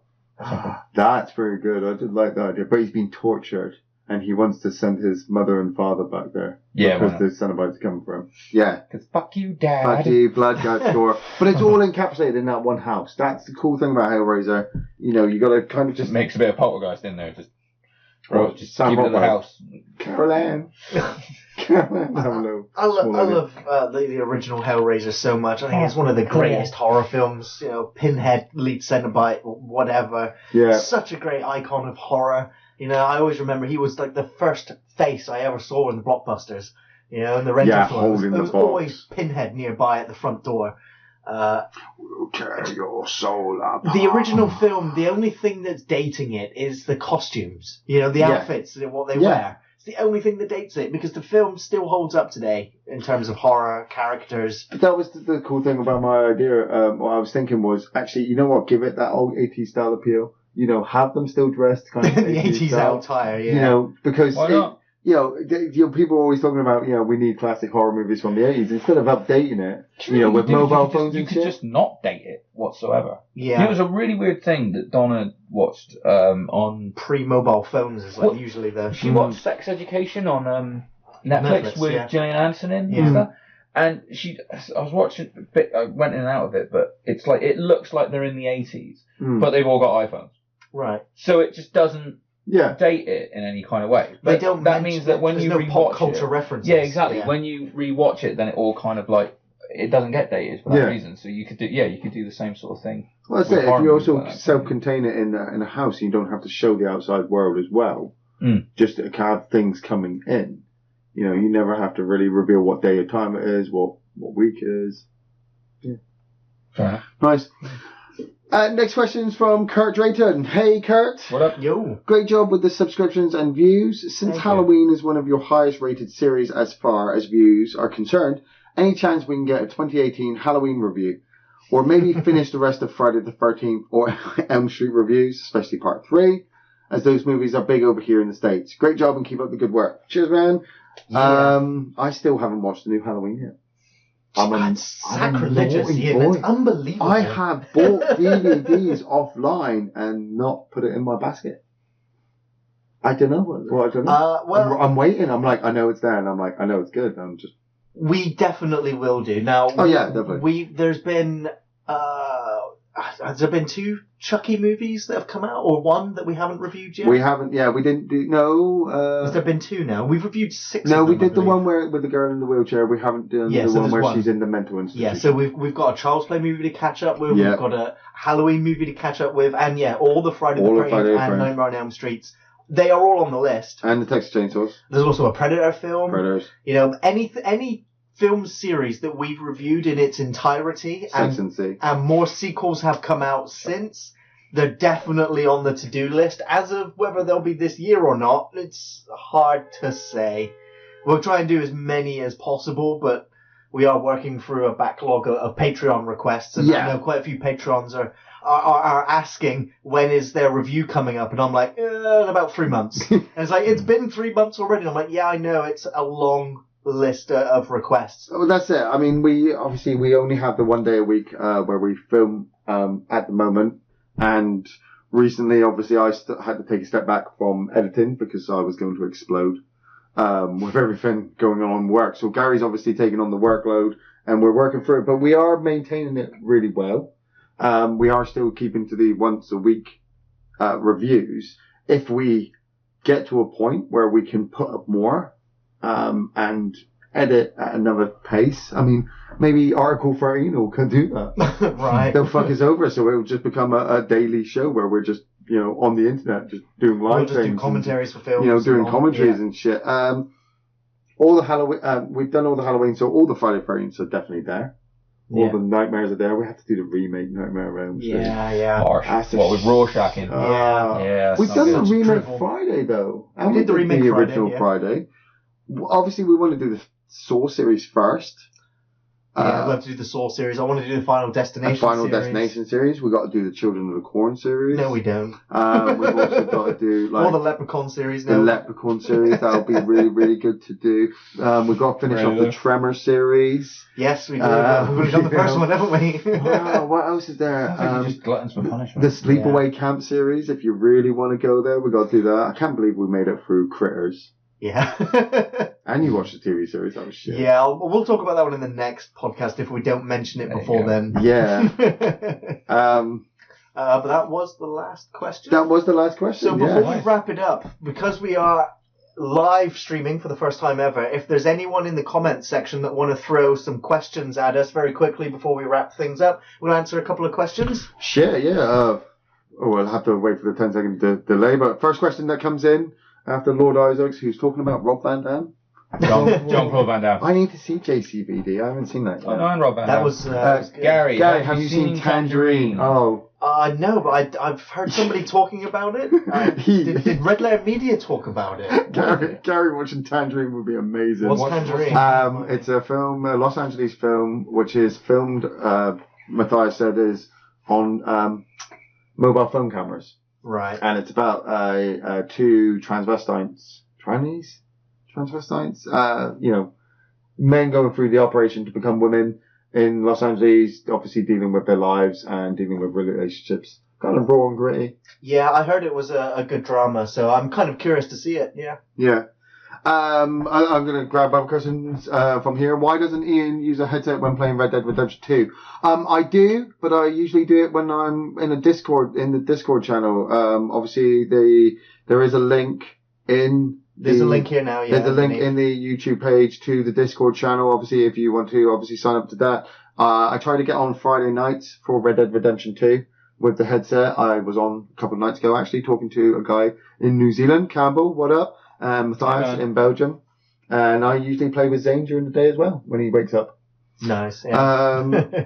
Other questions? Throw out. Eric Brown asks, do we know Oliver Harper? I know of him. Yeah, not Don't personally. know him personally. He does those good pictures. Who the fuck is Oliver He's Harper? a Oliver Harper does YouTuber. retrospective reviews, and he's been running, maybe not as good as 3 or 4 years longer than us. Yeah. Does a lot of film commentaries as well. I think he's got some great insight, and I think he's got some great co-hosts as well.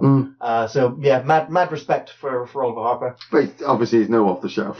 No. I'm just throwing it out there, right? I mean, well, he's a celebrity, but then so was Michael Jackson. So, I like dark. Hey guys, where would you rather go for a night out? The Titty Twister or the Slaughtered Lamb? Titty Twister. Titty Twister, hell Fuck you yeah. guys, the Slaughtered Lamb. They're not going to eat me. But titties. Yeah, man. Yeah, Titties. yeah, but Machete. Rowan Atkinson. No, Rowan Atkinson. Rick Rick Mail's Mail. there. Rick Mail's there. But Rick Mail's like all that's You there. know, Titties. the bald guy. Oh, the bald guy from Alien 3's there. Yeah, I'd walk up and be like, say that line and be like, this is rumour control. I'm like, Yeah, this is the facts. what's your inspiration, Andy? What's your inspiration for working out? He wants to be like me. Yeah, I one day want to be as big as Ian. Yeah. Like Scott Stein. That fucking gun show. I just love it, man. It's my jam. I love going into the gym and working out. I used to be really fat, dude. So it's mostly just weight now. we It is, and I just feel healthier for sure. And but I do actually really enjoy definitely. weight training. Because you always your job involves a lot of sitting down as well. Yeah, I'm at the office a little bit, and it's obviously fucking awful. Best way to do that. But I got really into I used to do a lot of heavyweight training because when you're young you want to fucking lift weights, bro, and have a Stand up, yeah. Well, exactly. That is how they do it as well. They're well, that first. That's why I don't do it. 'Cause I can do it. Now I much prefer the stuff like CrossFit and stuff like that, which is like a really good laugh, or like throwing kettlebells around. We got a big group of us. You get a sweatband around your head. And Dude, fucking sweatbands like everywhere. 3 layers of leotards. All turn one into a fucking mankini, just to catch the ball sweat. Yeah. I mean, it might as well just all shrink down there because you're just building up your arms. Yeah, my inspiration for working out is because no one else really does, and I have to get these conversations. That's my inspiration. Just to send him on a rant. Man, when you were always trying to get me to come, I was like, no. Come on. I remember you did. Yeah, I remember you going to a gym worse like than once, sunlight. and it was like just every time the trainer, because this is when I didn't really go to a gym either. I was trying to join one, so I knew nothing about what I was doing. Yeah. So the trainer was like, okay, guys, so this machine is like, I don't know, it's like a fucking shoulder press. So you just sit in it and now lift this. And he'd be like, go on then. And every time he'd just be like, oh, you do it. He wouldn't even do the cursory weight lift for insurance purposes to shoot. Man, so that I he wasn't do an enough idiot. walking around. And he'd be like, no, you do it. Man, I walked for fucking 34 fucking years of my life and fucking worked with my arms moving around. I do a very physical job. I eat bacon I know, sandwiches. dude, keep and that's myself why alive, you're but- so built. Yeah, exactly. Triple H just looks at me and goes, oh, If only. If Step only I could be all like over that this. guy over there who's sweating on it because he stood in his chair to see me. Yeah, And that made him sweat because he did a step up. Some people. That guy. You want to scroll back up a second, Ian? Yeah, it's calling back up, sorry. Oh gosh. Maybe He is broken everything. Not too far now, not too far. Where's the scroll? You literally just saw what can happen. Right, have I gone Back too far? down, Ian. Back down, Ian. Gone too far. Just stop. Just read something. No, but way back down, Ian. You're going the wrong way. Okay, I've gone all the way back down to the bottom. That's easier. It's your mouse, Sure. man. Okay, right. Hey guys, cheers from Brazil, from Pedro Martinez. Anyway. You guys have a few beers after. Yes, I've just had a couple of beers. I'm driving, but then Listening I'll to be the live stream from Soup Eye View with his 5s and 3s. Hopefully you make them a regular thing, regular show. Shout out to regular show there. Well, there's been a few questions asking if we are going to do more live streams in the future. Yes. Now, we are approaching April, which is the third annual Off the Shelf Reviews Twitch stream. Yes. Which usually they are 24 hours in length. Me and Ian have decided that we're too old to do 24 hours.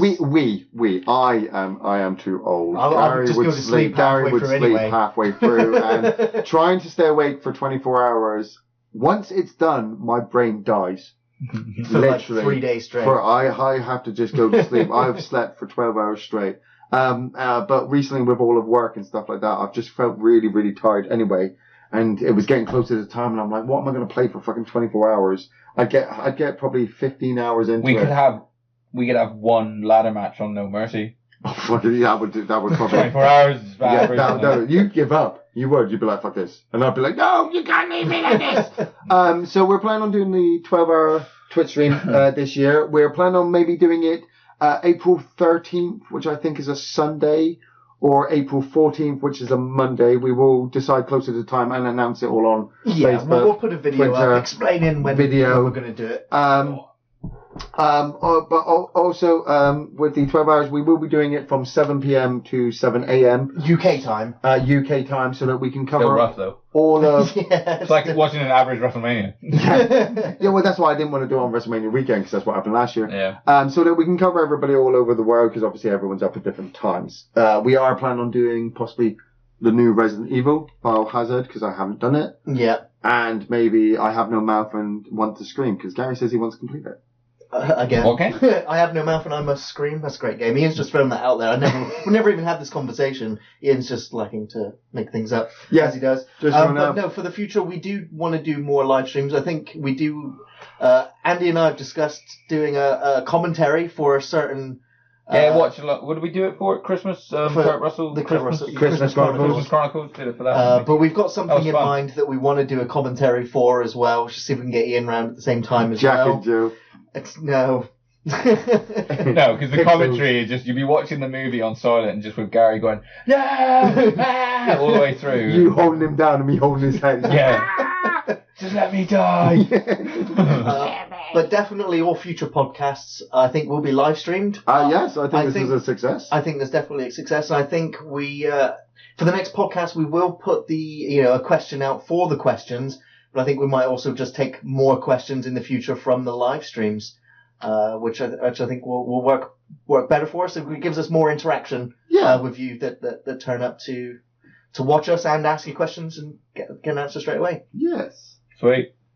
So with that, we're just going to bring this podcast to a close. Just want to say thanks for watching, everyone. Thank you, Ian. Thank you, Andy. We'll be back next month with another podcast. Of course, new film reviews on Thursdays. You can find us on Facebook, on Twitter, and on Patreon. Thanks for watching, everyone. We'll see you next time. Take it easy.